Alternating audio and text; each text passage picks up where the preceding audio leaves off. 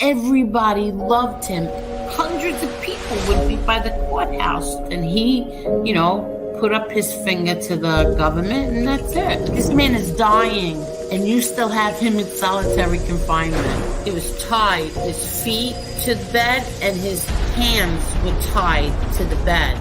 People want to question if my father was weak or tough. He had a severe kidney infection. He was sick. He didn't get to see a doctor. By the time he got off the bus, he was covered in blood. If there was ever a time to become a rat or something, it would have been then. No, instead he fought 5 trials. Eli has never had any conversation with my father. You lie about my son? Like, this is how sick they are. I defend my family. I think I do a pretty good job of defending my family. But other people defend my family also. I don't ask them to do it, but they do.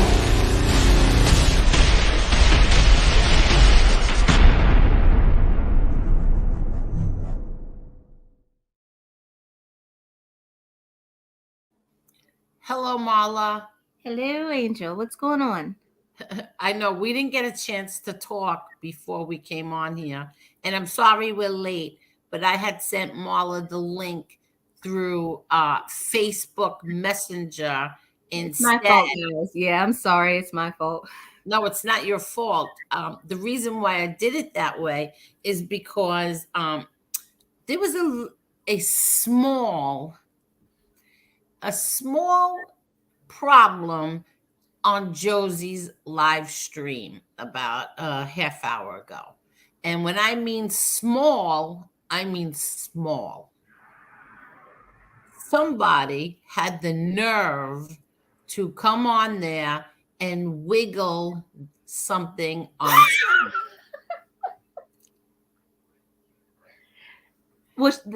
Did everybody see? And like I said, small. So did everybody see? Like, he jumped up on the live stream with it? Yeah, everybody saw. Oh my God. So Josie had to take it down, and she's put it. I hope she unlisted it. She has to unlist it and edit that small part out. So that's why, if you want to come on here, show me your face first if you've never been on here before. And that's how we're going to have to do it from now on, I guess, because there are many sick degenerates on YouTube. Oh, Real Deal said, is that why it got shut down? So they shut it down when that happened? Yeah, well, and Marie jumped off real fast. Oh my God. Oh, and Marie was on. Oh my God. I never saw him jump off something so fast. Oh my gosh, how humiliating. Oh my gosh. Yeah, he jumped off so fast. I don't even know if he said goodbye. He just jumped off so fast. And then Carmine was on there, and then I forgot the woman that was on there. I think her name was Sophie. I'm not sure. I get them all confused, all the women from the other community, but I'm pretty sure I think it was Sophie. Yeah. So, and then Josie had to shut it down because now she has to edit it. Oh my gosh. Yeah. People really are sick. And, like when people do things like that, I remember when I was little, okay, I was little, well, how old was I? About 13. I was 13 when we moved to not Canarsie, Howard Beach. And my mother, my sister and I used to go up and down to the boulevard for my mother, walk. It was like maybe 10 blocks, if it was that much. And we always did it all day. And then one day I was walking with a friend of mine, and a man in a car, a big fat piggy degenerate slob, was sitting in the car. He had hairy chest. He was horrible. Ugh. And so he called us over to the car. He's going, excuse me. And me, the idiot that I am, her and I, we go up close, not too close to the car, and there he was sitting in the car, exposed. Oh my gosh. Yeah. So when and I just remember looking at him and saying, like, I was so shocked, and I was like, what a big fat filthy pig, like a big fat dirty degenerate pig. And that's what that reminded me of tonight. Like, what a degenerate. Like, you have to have something so wrong in your life to do things like that, especially when there are women on the screen and there's women in the chat. Like, it, like I who can't. raised you? Like, who I raised you? Animals must have raised you. You can't be, you can't have a good mother and father if you could do things like that. Sorry, I just feel that way. Degenerate. I hope no kids live in the house with him. Oh my gosh, I can't believe that. That it's funny, but I bet it's not funny. It's not, but it's just like you clearly humiliated yourself because nobody seems to be impressed in the chat. Well, yeah, well, especially me. I was not impressed. I was like, I can't believe that he has the nerve to do that. He's proud. Should have been his biggest secret. Oh yeah. I can't believe like that's not something that you should be proud of. Sorry. And I mean it truthfully. He had an extra belly button. Ooh. Is that what you're saying? It was That reminds me, didn't they used to have like back in the day those highway flashers or something like that where people would like flash people on the highway? I never heard of that. I got flashed while the guy was sitting in his car. Oh my gosh. Yeah. And I remember my friend, because I was going, wait, I'm asking him, what do you want? And then all of a sudden, and then she started like flinging her shit at him, whatever she had. I don't know if it was an ice cream cone, donut, whatever we went up to the boulevard for. I don't remember. She started throwing it at him. And I was like, oh my God, what a big, fat, smelly, dirty pig. Ew. Oh my gosh. Yeah.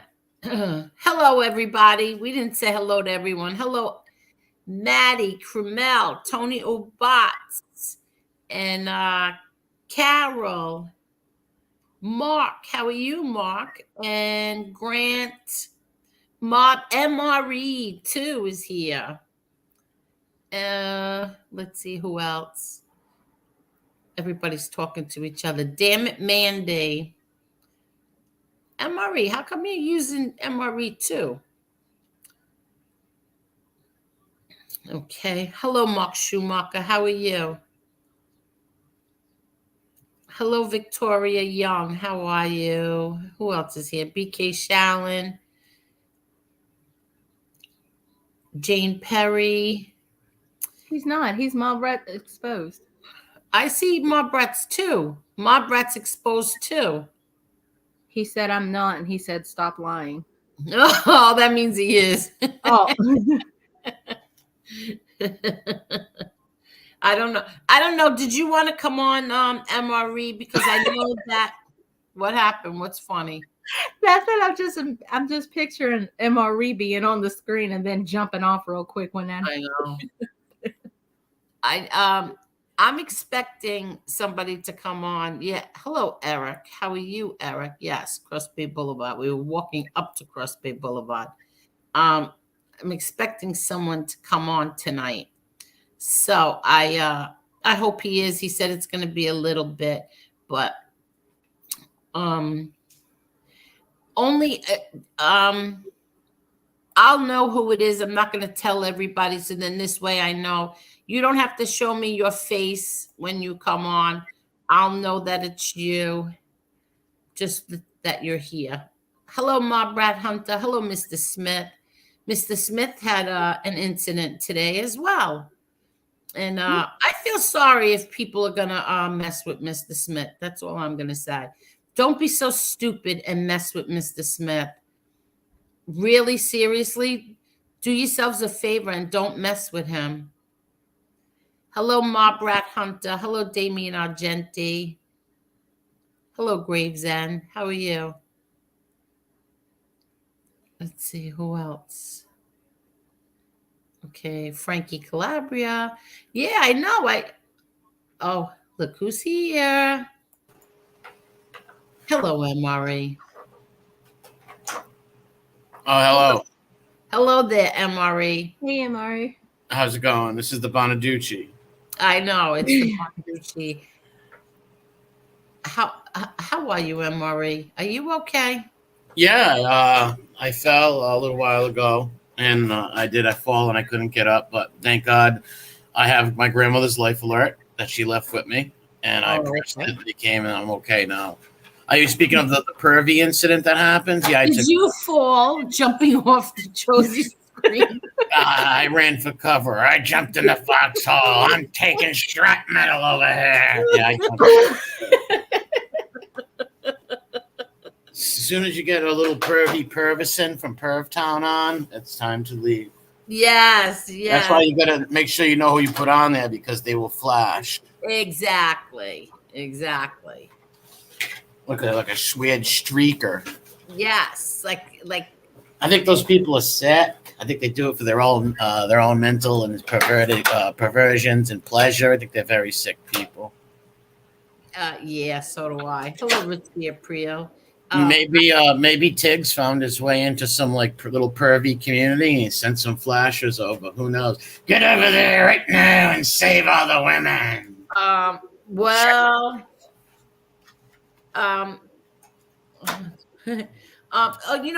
Let me interrupt this program for 1 minute. Have I said how much I loved Patrick Borriello today? No, not yet. I didn't say it yet today. And I haven't said it in a few weeks, but I do love Patrick Borriello. Okay, now carry on. I'm sorry. I was saying Candyland is the game they played. Ever play that game? I hated that game. I loved Candyland. Not me. I'm anti Candyland 100%. Always will be. Well, Candyland wasn't really for boys, was it? I don't remember. No, it was. They were trying. They were pushing it on me though. Oh, okay. Okay. I didn't like it at all. Okay. So now I missed what was going on with Josie because my phone rang as usual, and I didn't get to see the part when you came on. I did happen to sit down when that small incident happened. So I sat down. I was looking at the screen, and all of a sudden, the small thing happened, and so I'm just curious. Angel.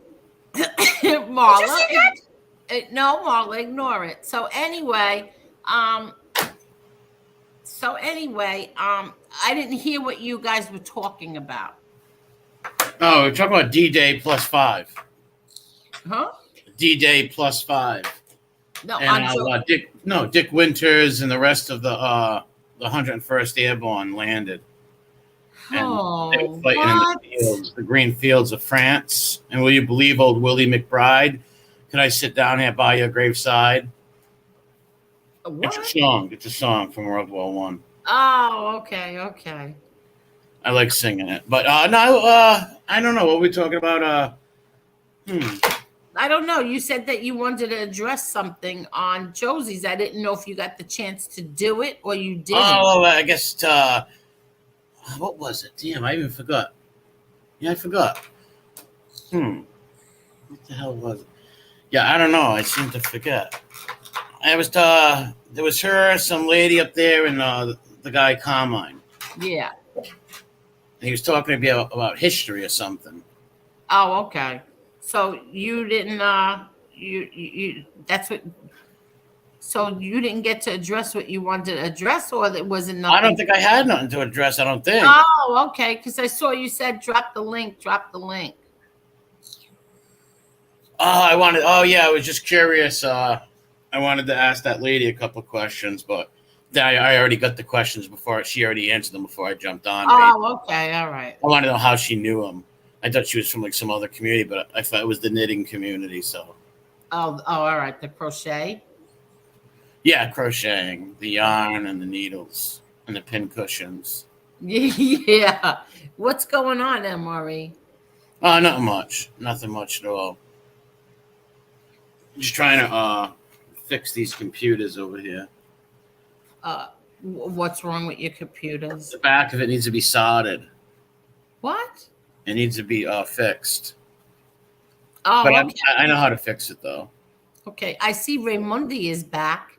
Oh, really? Nice. How you doing, Monday? Raymundi is back. How are you, Raymundi? Saxon, Steve, Petey, Kid Rock, Bill Yeah. Jordan. What's up? Damn it, Mandy.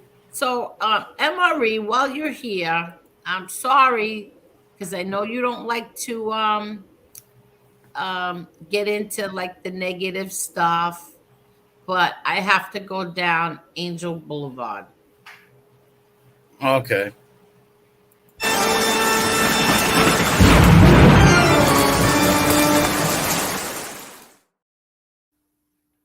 Okay. Hello? Hello. I'm here. Look at that avatar. That thing's hilarious. Which one? Yours? Yeah. Yeah, it is hilarious. The Bonaducci. Okay. So I want to say something, a few things right now. I got another asinine message from the biggest joke of all on all of YouTube called JC. Okay. First, JC, listen to me carefully.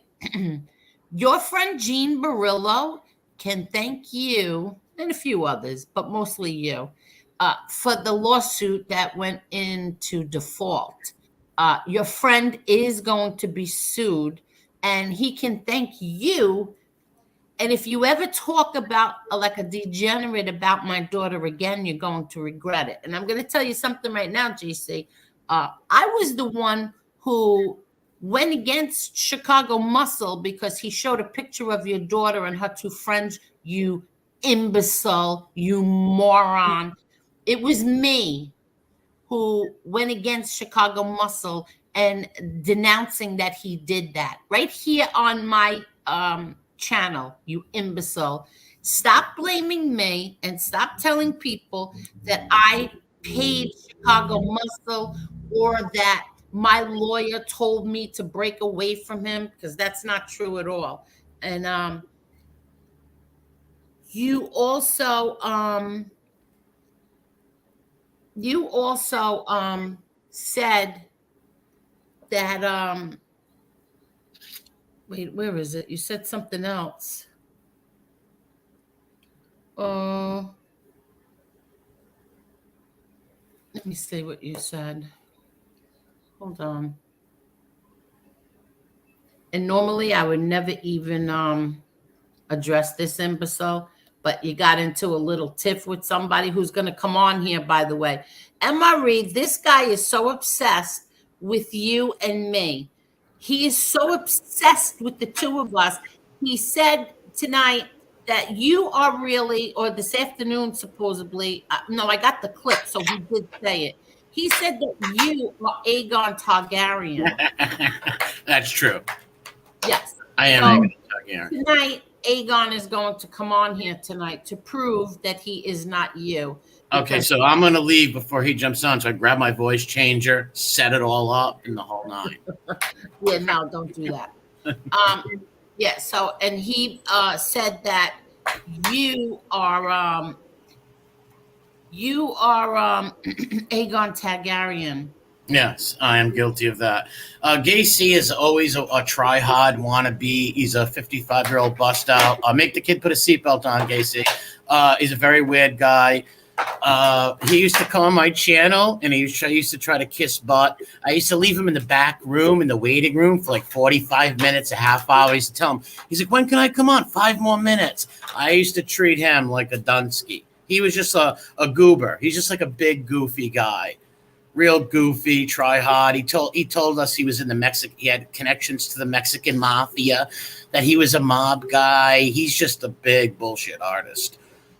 He's a bullshit artist. He used to run this stream called New California, where he wanted to be like a right-wing radio host and have all these people on. Cringiest stuff. He's the most boring guy. He's had a YouTube channel for 4 years. He can't even get 20 people in his chat. The saddest channel, one of the saddest YouTubers on here. Yeah. Literally. And let me say this, FBS, not that I think you're watching me, but I think people from your channel are in here. You supposedly said something about people who are friends with Deadly. You don't want nothing to do with, how evil and blah, blah, blah. Nobody from here that's my friend is bothers with Deadly. But I will tell you who has a wrench in Deadly's chat, is your buddy JC. He has a wrench in Dudley's chat.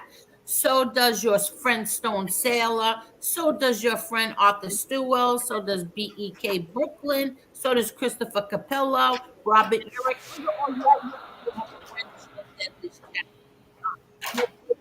I can't hear you. You're breaking Angel, up. you're breaking up. It's like you're underwater. Like Aquamom. Yeah. Yeah, she was great. Yeah. Well, we lost her for a second. Now we'll take over the show and just rule the world. Can you hear me now? Yeah. Okay. So that's who had. What part did they hear up to? You were reading off the names of the people who had a wrench in Deadly's chat. Right. It's all FBS's friends. Nobody. Call him Dudley. Man, don't even call him by his real name. Yeah, Dudley. So none of us here have a wrench, or I don't go in his chat at all.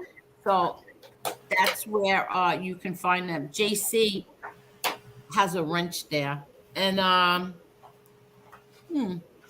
They're all looking for. They're all the misfits who've been flipped and they flopped, and they're just all misfits. That's all. And Yeah. JC is the biggest misfit. Yes, exactly. Now, let me show everybody this. I was very surprised at this, that the Daily News, because they're a very woke newspaper. So I was surprised that they used this wording in the article today, but they did. There they were. Rat violates parole, gets 6 months for glorifying the mob. Now, can everybody hear me? Yeah, we can hear you. Yeah. Okay. Okay. So here's the thing.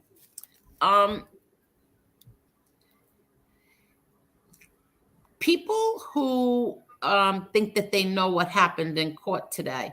He got 6 months for violations from last year, a year and a half ago, practically, almost. Yeah, it is a year and a half ago. That's what the 6 months is for. Now, I'm going to show you all something else. Does that include the stalking? No, wait. No, that hold doesn't on. include stalking. Okay, so here we go. Let's read the court document, the real court document that Dominic had out before everybody. Okay, we push back. Okay, can everybody see this? The lettering is pretty small, but you can see it. Yeah. I can read it to you. Okay. On February 8th, 2023, the court held an in-person conference with all counsel and probation. Wait. I can't even make that louder, bigger.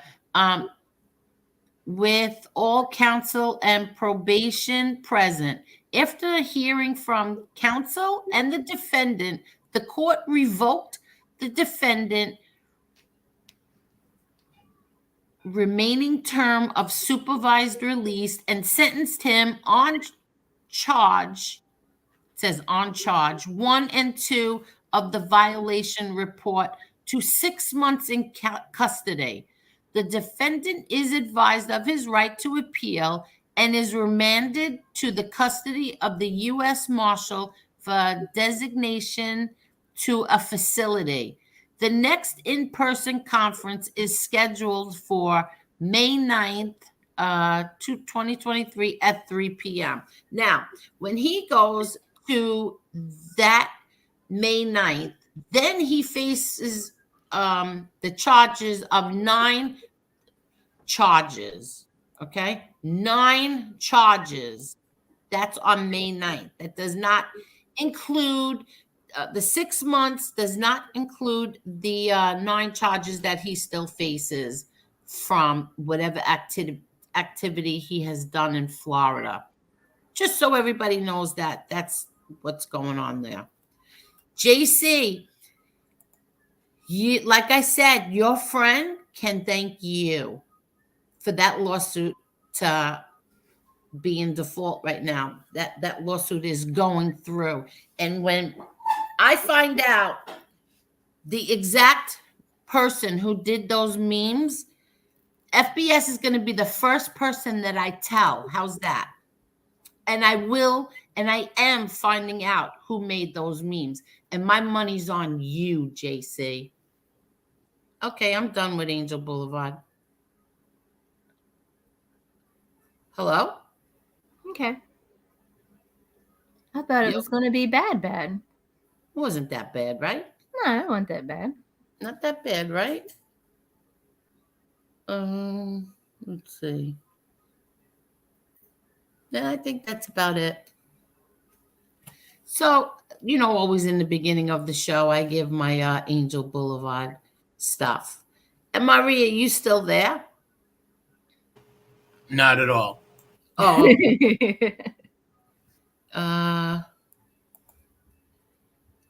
He came in a few times and she pressed the wrong button. Okay. That's what happened. Instead of kicking him, I almost did that before, Josie, because we had the same, I don't know if it was the same person, kind of looked it. It was very pathetic. Marla could see it, MRE could not, but I didn't put him up on I didn't put him on the screen. Yeah, sorry you guys for that little panic. Angel. Yeah. I think there was a fire or something. I was don't add. But she already knew. So I already know. Yeah. Hi, Billy Martin. How are you? Great baseball player. Yes, he was. He liked to get Mickey Mantle drunk a lot. Yeah. He liked to get himself drunk, but they were good drinking buddies. I heard. Hello, Gerard. And Captain Crunch. So do they know I'm Aegon Targaryen? Do they know that yet? What happened? Did they figure out who I really was, Aegon? I'm waiting for Aegon. Are we live? Are we live right now? Oh my God, we are. Whoops. I didn't really mean that. That was a joke, everybody. We are live right now. Do they know I'm Parasite Slayer also? Okay, so here comes Aegon. He's coming on. I'm dropping the link. Thank you, Ange. Okay, here we go. So now we will have the two of you on the screen at the same time. And I'll bet you that JC will not figure it out, even if you two are on here at the same time. Who wants to take a bet? He's like Dopey, the dwarf. Dopey. Yeah. And of course, they said that. Don't they know he's been on stream? I've been on stream with Aegon before. Exactly. That's if Aegon wasn't going to come on tonight, I was going to just direct everybody to your last stream where he came on. Yeah, he was on my last stream. He came on. Well, not the last one, the one before that. No, the last one wasn't the last one about the one before that. The Tig one. He came on the Tig and Venus. Tig one, yes. Okay. That's right. Tig and Venus are a couple from the Sons of Anarchy. Yes. Who were they exactly again? Oh, that's when Tig was you mean the characters? Yeah, Tig fell in love with the transvestite. Yes, the Transformer. Tig fell in love with a Transformer. and they lived happily ever after. He was like some biker guy, and the Transformer came along and wooed him over.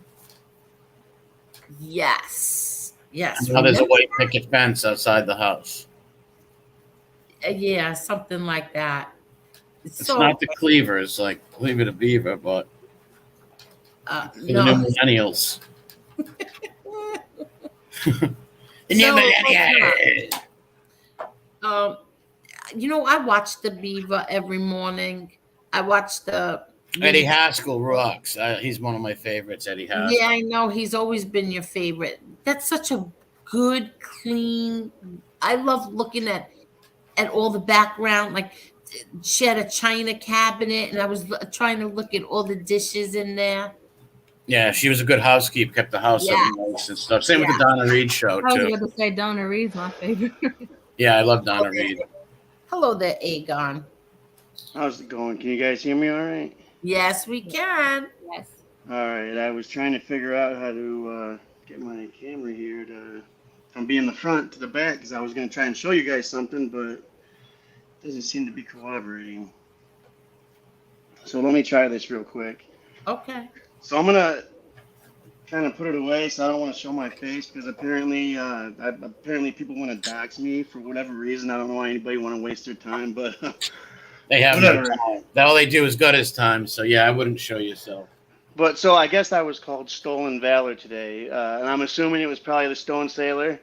Now I want to say this: the only type of veteran that is going to call out people constantly for being stolen valor is the type of service guy who never did jack shit. I guaranteed this guy was in Iraq but never left the wire. So, Stone Sailor, I'm calling you out. Show me one combat award you got. Combat Action Ribbon, Navy Achievement Medal with Valor, something. But I bet you ain't got shit. Now check this out. Anybody who's ever been in the service is going to know what this is.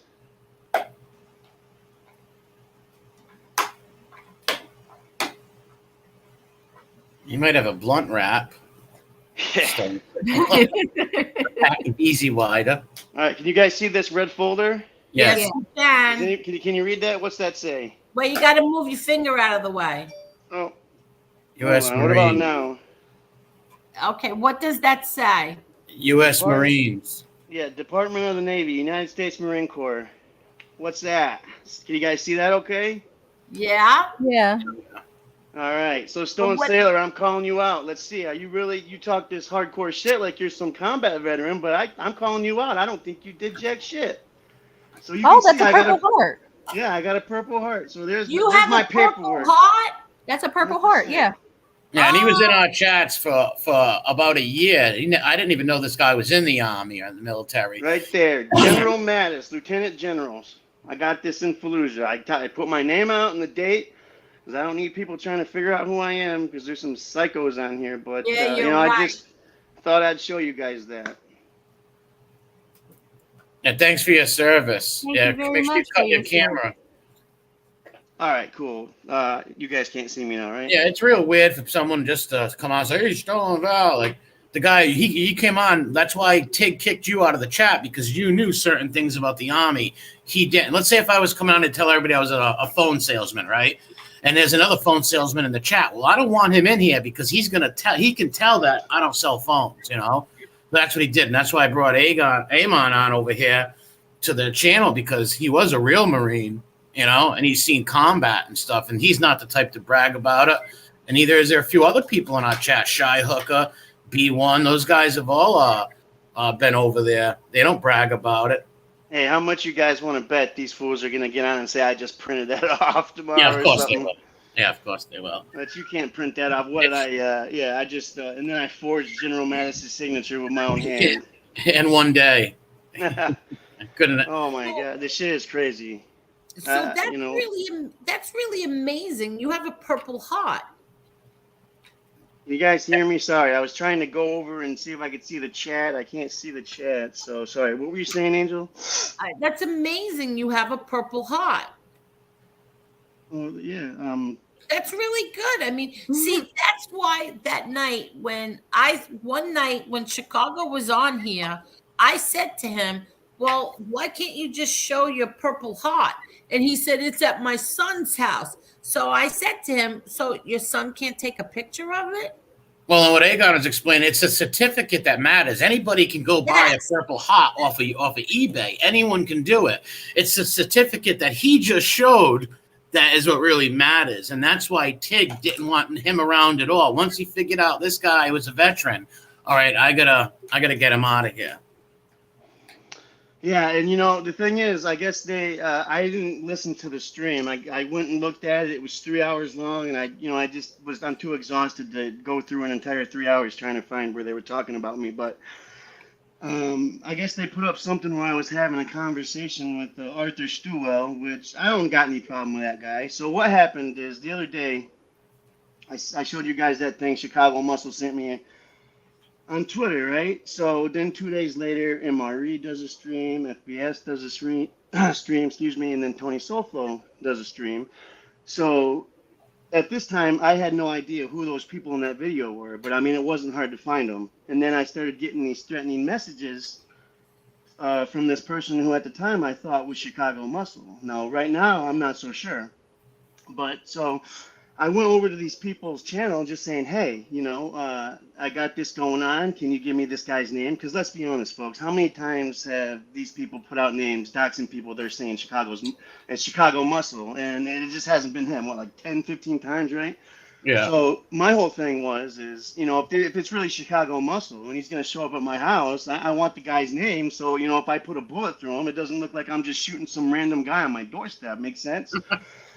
But, so then the Arthur Stewell fella, he responded saying, hey, I got his name and everything, and email me, and I can give it to you. Well, I already knew that this dude was pretty close with Tony Soulflow, so right away I'm like, I'm not going to email this guy. Like, I just figured right away that he was trying to figure out who I was. So I wrote him a nice response just saying, hey, I appreciate it, and some people in Deadly's chat had been asking me what had happened, so I kind of explained it to them. And then I went back today, actually, earlier to try to see if it was still there, and I think the folks that own that page took it down because there was a couple posts of pretty long responses from me, but I mean, I don't know what the point of why he would put that up. I mean, it was just me kind of explaining what happened and what was going on, why I was trying to figure out who this guy really was. Because, I mean, who knows what can happen? There's a lot of people on here. We got people showing up at people's houses now. I mean, that happens here. I'm telling you right now, you're not driving away. I got a nice little stockpile. I'm not a felon. And it's just, I guess if you really want to find out who I am, I'm just going to say, is it worth it? Is it going to be worth it? Well, Nobody should go to anyone's house. That's just crazy. I don't think anybody's dumb enough to go to anyone's house is pretty stupid. You go on their property.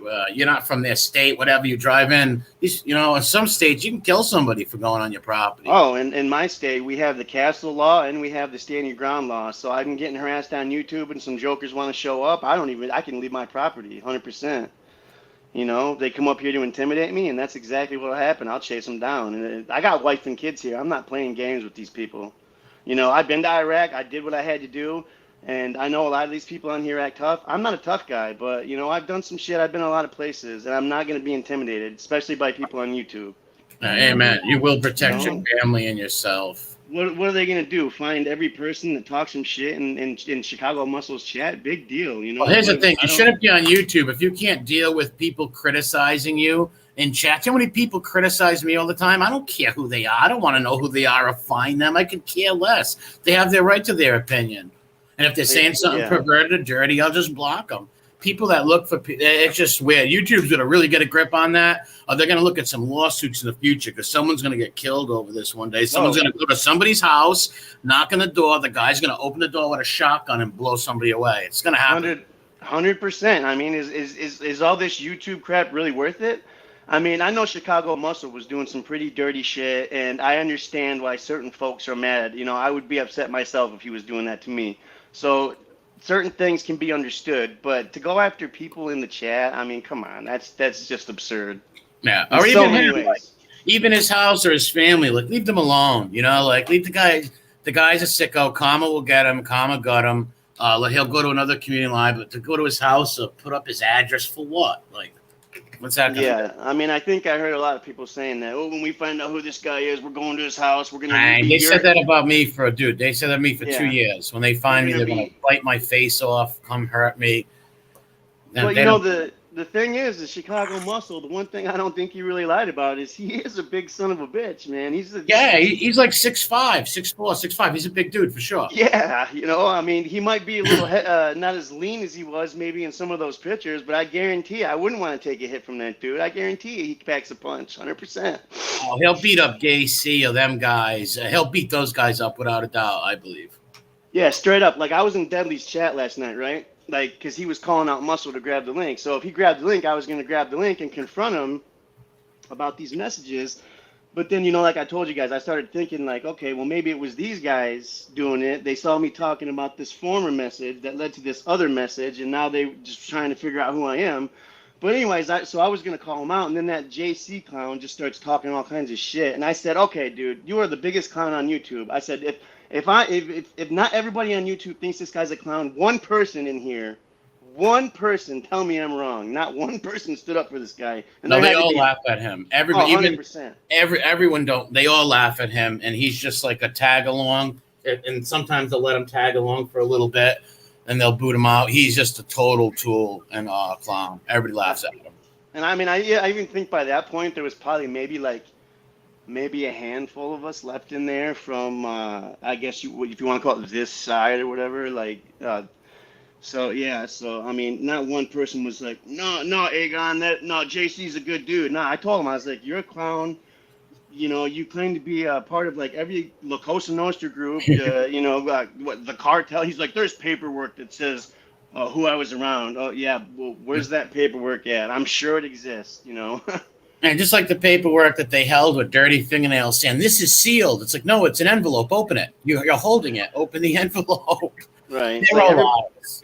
Everybody else's paperwork is fake except for theirs. It's just, it's so laughable, like, at times. You know what I mean? Like, sometimes, I'm not even kidding. Like, if I've had a rough day and nobody's on, like, I'll straight up smoke a joint and listen to JC and just laugh my ass off because this guy is just so hilarious what he said. And I think he believes his lies. That's what makes it so funny. He is a cringe fest. Like, I can see people watching him for pure train wreck value and cringy. Like, because I like cringe stuff at times, you know, but I can't watch him no more. But I used to watch him for the cringe fest. I wouldn't type, but just for him to lie and boast, putting pictures up of women that he met in like for 2 seconds. Take a picture with me. Guy's a real try hard. He must have been bullied really bad in high school, put it that way. I mean, like, literally, like I told the guy last night when he was, I mean, I came in there like peaceful. I wasn't trashing anybody. I was trying to get along with all the other veterans from the other side because, you know, I don't care. This side, that side, you're a combat veteran. I got no beef with you, whatever. You know what I mean? I feel like combat veteran, you know, trumps any kind of bullshit on YouTube, in my opinion, you know, but straight up, I wasn't there to start any problems. I was just there to, you know, if Chicago Muscle jumped on, I was going to say, hey, you know, was that you? What's up? Because you were saying some pretty harassing things to me, and, you know, I'm taking it serious, you know? But I don't think he's going to jump on. He's smart enough to know that this, just staying in these communities just going to cause trouble for him because those people will do disgusting things to him. So I know people like him just move on to another thing. In case he's stupid, if he was really dumb, it wouldn't be a smart move to come back. Those guys would forever torture him and torture people around. It's not worth it. Yeah. Well, another thing too that made me think that it might not be him is, I mean, the guy hasn't even so much as peeked his head out or anything. Probably not him. Said anything. It could be someone else trolling as him. What was the account? What was the Twitter account? They were all different. One was like Chicago Muscle 12. One was like Patriot. They were all Chicago Muscle probably not related, honestly names. And there was what was the one? It was God. What was it? It was really. I wish I would have screenshotted it, but I would block it or not block it. As soon as I would report it, the whole conversation would disappear, and then I didn't know how to find it again. Like, it just disappeared completely from the message thing, and I'm not too familiar with. Yeah, once you block someone, you can't see it anymore. Yeah, so like I would report him and then block it, and the whole thing just would disappear. See, I Yeah. only get on Twitter to follow George R. Martin, like, and then like and then eventually I started You've been following waiting. like, You're waiting for tips on the Windsor. I know what you're doing. Right. yeah, like I'm really not into all this YouTube drama too much, like I'm really you're just a big nerd, veteran, father, sometimes I come in the chats and talk a little crap, you know what I mean? Angel, sorry, I don't want to swear on your show. I know I did a few You can times. curse. Go right ahead. Go right ahead. Don't But worry. I'm just really kind of a boring guy. I don't really know what doxing me would accomplish. I mean, and you Nothing. had You don't my, even do shows. You don't even go on shows. Like, you know what I mean? Like, yeah, I what's mean, I had a small channel talking about House of the Dragon, and that was like a major failure. I mean, I wouldn't I call it a failure. It's not. Listen, that's still. You can still do streams on it, like not on this particular show, but on the whole topic of the book. Like I told you, I've been listening to the Dunk and Egg novellas lately. Maybe one day next week we're gonna do a stream and talk about the Dunk and Egg stuff. I'll talk about some point of Westeros for sure. All right, well, we'll pick a family. We'll pick a family cool. house, like House Bolton or something. But, Yeah, that'd be cool. Yeah, I'd be super into that. Way into yeah, I that. like that stuff. I love Song of Ice and Fire, which you people will know as Game of Thrones. That's good stuff. Like straight up, I'm such a nerd. Like I check his blog every morning just to see if there's any news on the new book because I've been waiting for like 12 years. Man, make fun of me how you want, everybody. How many years it been? I think it's going on 12 years now. I think 12 years, man. Yeah. And every time he comes out, I like the guy, but I don't. It's like, man, he bends too much to HBO and bends to them too much, and that this would have been over if they would have just kept the seasons going and worked out a deal. The Winds of Winter would have already been out. Then he would have done the Dunk and Egg and the Song of House of the Dragons. He would have done it then. Yeah, well, I think a big thing too was he told them how it was going to end, and then they ended it how the book was going to end, and it was just so like cringe. Like united like just the masses hated it. Like, so I think I think he had to go back and write a whole lot of it. Either that or he uses like some kind of old DOS computer. There's like some joke that he was like drinking a Monster or something and spilled it on his computer and had to rewrite the whole book. Oh, God, what's wrong? I mean, I don't believe that, but it's just kind of a funny joke. Yeah, he's really got to come out with that. People are going nuts. He says he even got plans, God forbid, if he passes away, because he is an older guy. He's got plans where the book can be finished or something. But he's always changing things up, but hopefully it does come out. Yeah, I'm hoping so. So did anybody up here happen to catch that show from earlier? Because I'm just curious. Were they dropping the link? No, I didn't. The link and come on. I'm sure I unsubbed. Yeah, I unsubbed to that channel the next day when I went in there. Yeah, I only typed in it twice. As soon as I typed, the kid wrenched me up. As soon as I typed, and then the next day, someone told him take it away. He took it away. I don't care about wrenches, but I just didn't want to watch a channel that is putting up people's houses and stuff. If you would have went to gaming or something, I would have popped in once in a while and said hi. Don't get me wrong, I'm not into gaming really, but I'm not down him putting people's houses up and stuff. Oh no, I guess Tony Soflo did I guess he was talking about me today or something. Like I'm not gonna watch it because I really don't care to hear what he. Well, he needs that. What he needs is people to come on and talk about him. That's what he needs. That's his whole game. Without confrontation, he's got no content. Think about it. He doesn't have any content. I don't think it was him. I think it was JC who was the one. Oh, JC. JC saying that you are MRE's fake account.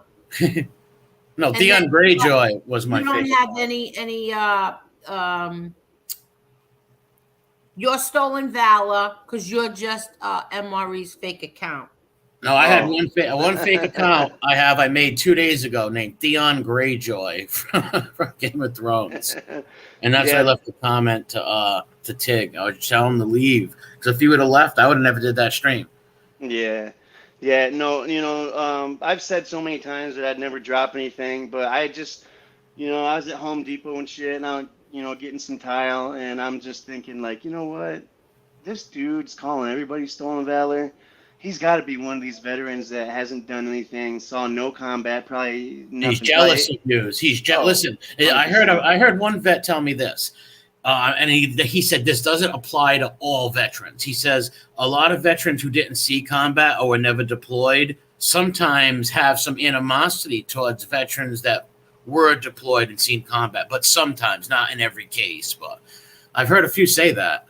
Yeah, Yeah, 100%. True or not? I don't know. Like, I'm not gonna sit up here and lie. I'm not gonna tell you I got the Medal of Stone Honor, Sailor. anything like that. But I want Stone Sailor to show me anything. I got the Purple Heart here. I got a Combat Action Ribbon. I got a Navy Achievement Medal with Combat Valor. Let's show Stone Sailor. Let's show me one combat-related award that you have, sir. I bet you Well, don't have one. he did take down a half a pound of marijuana before. So Oh yeah. he went up against a few marijuana cigarettes in his time. Someone threw a marijuana cigarette at him and it hit him in the eye, and he was taken out of duty for a while. Like straight up, like Stella did question you and said he wanted to see this or that, whatever he said, he questioned you. So Stone Sailor, if anybody knows him, I'll drop the link. You come on here and you face Aegon, but you won't do that. But go ahead.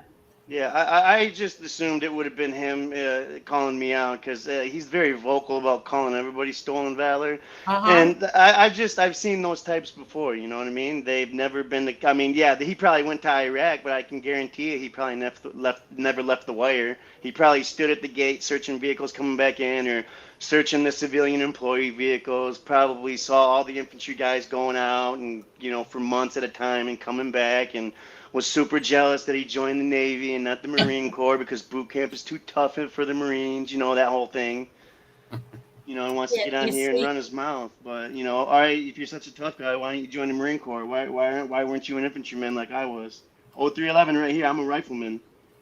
Well, if he's going to call you out for that, you have every right to defend yourself and say, hey, I would have a conversation with you. And if you can't, you would probably get along with him at the end of the day. Who knows? But I had no problem with this guy. He's like a wacky pothead who does just fight with everybody. Yeah, I'm not going to lie. I smoke a little grass myself, but. I'm not against marijuana cigarettes at all. No, yeah, just the fact that he was a veteran, like just right off from the jump, I was cool with him. I had no problem with this dude. But just to call somebody stolen valor or whatever he was saying when you know jack shit about somebody, that's pretty fucking heinous accusation in my opinion. And if you gotta look at this, man. You gotta look at the anybody who associates someone with a sexual predator. In my opinion, I think is a creep. Anybody who will go on and talk to, hang out with a sexual predator, and that's what Harambe is. And you can't take that away. Look, he's got a few sexual assault charges, stalking charges. That's not a sexual predator. What is, man? What is? And remember what his lifelong friend for 30 years said. He used to get them drunk when they were younger, as little kids. He said some weird stuff. I don't think he assaulted them or anything. But the guy's a predator. Look at the dude. You can't deny that. His record says it. And as much as Tig's an idiot, Tig put up his record. And people seen the sexual charges on women. What, a second-degree sexual assault? It's basically, in my opinion, I think it's rape in my opinion. But some, I guess different states have different laws and way of wording things. But I'm an old-fashioned type of person. And I don't like rippers. I really don't. And anybody going, my point was, so if this guy, to go and hang out with a guy like that says a lot. So thank you, David Cameron. Thank you. I wanted to say real quick, I was going to do a stream on the updates on Justice Tech Pro's father and Maddie Madonna and Terrence Caldwell, Christopher Londonio.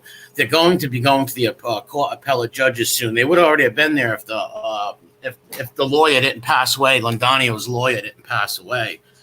And I believe they're going to win. I believe those guys are coming home. I really do.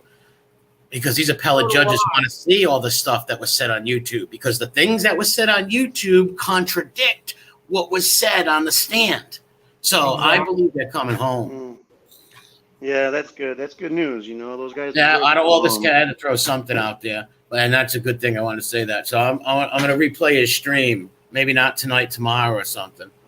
Okay. Yeah, well, I'll definitely be there. So, Elio was on the other night, and Elio said, because Elio is a Marine also, Aegon, and Elio said that all he had to do was ask anybody really, Chicago Muscle or anyone. He would know in 2 seconds if they were really a Marine or not. Yeah, 100%. Like, check this out. I was in 2 different units, all right? One of the units I was in, 3-1 India Company.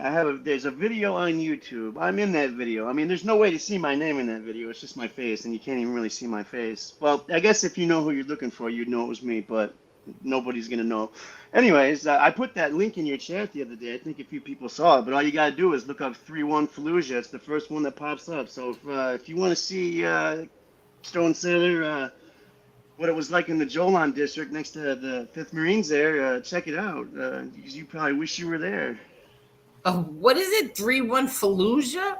Yeah, I think it was the other night, like a couple nights ago, we were chatting in there about that, and it came up, so I just kind of threw that in there and said, hey, check this out. I didn't make the video or anything. You mind me? How long were you there for? In Fallujah, it started. I got to Iraq in September. Fallujah started in November, and I think we left in, when is it? September, October, November, December, January, February, March, April. So we left around like late May, or wait, no.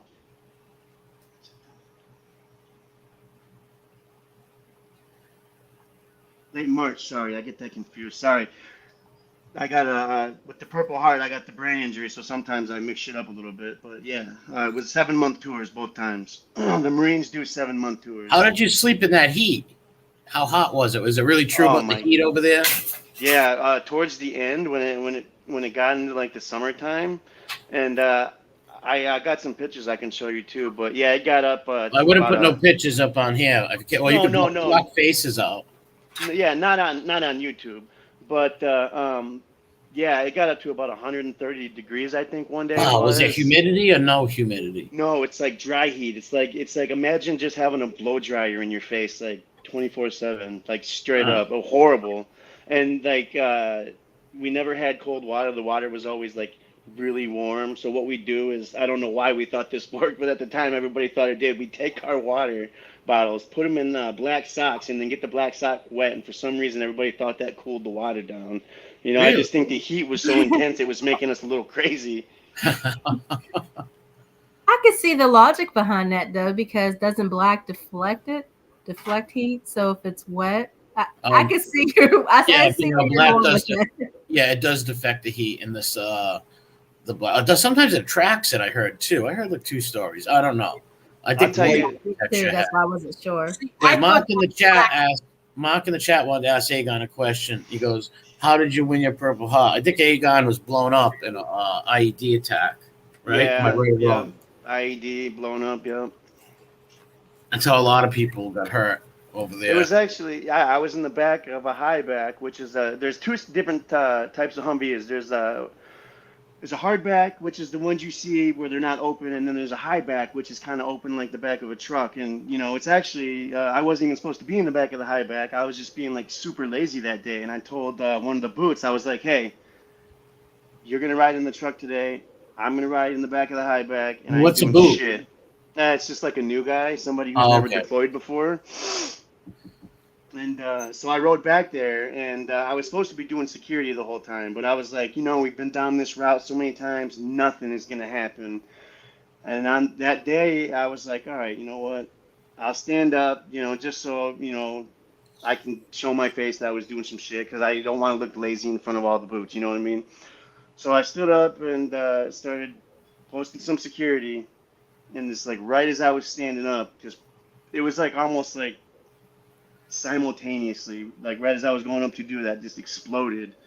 And yeah, it was messed up. I got a picture too. Where was it? Where did they, like, if I'm asking too much, let me know, but how far was the bomb away from you or something? What was it? Like, did someone run it over, another truck, like where you was doing security? No. Did somebody come in and run it over and it went off? Like, how did it go off? Well, check this out, right? So 1 platoon went through, all right, and they were supposed to have IED swept, and they said they did. They said it's clear up to where we are, so you guys are good. So that's pretty much why I was also not doing security, because I thought, what do I got an IED sweep for? They've already IED sweeped this whole area. Okay, all right, I got you now. But when they did it, they did a shit job, and they missed the 2 African artillery 155 rounds that were buried like right in the ground. Like, so right as I stood up and right as we were driving by, I mean, it was like right outside the truck. Like, the only thing that saved my life is like that 3 inches of metal that was right there. Otherwise, I'd have been blown to a pink mist. Wow. Like, no shit, yeah.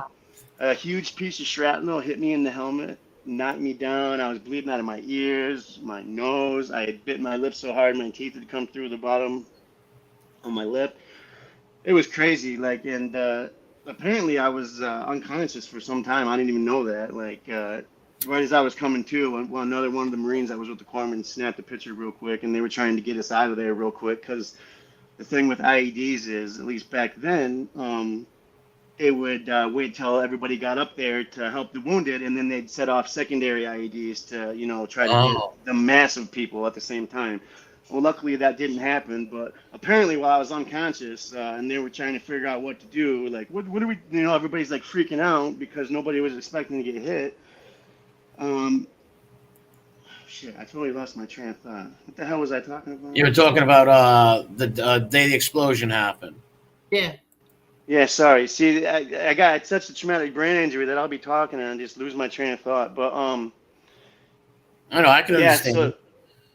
So I guess I was back there for a minute, and everybody was freaking out. I guess the dude in the truck behind me, right? He said that as soon as he saw the explosion and he saw me go down, he thought there was no way I survived that.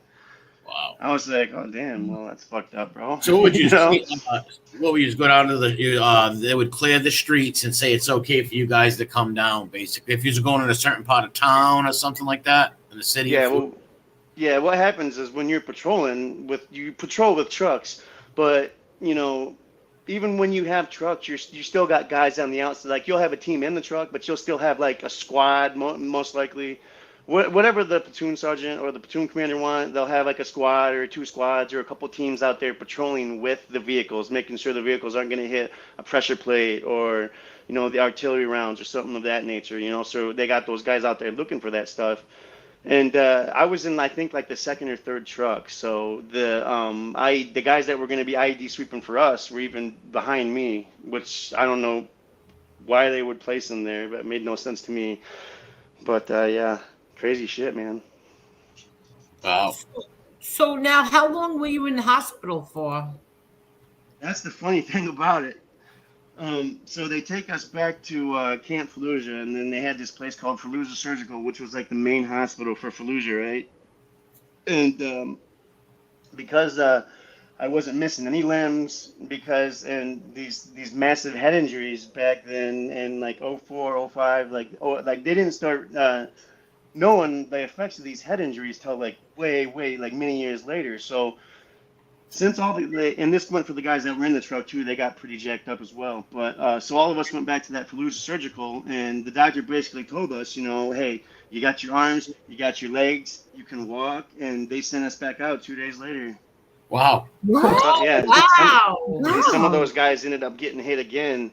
One of the guys that I was with actually got hit 2 more times and ended up getting a tear in his brain. Jeez. And yeah, he's got all kinds of disability. And oh my gosh. Yeah, he's a good dude though, but he's a lot slower than I am, poor guy. So they send you back out and you didn't go home? They send you back out there?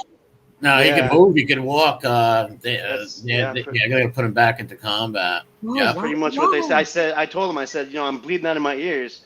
He said, how bad are they still ringing? I said, that's all I can hear is ringing. He said, well, you can still hear me talk. So they shouldn't have sent you back out because your ears are bloodied and ringing. No, they should have left you in to rest. I think like later, after like 2010 or 2011, maybe a little bit later. I could be off a few years. But I know that when guys started getting hit like that, they would either send them back to the main camp or just send them back to the U.S. completely. Because we had a guy get hit in the femoral artery. He lived, but he never came back to the platoon. They sent him back to Camp Fallujah, and he went to work for headquarters company. The dude never came back. So it's like, and here we are like complaining and like, all these crazy head injuries and shit, and they're just like, yeah, you guys are good to go. Like, you know, if you basically you can still pull the trigger, so you're fine. Oh wow. Yeah, but I mean, this was really, really early on in the war. Even during my second deployment, that was really still the So you were attitude just towards everything.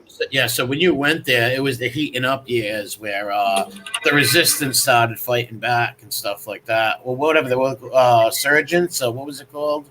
I Yeah, forget. the insurgents. Yeah, Yeah, they whatever the were. hell it was. You know, it's just A lot it of was.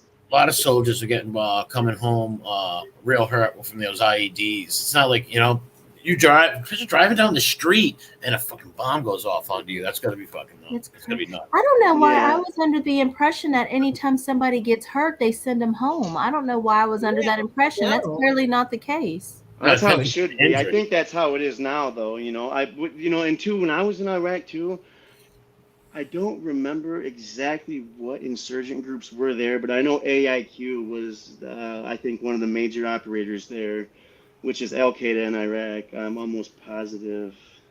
Yeah, well, That's during like World War II, if someone got shot in the arm, they send you right back out. You would have to. Now it's different, probably, but they should have did different with him for sure.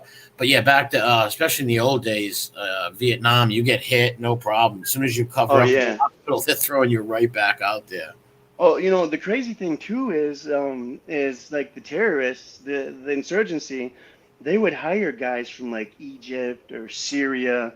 I'm not even bullshitting you. I seen guys killed that were insurgents that if you looked at them, you would think they were American. That's how, I mean, they were like Chechnyan, the whole Oh nine. yeah, You know what I mean? yes, the jihad. They were calling them for all over the world and something there. I bet you most of the people weren't even Iraqis half the time. They were probably from other countries. That was a To be jihad.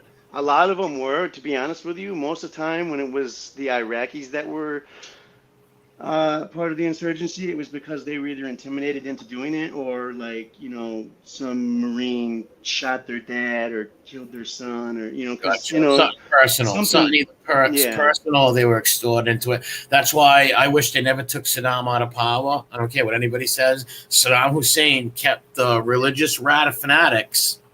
He kept them in check. And his country did not persecute people like what you call it does. Chop the girl's hair off, chop her head off if she listens to Britney Spears. And hey, no, those are the extreme parts of their religion, though. There's a lot of very non-extreme parts of Islam, but those particular ones I'm speaking with are real radical fanaticals. And Yeah, a lot of the women I saw over there, most of them were all wearing burqas. I don't think I saw too many that well, when weren't. Saddam ran the country, you didn't have to. It was like sort of like Iran when the Shah ran it. The, Yeah, and I mean, the crazy thing is too is what they tell you is God, what is it? I think they wipe with like their right hand, like their bare hand. So if you Yeah. go to shake with your right hand, it's extremely offensive, Oh, yeah, and they it's get yeah. it's disrespectful. Yep. Very, yeah. So we'd always get schooled. I mean, but it's been so many years since I've been out. Like, I hope I'm not I mixing that disagree up with in you, this. Lou. Lou Phil says he deserves to be removed. No, you remove him and you get a vacuum. And look, what's over the Middle East right now is radical Islam, not yeah. moderate Islam, the normal Islamic people. I'm talking about the real radicals like that. Come and take over the country.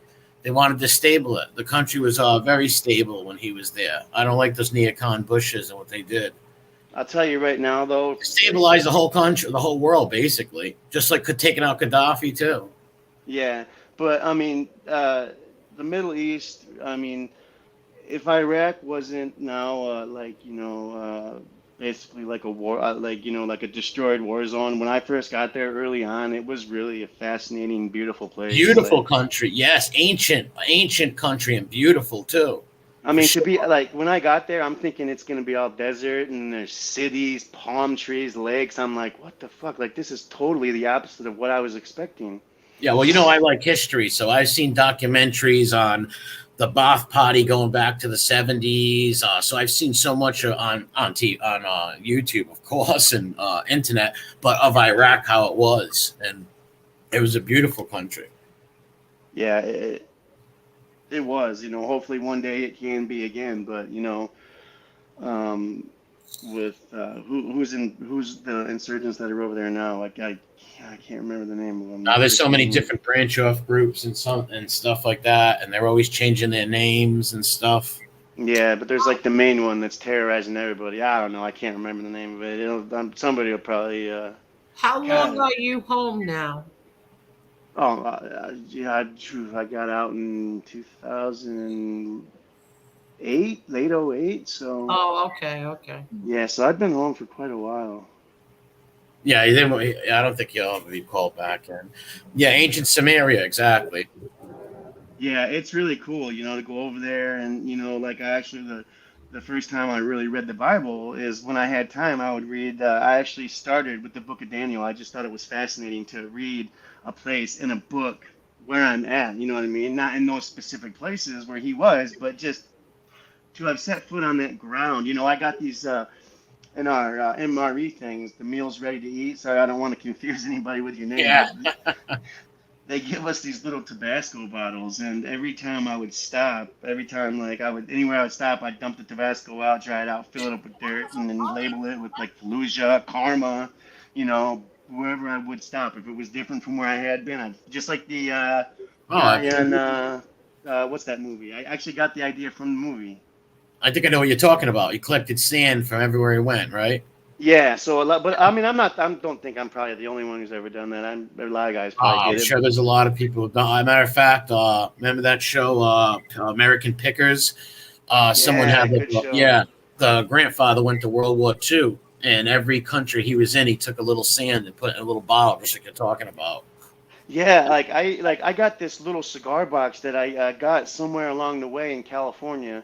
And I just, over my 2 deployments, I just collected all this cool stuff. Like I got coins, the sand, all this old Iraqi money that is now not even worth the paper it's printed on. Just really neat little stuff that, I mean, would really be worthless to anybody. But to me, I open that box up and just to smell it brings me back to that, That must be pretty cool, nostalgic, where you can just open that up and it brings you back that time. Anybody ever noticed that? Like certain things and certain smells will bring you back to the first time you ever like smelled that or something like that. That happens. Yeah, that'll be really cool to pass down too. That'll be really cool to pass down in your family. And keep the money. Don't get rid of that money, because I've collected Union, Confederate, British money, all kinds of money before. German money. I used to sell them on eBay too.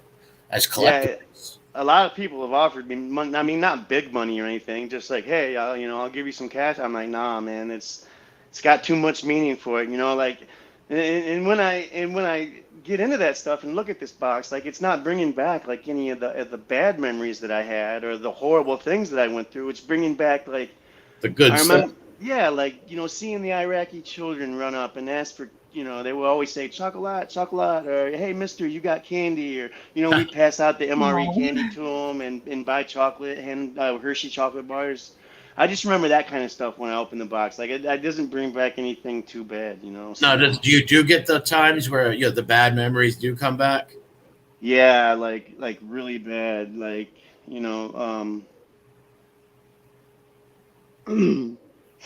yeah, I do. Yeah.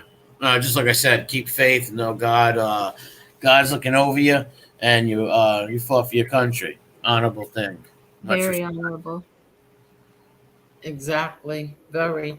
Let me just say thank you, Real Deal. Buy treats for the pets. Thank you so much. What's his avatar? What's your avatar? What is that? I don't know. I was looking at it the other night. Anyone tell me what that is? Because I could not figure it out, and what is it? A light. It looks like a light. It's something very red. No, it's a light. I thought it was a cake. Is it a cake? Yeah, I thought it was a cake too, but I'm not sure. Almost looks like pineapple upside down cake or something. Yeah, pineapple upside down cake. Yeah. I disagree. I think it's a light from a motorcycle that he just took up close. Penny. Looks like a penny of some sort. I see a man in there. He said meatballs and sauce. He said it's meatballs and sauce. Oh, okay. Your picture in there. That's some funny shit. He looks like a man. Well, You were way off. real deal. Thank you. And also, I got a Cash App. Thank you so much, James. And also, I got a Cash App from crap. Hold on. Looks like a hamburger, Mark said. Martin, thank you, Martin, as well. Martin and James, thank you so much. I Thank sound like you. that song, Martin, James, and John. Yeah. Why, no? I thought you were going to start singing it. No. Because I would have started singing. And then everybody, we are the world, we are the people, we're the ones who make a better place, so keep on living. There's a time with Sharon. There's people saving their own lives. I think you should sing that, MRE. I don't know how to sing. I would never attempt it. And if I did, I hope everybody throw potatoes and cabbage at me. I think that you sing very well. And I just want to say also that also Mr. Smith had somebody outside his house today filming. And all I'm gonna tell you cowards is What? that's one man you don't want to mess with. You got to be insane to mess. You have got to be insane, you guys, to mess with a former cop on his turf. Yeah, I don't. That's crazy. Are you sure? You sure? Well, that's what he said. Somebody was someone- outside. He said it. He said it in Josie's chat. Somebody was outside his house filming today. That's super creepy. And I'm gonna say right now, if these people do find out who I am and they want to do that to me, I'm just gonna tell you right now. And you know what? I'm not even gonna say it because don't say nothing that these people will take and say you're threatening them or something. Yeah, and I just don't want to do it on Angel's show. No, either, so. like I said, you only go in the chats. You don't even have. You don't even go on and say nothing. So I doubt they'll people. Yeah, I mean, like Maybe straight up. scumbags normalizing doxing. You people are scumbags, and I hope some anonymous group finds out about this and really tortures you people. Like this is like YouTube and internet etiquette 101 that you people have no friggin' integrity to follow. You don't dox and look people up. That's just some punk stuff. Like no shit. I can't tell you how many times Chicago Muscle invited me on his show.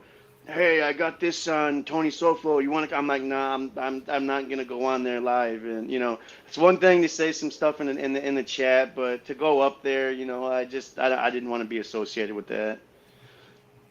Yeah, and these people are sick that would even go to someone's house, especially at Flomaka. Like, well, taking pictures for what? What are you going to possibly say about this guy? He goes on a YouTube stream. Like, how? That's stupid. Not only that, like, they're not going to go there cause no trouble. But he's like the nicest guy too. Like, I don't even think I've ever even seen him say one net. Even when the guy's trash talking, he's not trash talking. You know, it's just like no, it's a bully tactic that these people use. They'll target women, they'll target men, people in the chat, and stuff like that. It's a coward move.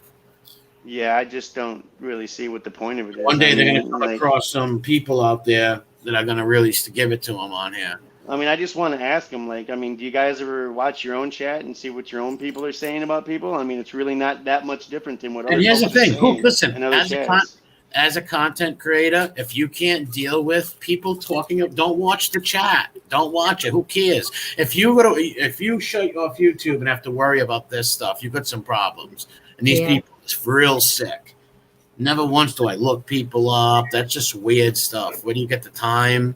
Like who even cares? Like, who would paying for services to get people's information? That's just that's on a whole nother level type of weird shit, you know? Yeah, YouTube's gonna really get their arms around that because coming on, having fun, even banting back and forth, it's no problem at all. But when you're going to people's homes and giving out addresses and all that stuff, YouTube should get sued for that if somebody does end up getting their head blown off. Honestly. Yeah, but the thing is it's gonna happen sooner or later. They're gonna think it's funny. Somebody. Well, let's say if someone was dumb enough to walk in someone's yard or knock on their door and they got some weapon on them or trying to intimidate them, the person shoots them. Like, I mean, like, really, if you think about it, if they're sitting there live on stream and they've been harassing you, and then they come like from 2 states away to come to your house. and You're you not gonna do get something. No, like maybe they'll arrest you and you'll go to jail and have to get a lawyer, but in the long run, you're gonna get off. Like you know, and not just that, it may not even go that far. They may arrest you just to figure out what happened and then let you go. I mean, just until probably they even not. it happened. I would mean, seriously even doubt you'd get arrested. And one thing people also need to understand is everybody on here, I think, is from a different state. Yeah. From state to state, laws are different. Y'all, certain states are more lenient, certain states are more tough. You just can't assume that because something is legal in your state, so you get away with it. It's very dangerous to play that game when you 100%. start crossing state lines. That's very dangerous game to play. Yeah, well, I think even then, when you cross state lines to do something like that, I think it becomes federal. I could be wrong. I don't know if state law would actually apply. I don't know. It depends what it is. Like, it depends what it is. I would think that that's premeditated. If somebody really goes and drives 3 or 4 states to go intimidate somebody and take pictures, that's considered. Maybe they would pick it up. I don't know how that goes, but yeah, they could arrest me, and then what am I going to do? Show up to court in my dress blues with all my medals, and I'm going to tell the judge, "Hey, this guy harassed my family on YouTube, and then he came to my house, and then I felt threatened." So you would never see the judge. You would never. All right, let's say, for instance, let's just say you lived in Florida. Let's say you lived in West Virginia. Someone comes to your house 3 states away, and you blow them away in your front porch. There's no way you're getting arrested, in my opinion. I don't think there's many sheriffs or anybody who's going to want to prosecute that case. Someone comes from 3 states away, they're threatening you. You got all the videos of the guy threatening you. Like, come on. And then, then you're going to show up when the guy's not even home to confront you. You're just going to intimidate his wife and children. I mean, I don't play that shit. I'll get in my car and chase you down. Like, don't do that. And don't say, be careful. You're a good guy. The what you say on here, they'll take that stuff and edit it, do all bad stuff. Just be careful. Just for entertainment and educational purposes only. That's just what I'm talking about. Yeah, he just means that if someone did try to hurt his family, he would protect them, basically. 100%. Yeah, actually, No, I was going to say that West Virginia is actually a no permit state, and you can actually open carry. Oh, so basically, let's say if somebody confronted you at like a McDonald's, I don't know, Dunkin' Donuts, anywhere, at Walmart, someone confronted you and say, "Hey, you're that lady," and blah, blah. Yeah, you'd have the right to defend yourself. They pull out a weapon. Let's say they pull out a stick to hit you with a stick. Yeah, you could blow their heads off because they can kill you with that stick. In that state, that's why I love those redneck states. Yes, that was kind of where I was going with that. God bless the hillbillies, man. God bless them. The rest of us are all fall to these. Our states are terrible with these laws. Oh my God, there was a law in my state. It was called the 2 minutes or 2-minute flight law, where if someone broke in your house and they had a club and they were coming to club your head in, telling you they're going to club your head in, and if you could jump out the window before shooting them and you end up shooting them, you go to jail. So you should jump out a second floor window before you shoot the guy who's charging you with a club or an axe. Wow, that's a law out here. It's not no more though. It's changed. We got some sort of like weak castle doctrine. Excuse me 1 minute. I'm dropping the link for Caneshades. All right, cool. I'm sorry. Go ahead. No, but check this out. I was just going to tell you a story, MRE, but go ahead. No, I didn't have a story. I was just rambling. Go ahead. The floor is yours. No, so when I first got out of the Marine Corps, like I was like super jumpy, right? And I lived in an apartment, and I had this neighbor downstairs, and he was always super loud with the music, with the movies. And my brother had just gotten back from Afghanistan after doing a couple tours, and he moved in with me, and I gave him my spare bedroom. So we were building some dressers or something, and the dude starts pounding on the floor, and then my brother's like, "Hey, should we stop?" And I'm like, "Fuck him." I'm like, he is always blasting music at like 2 a.m. He's lucky it's only like 7, 9, 8 p.m. So the dude charges up, and we could hear him come out and slam his door open. So we went, got a couple weapons, and as soon as the dude came in, I just and he looked at me and he said, this is what he said. He said, "This isn't Iraq. There's no women or children to shoot." And then he just ran away like a little girl. And then he called the cops on me, and the cops came and said, "You're lucky he didn't shoot you." And he would have been completely justified. Wow. So you could have killed that guy. Yeah, because he had kicked open the door, and So that shows the laws in that state. If somebody does something crazy like that, that's even someone who's downstairs. Never mind somebody who drives a state away, crosses state lines to come attack somebody. Yeah, the cop even asked me if I wanted to press charges, and I'm the one that had a weapon, straight up. And I was like, no, I'm not going to press charges on him. But the cop straight up told him that, like, you're lucky this guy didn't shoot you. Like, you know, to kick open his door and be all aggressive like that. Oh, yeah. Wow. Yeah. But, At least those are good laws, though. Hey, someone tries to kick you, even a neighbor tries to kick your door and kill you or hurt you. You have the right to defend yourself. Well, when I heard him coming, you know, I mean, the guy was, like, he did a lot of amphetamine, so he was always up at late hours. So when he was coming, I didn't know if he had a weapon or not. I mean, if he had a weapon, that could have been another story, but he didn't have anything. You know, he was just out of his mind. Yeah, so like, you did the right thing. There was no reason to blow the guy away. You did the right thing. Yeah, I mean, if he had at least heartless something... killer, heartless bastard, because someone would have blown him right away and put a hammer in his hand. Yeah, no, he's very lucky, but unfortunately, he ended up passing some years later. Like, and it's a crazy story because the guy was like riding a moped down the road and got hit by a car or something, and it was like a hit and run. Yeah, so I really felt bad about that. You know, like later on, like, wow, that's a horrible way to go. I don't think they can control themselves when they get on that methamphetamine. I don't think they get themselves, so they become something else. What's up, Kane? Hey, what's going on? Can you guys hear me or no? Yeah, no, you're good. Yeah. You're good. Sorry, okay, dude. I was just up here running my suck for like 40 minutes straight. No, stories are interesting. Yeah. Yeah, like Cuban B said something very interesting in the comment section. He said in the state of Florida, if you feel like if you're in fear and someone steps into your property, you could act. Like, you know, like if you feel like you're, you know, in fear, that's why you have to document everything. Yeah, 100%. And that's what I was trying to do the other day. And then I get a whole portion of a show dedicated to me. That's funny. I would just ignore it. But you know, it is what it is. I mean, I might start a neighborhood watch around my house. I might get a golf cart, get a cowboy hat, and ride around like Chuck Norris around here. You know, yeah. There's things that happen behind the scenes. There's a couple cars that I don't know. Like if I see a car that's little parked somewhere, I'll walk and ask if they need assistance. Are you okay? And then couple cars they peel out. So I don't know, but like what Cuban B said, if someone steps on your property and you feel threatened, you know, hey, you know. That's the thing, though. In the Midwest, you know, we got a lot of cornfields up here too. You know. Well, you wouldn't need that. You'd be like you're going on someone's property and doing something stupid, and the person feels threatened. Let's say they come to slash your tires or something juvenile like that. And you catch them doing it and you feel threatened. Yeah, these people should stop doing that. It's very weird. Yeah, especially going to your sidewalk and taking pictures and you're not aware of that. Like you're in your vehicle and they just go right to your sidewalk and take a picture. Oh yeah.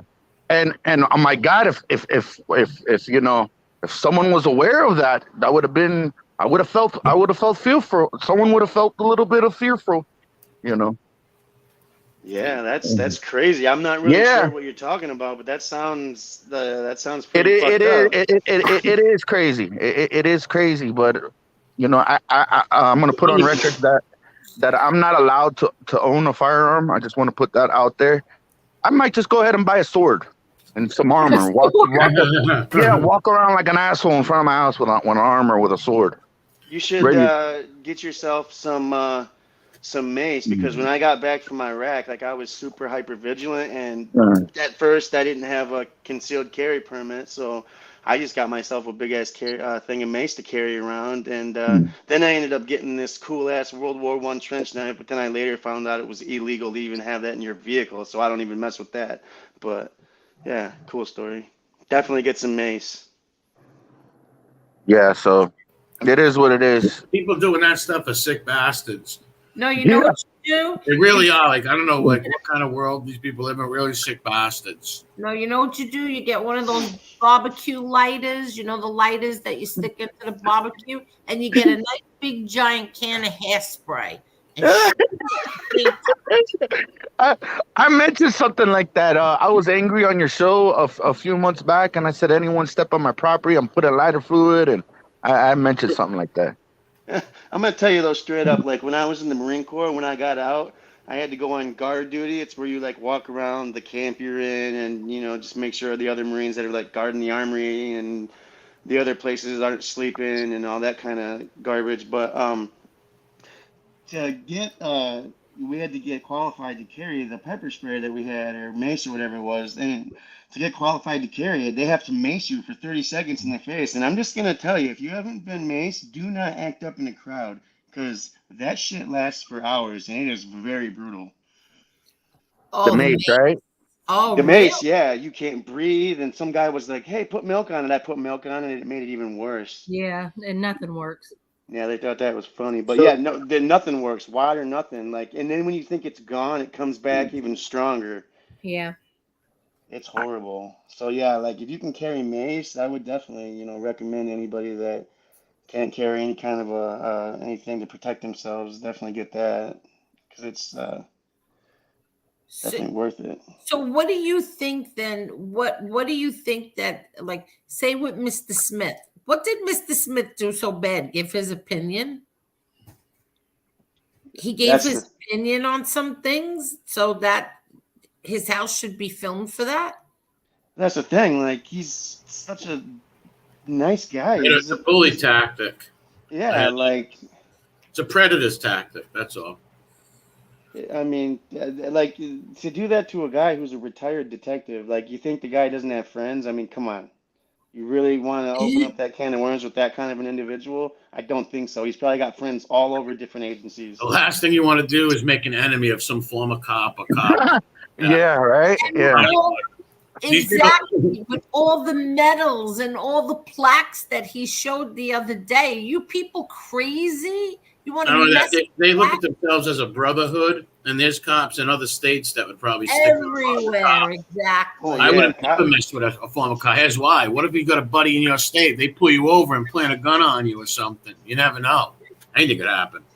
Yeah, cops don't mess around when it comes to protecting their own, no matter what.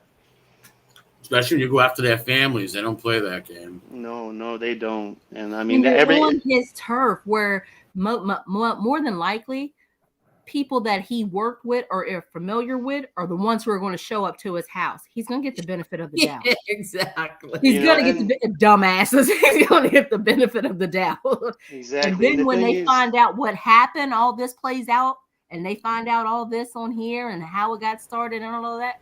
That's what I mean. Like, what kind of weirdo would go? Who's the kind of idiots they're talking into doing this? Imagine the human being that's being doing that for them. You're gonna be half retarded to do that. Honestly, real stupid, and it will end bad for you doing stuff like that. It always does. Always does. Yeah, and then to live stream it to boot, like, and film it. I mean, that's just like, I don't know all the legalities that go into something like that, but it just it doesn't seem like a very bright idea to me, And going back to what do you mean thing, live streaming it? These people are live streaming it? Yeah, from what I understand, what's his name, Mike Slick. Somebody went to his house. They were talking about the other night. I don't know who it was that went to his house exactly. I'm not gonna say the guy's name. I know one of the guys, but apparently it was being live streamed on one of the channels while they were doing it. I don't know the whole story, so I could be getting some of it wrong. But who? That makes no sense. Yeah, the Mike Slick guy. Why he wasn't home too? I guess his wife and kids were there or something, or I don't. Yeah. I mean, somebody that would have to fill you in that's a little bit more knowledgeable to what happened, because I don't want to give any wrong information, but it's something they along live those streamed his lines. house. I see it in the chat. Really, that's terrible. They should be ashamed of themselves. It's a bully tactic, anyways. But you must have no life. You must have no life to go fight with somebody you don't even know off YouTube. Are you crazy? Yeah, because you don't have to be a tough guy to do something totally insane. You know what I mean? Like, excuse me for 1 minute. Queen's Finest, I don't know who told you this. Don Peps was not John Gotti's favorite place to eat baked clams. Absolutely not. I don't even think we never went there as a family. How's that? Never, ever did we ever go there as a family.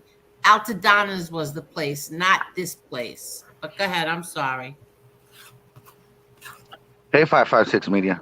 How are you, sir? Hello, Mr. Smith. How are you, Mr. Smith? Hey, Good, Mr. ma'am. Smith, How how you you doing, sir? I'm Good. good. So now you see Aegon Targaryen, and he is he showed his purple heart. Yeah, he vetted himself. Yes, he did. Yes, he So- did. Just like you did. Well, hey, sometimes we have to fight back against accusations or false accusations about certain things. So Exactly. I get why he did that. So I appreciate that. And Aegon, I'm going to call you Aegon, not Amond. I'm not going to say thank you for your service. I'm going to say never forget. Hey, I appreciate that. And geez, I don't even know what to say, but yeah. Totally agree. Yeah. So now we have two real do you say real valor? No. No, Men of honor. we We did say what legitimate no we did what we were hired employed to do. That's right. all.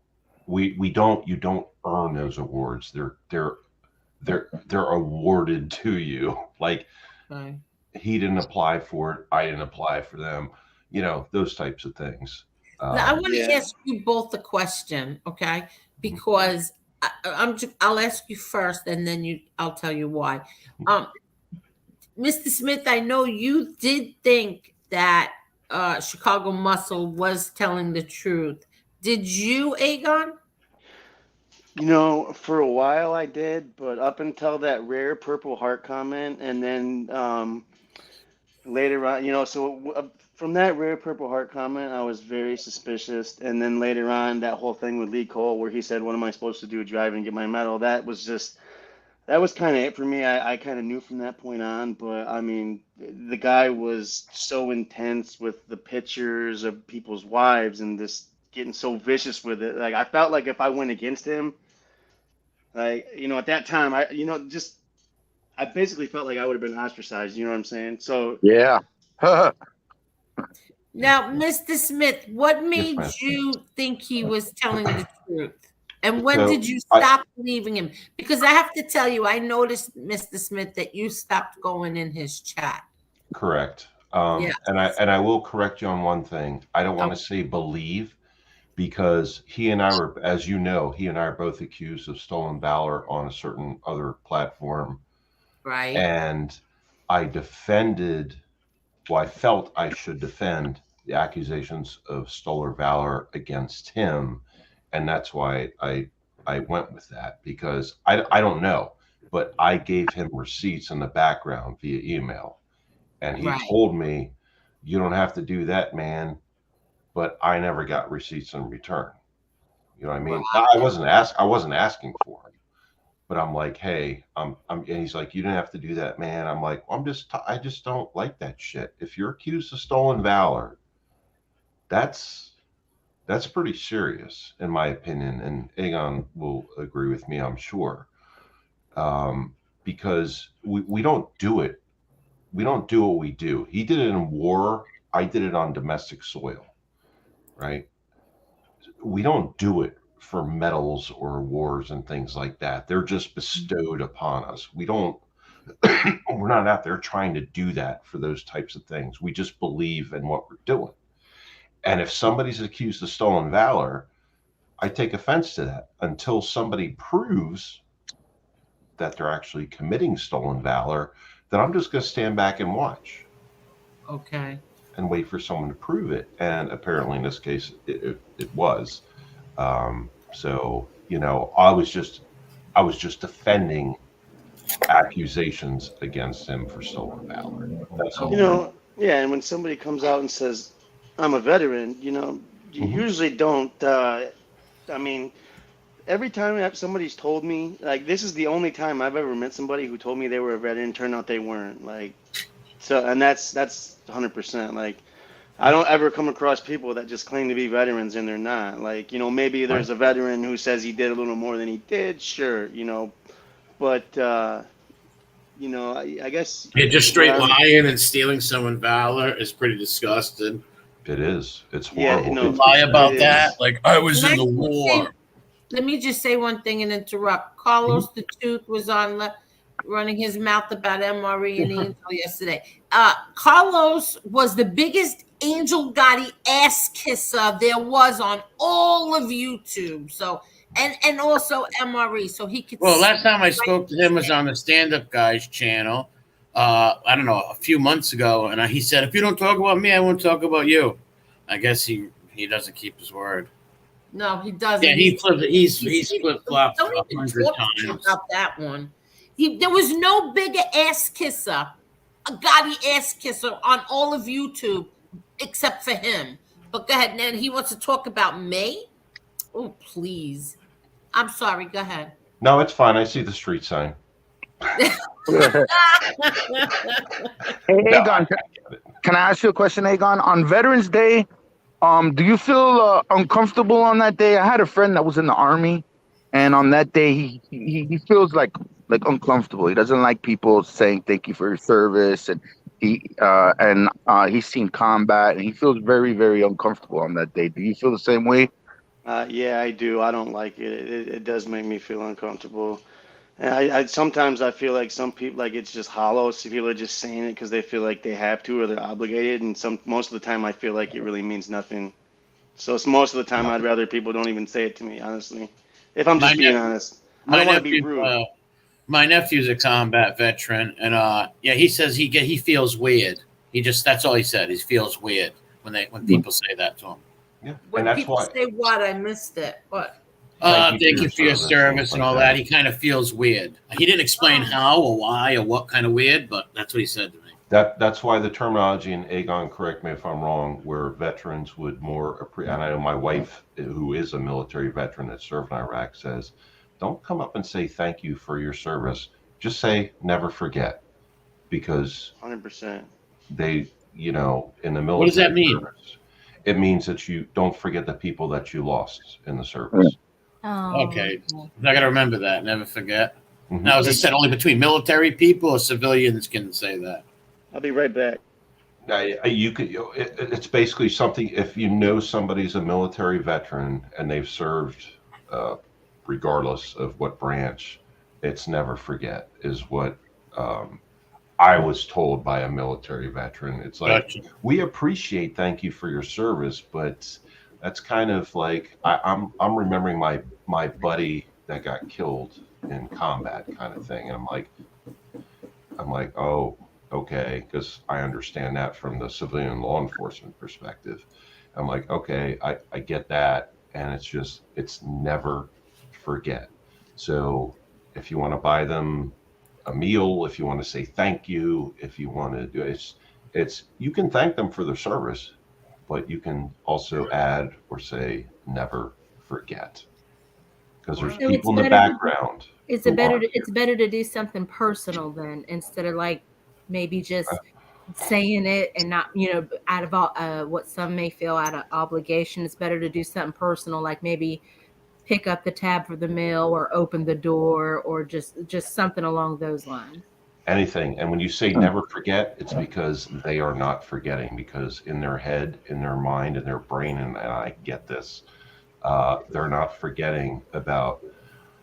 That's what it says on the flag. Friends. Yeah, It says that on the MIA flag, right? So it's. Am I wrong or right? Am I right or wrong? Oh, that you're the Never expert. forgotten or something like that. Yeah, it never says that forgotten. on Yeah. the Never missing in forgotten. action flag. Yeah, never forgotten. POW. It's never forget.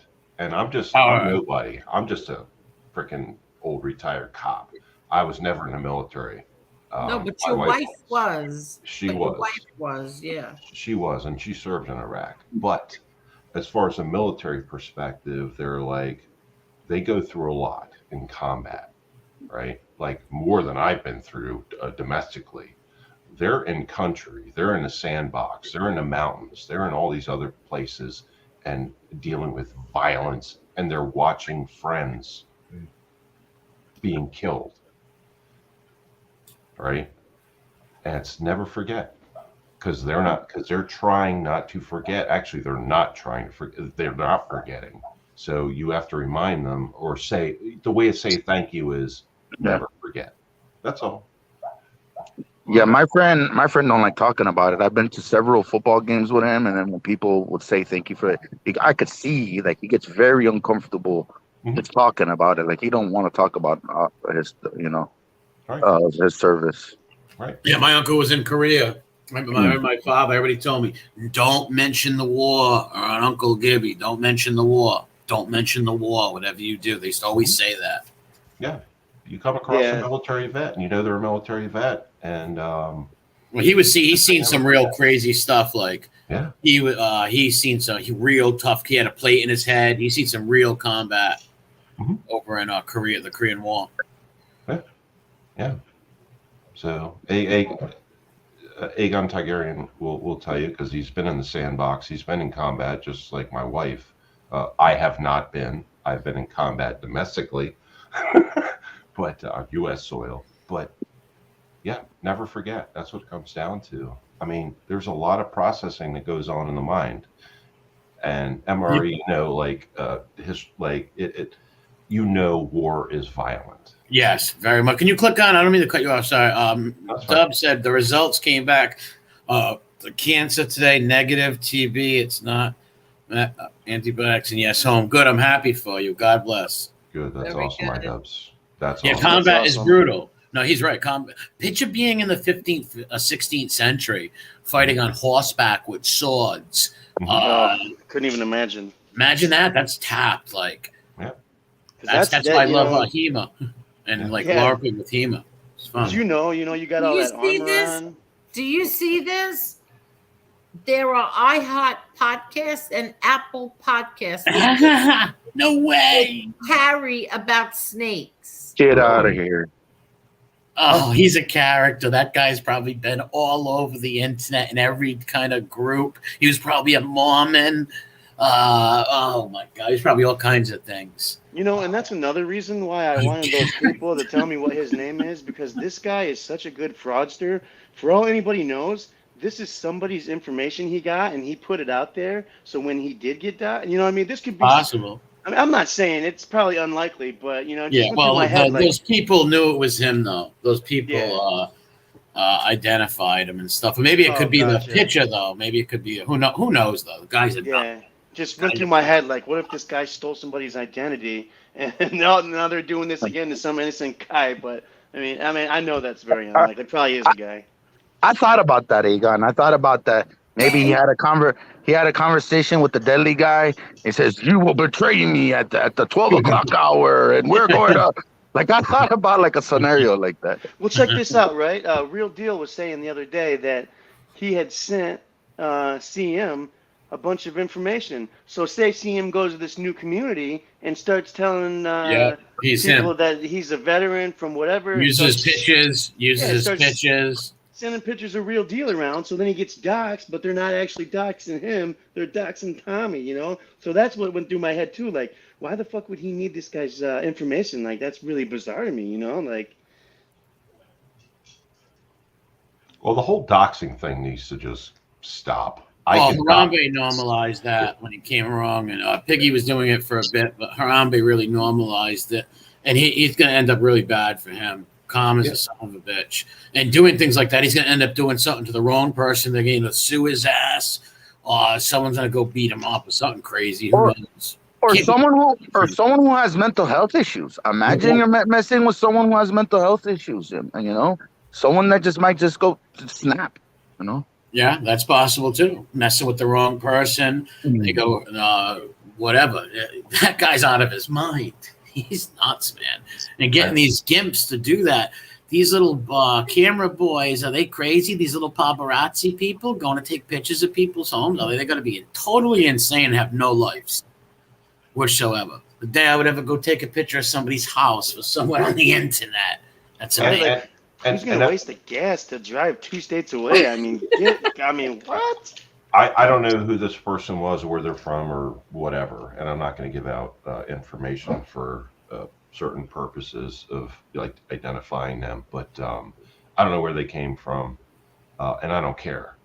I dox myself, so I'm responsible for that. I've done it several times, and I think everyone on here knows that.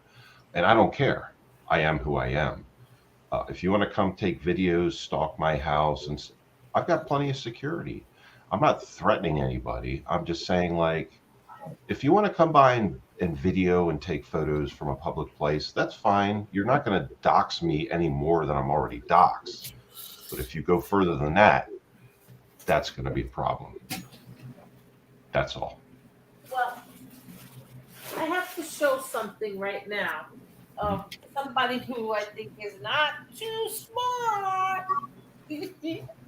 Because if you say this, the guy lives in Missouri in the middle of nowhere. If you come to his house, you are liable to get put down. Now, True. yes, but why would you say if you come to his house? It's probably Tig. Yeah, exactly. Yeah, it's Tig. Yeah. Anybody to go to Tig's house would be stupid. He lives in the middle of nowhere. If some moron drove to Tig's house, Tig could blow him away in a heartbeat. Exactly. Here's the thing: if you weren't him, you would say if you go to his house. Yeah, that's and Tig. instead, you said if you come to his house. I will say, Angel, if that person Troll Record replace the word the state Missouri with Western Maryland mountains, I would absolutely agree with that state. But I'm not threatening anybody. Never. Sometimes you could tell just by the words. I'm not violent, just in my heart. Oh, MRE, thank you for being on last night. We were up all night, and we woke up my wife, and I got in trouble. Oh yeah, we had a good conversation about Yes. The world. Do what? Why did you take it down, Maury? Oh no, he wasn't on my channel. No, it was just On his? Yeah, it was my. Oh, I seen you live last night. Yeah, I seen you. Oh, you saw it didn't come on? Oh, okay. I see Caneshades. No, I'm sorry. What do you want from me? What do you want from me, Mr. Smith? You know what? I just saw in the chat that somebody said that Tig can't own a weapon because he's a felon. I have a feeling that guy might not care about that. Yeah, they got a hunt and stuff, and I'm sure his wife has one. I keep my stream down because I don't want my stream saturated with me just sitting there talking. So if I'm just gonna sit there and talk, why even leave it up? Right. I don't want the channel to be saturated with that. Let's say someone just looks at the channel and the first 5 videos, it's just me sitting there. Like, I just took it down. I was gonna maybe tomorrow I'm gonna play Justice Tech Pro's update on the Korea, Madonna, Caldwell, and Landanio case. They're going to the appellate judges. I believe they're going to win because the informants, what they said on YouTube, contradicts what they said on the stand. So I think they're going to get a new case. And that would be amazing. That would be amazing. Hey, are you saying that again, or? Yeah, I said it earlier too. No, sorry, because I was trying to watch the chat from my phone, and I'm like, am I playing that somewhere? No, I said it earlier. It wasn't a deja vu. Yeah, that's what I was thinking. Like, holy shit! But that would be amazing, though. I think they will, dude. Like, look at everything that Rat Squaw said. Everything. And he's locked up. And he's locked up for choking his son or mom or what the hell? What did he do? He's locked up. Yeah, but that has really he is locked up. He's a scumbag, but that has really nothing to do with if with the case though. But you're right; it just shows what a creep he is. But he said a lot of things on the John and Gene show, right? That he shouldn't have said. And Panisi, same thing. They said a lot of things they shouldn't have said on podcast, and that's going to be put in as evidence. And when the jurors see that and hear that, they're going to make them think. I believe those guys are coming home. I hope they do come home. Yeah, that James O'Rourke is right. I said it a few times, but You know, those guys that are quick to call out everybody stolen valor usually did nothing. You know, he probably did, go to Iraq, like I said, maybe even a couple times, but I can almost guarantee you he did nothing. Never left the wire, not one time. And if he did, if he can show me that he's got a combat action ribbon, some kind of combat-related award, hey, I'll get out and apologize to the guy, 100%. Are you talking about the was Stone Sailor Man guy? Or? Yeah, I guess he was calling me stolen valor today. This guy calls everybody stolen valor. Like, The guy is friends with Eli. You know that, right? Yes, that's why he is the way that Oh, is he? Oh, Yeah. he's a silly lover. I Oh, told right. everybody this. Yes. That's why he is the way he is. And that's why I was so mad when Casparosa went on his show. That's Elite's friend. You don't even get me started. Okay, go ahead. Thank you so much, Edwin. T. Hi, Little Edwin. Frankie, Miss Angel, Marla, and Marie, Mr. Armand, I know what you mean. Amen. Our Aegon, you meant. Our respect always, Miss Angel. Be safe always. Thank you so much, God bless you, Edwin. Edwin. But I am an hour behind in the chat. That's why. What? No way. Yeah, Cletus threw 99 cents at All you. right. Yes. So I've been working. Yeah. So I've been working on this informant archive, right? So I'm going through a bunch of all these stool pigeon videos, and you'll never believe I'm watching the John and Gene show, and the Stone Sailor Man, they interviewed him. He was like one of the guys that they interviewed on the thing, and that's when I know, he's they're friends. fanboy for life. Yeah, he's fanboy for life. Yeah, so they did an interview on him. Yep. yeah, that's weird. But what would be the purpose of that? The Johnny and Gene show, wasn't that like all like Long time ago.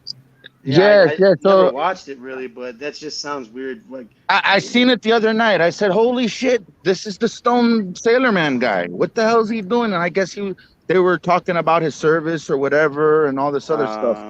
Gotcha. So That's how I know none of you pay attention or watch me. I said that a long time ago that he is Elite's friend. That's why he is the way that he is. He's so. He says, who jumped off? Mr. Smith, we lost you. He says that what did he say again? That in other words, I'm supposed to put down my father. I'm supposed to, I can't think of the words that he said. Shit, I can't think right now. Every time I'm on here, I can't think. Why should you put down your father? That's your father. Who's going to put down their own father?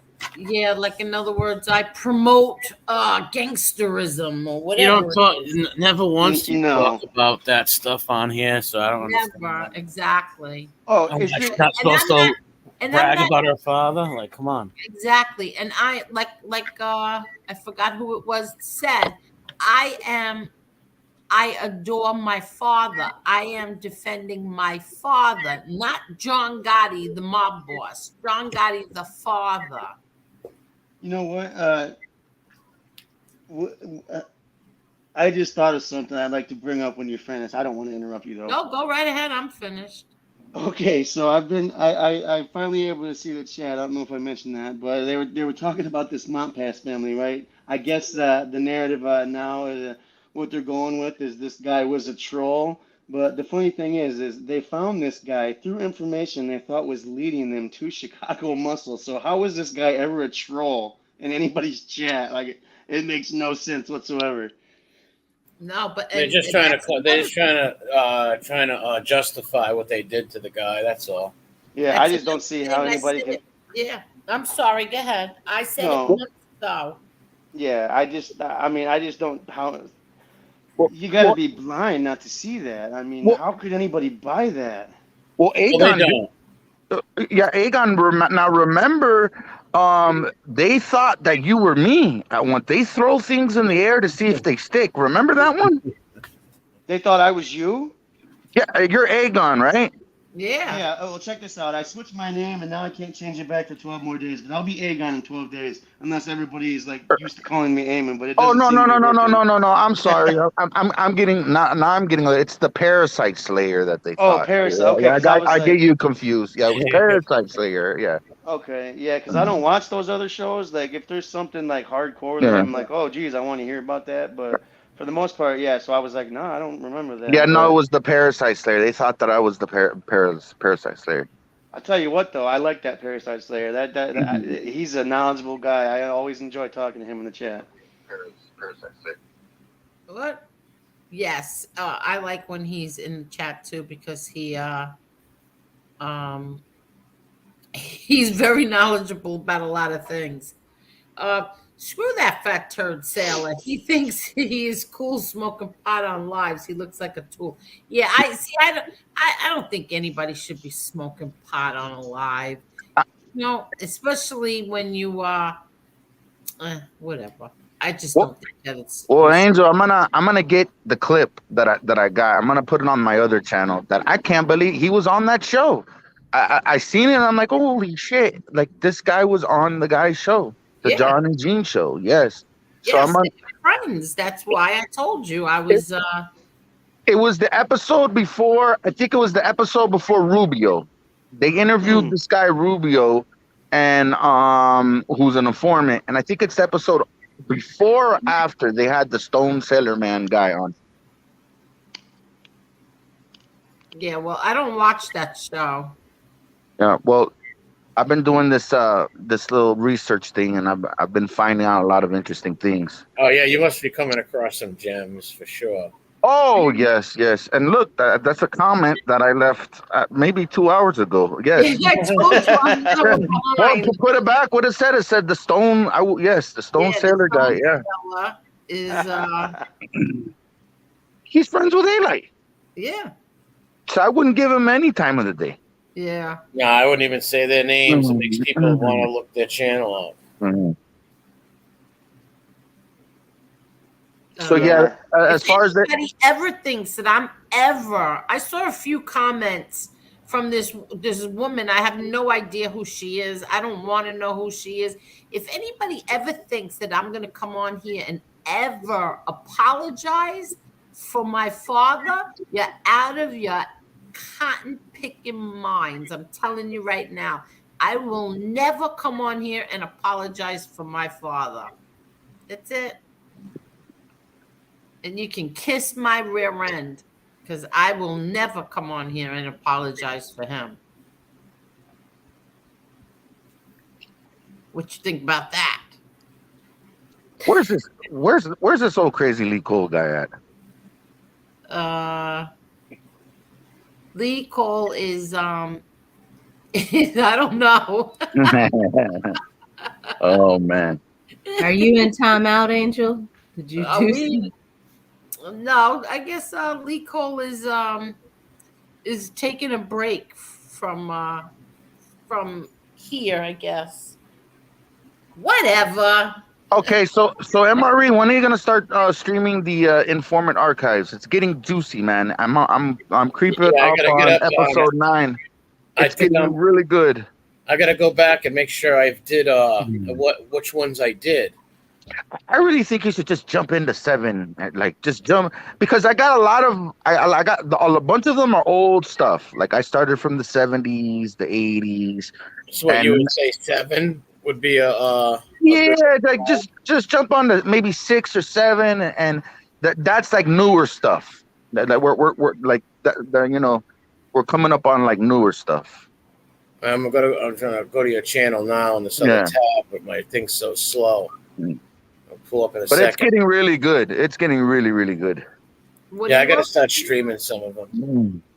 I gotta go down to the channel. Oh, okay. So Assassinino put the link in the chat for Aegon. The video that Aegon was talking about before. Oh yeah, it's cool. It's just a bunch of combat footage that was shot in Fallujah. It's really a good video. If you hit the video, or never mind, he put the link in there. I was gonna say if you got the one with the Seether song, you got the right one because there's a lot of different ones. that How's Marines your put up. channel? This thing's Yeah. so slow. That's true. Black attracts heat. I know it attracts the sun. They tell you to wear white light colors like white in the summer.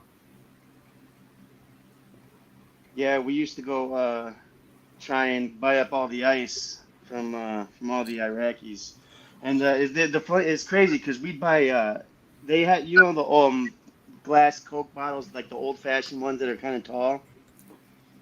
I don't know if anybody remembers those. What I is it? just What are they? like when they made Coca-Cola or Pepsi in like a glass bottle. Yeah, I remember that.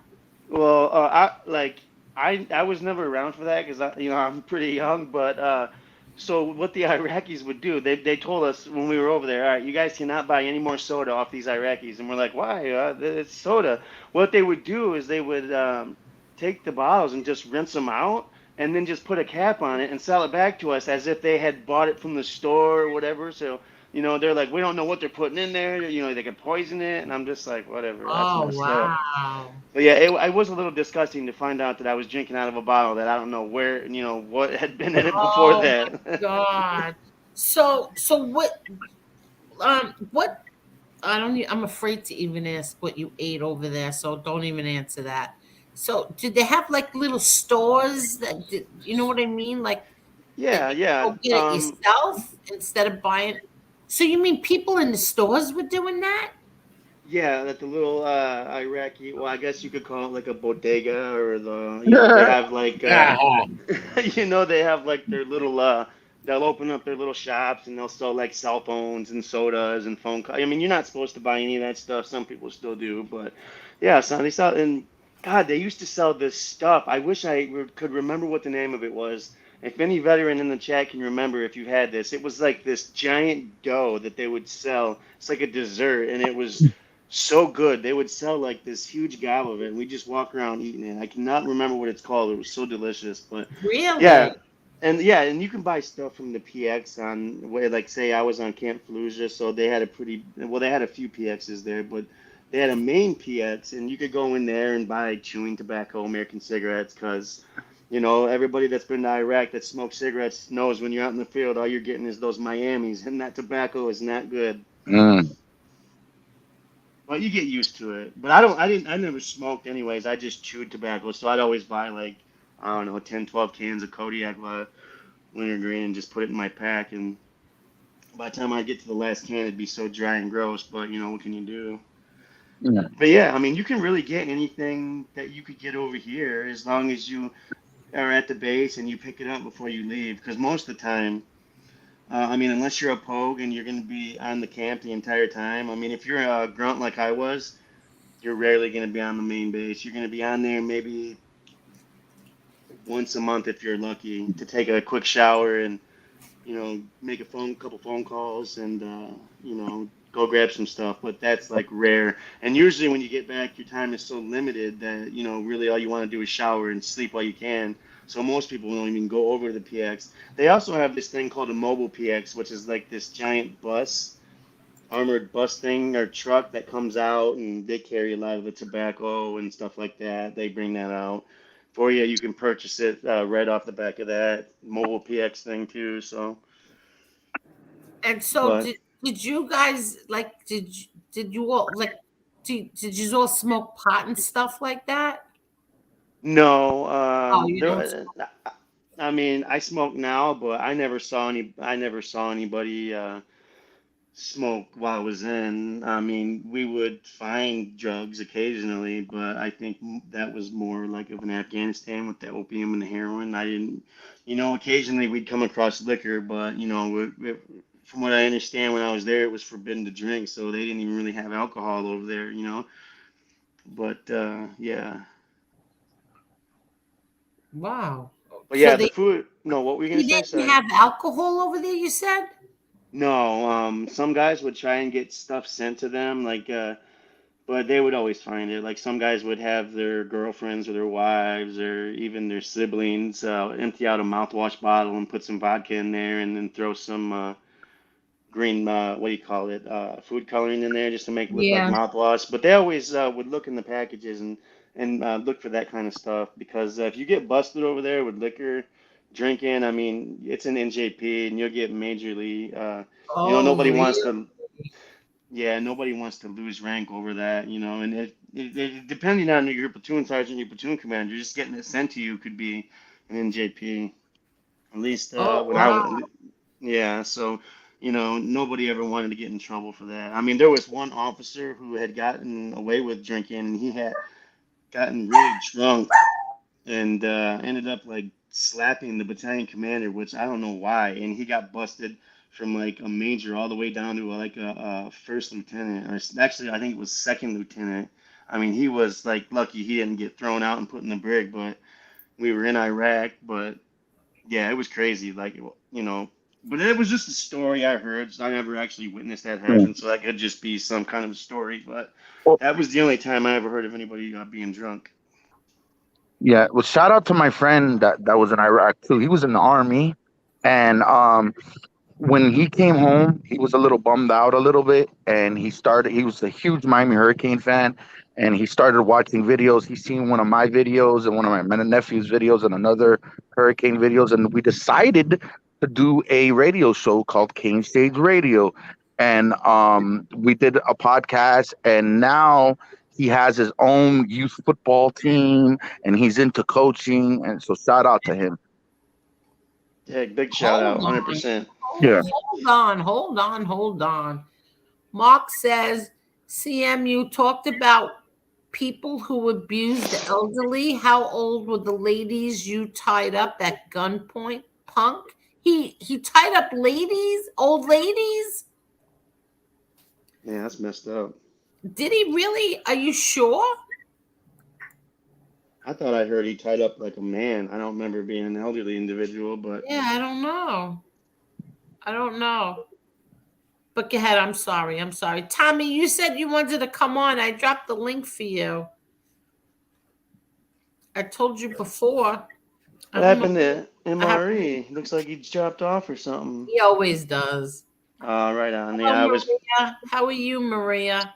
Yes, he always does that. He gets the urge and he jumps. No, sorry, MRE. I was kind of talking there. I didn't mean to not let you get a word in. No, he always does that. He No, always does that. he's not like that at all. He doesn't care, and he does that all the time. It's like normal for him.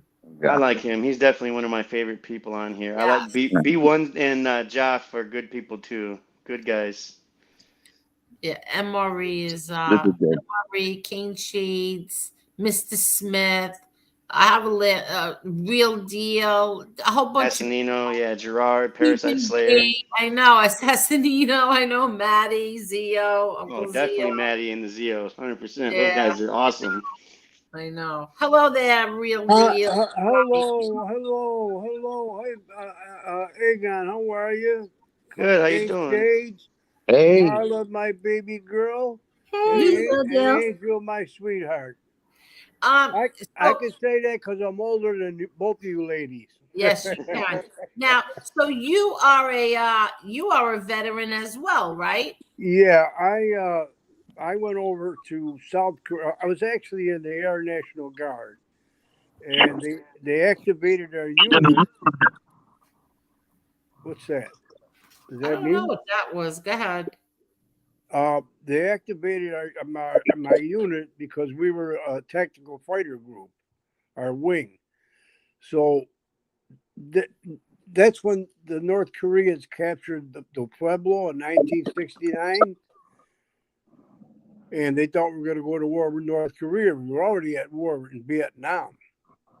And the only reason why I had to go to South Korea, of course, along with my unit, was because my brother just came back from Vietnam, so he was no longer in a combat zone.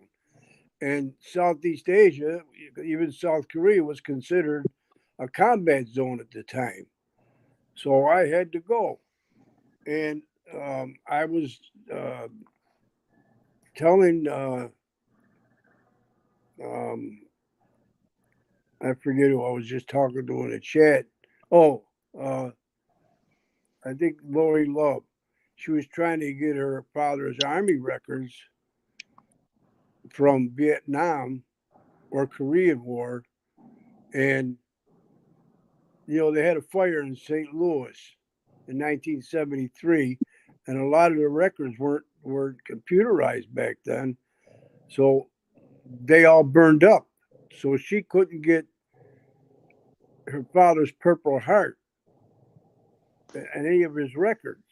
So I guess she finally did, because I never finished the conversation with her.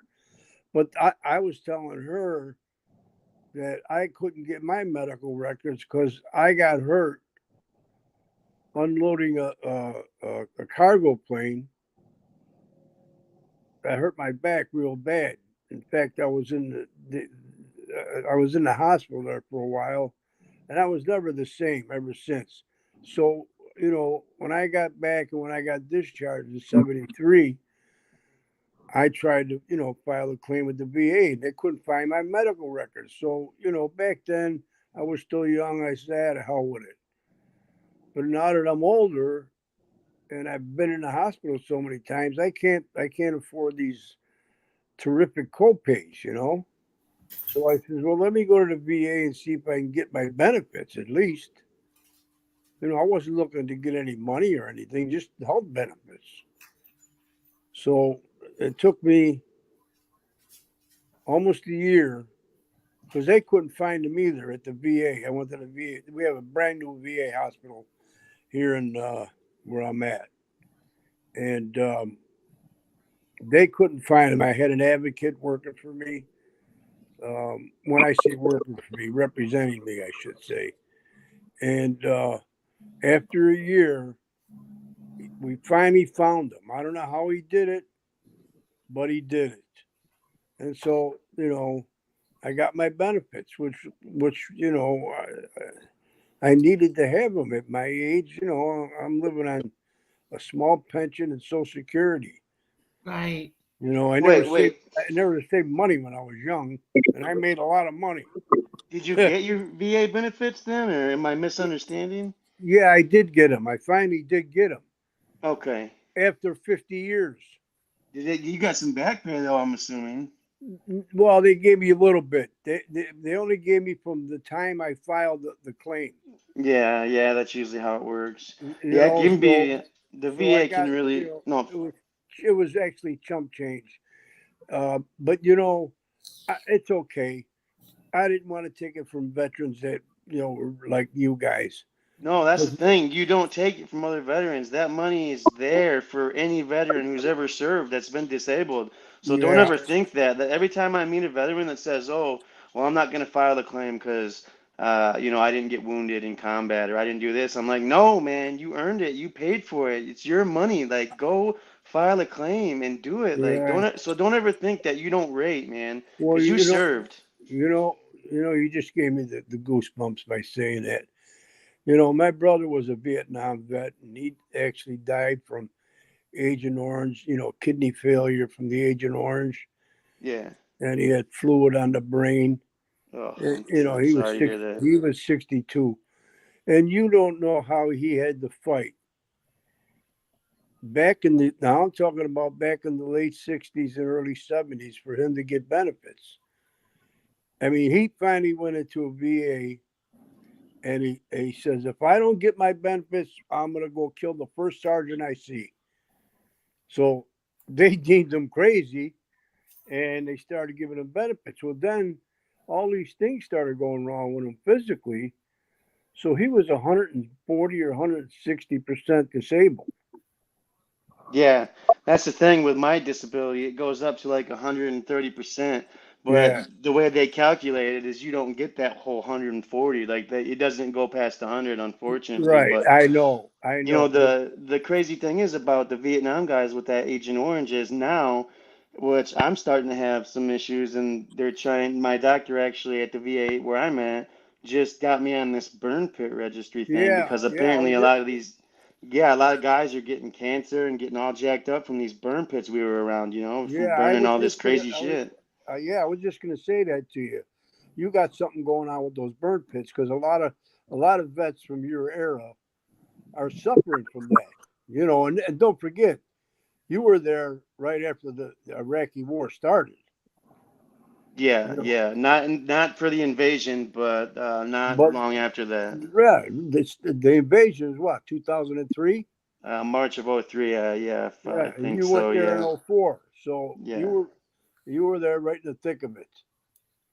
You know, Yeah, I think so yeah. Because my brother was there, and right after I left in '08, he got there in like late '08, early '09, and he said there wasn't really much going on. But I guess it really depended on where you were at. But the yeah, whole time on both my tours, I was in Anbar province, and pretty yes, much, no matter where you were in Anbar, shit was gonna pop yeah, off no shit matter was what. happening. Now, were you in recon a lot?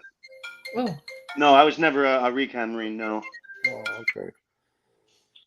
I was Well, just 0311 grunt, just rifleman. not just. You're a warrior. I was listening to you. Um, and never forget. Never forget, brother. Yeah.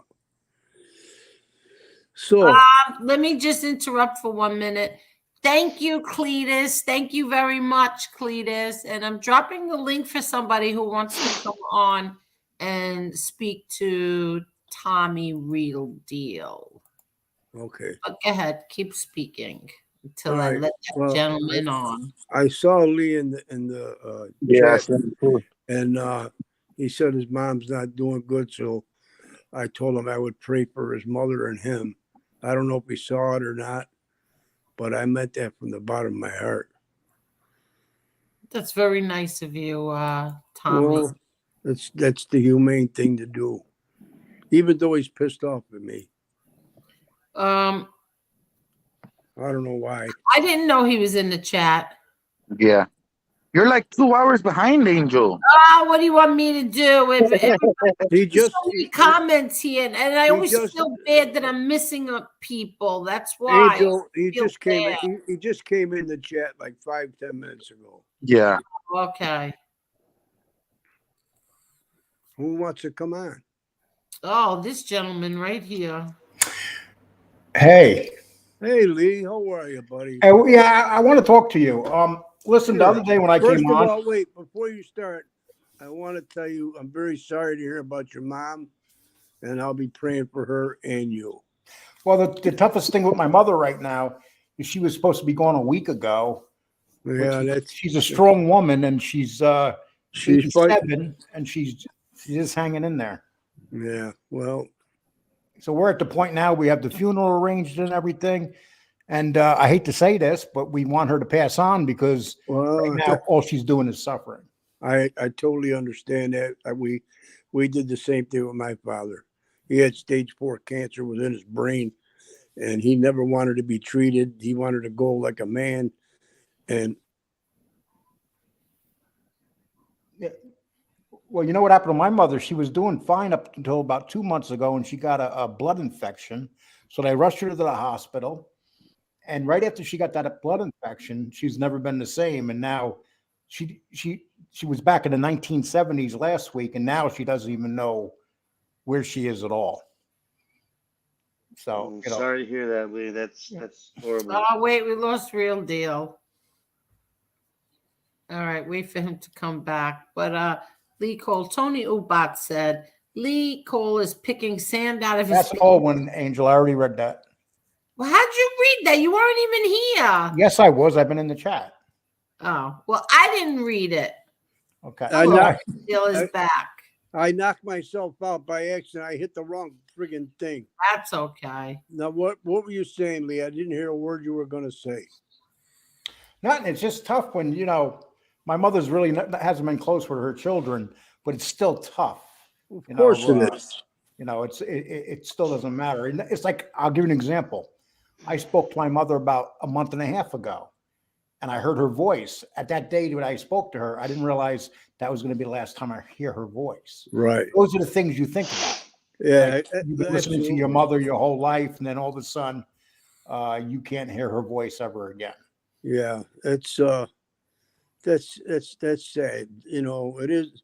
It's sad. It's funny how things play out in life, and then when it comes near the end, it's just you have regrets. You don't have regrets. You feel bad. You don't feel bad.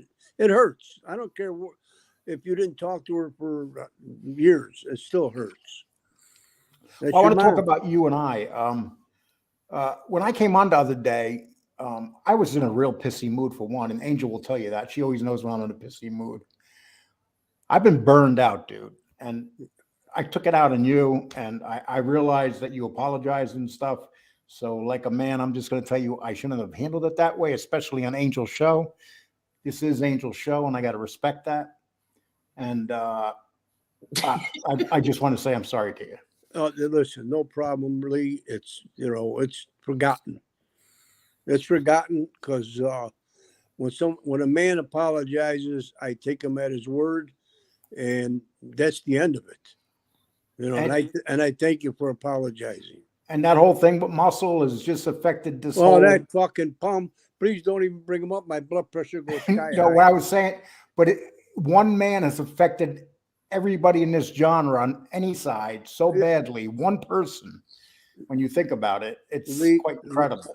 You have no idea what a gullible jerk I was. And listen, I've been around a long time. I've been around a lot of guys, a lot of different people, and different facts of life, realms of life, I should say.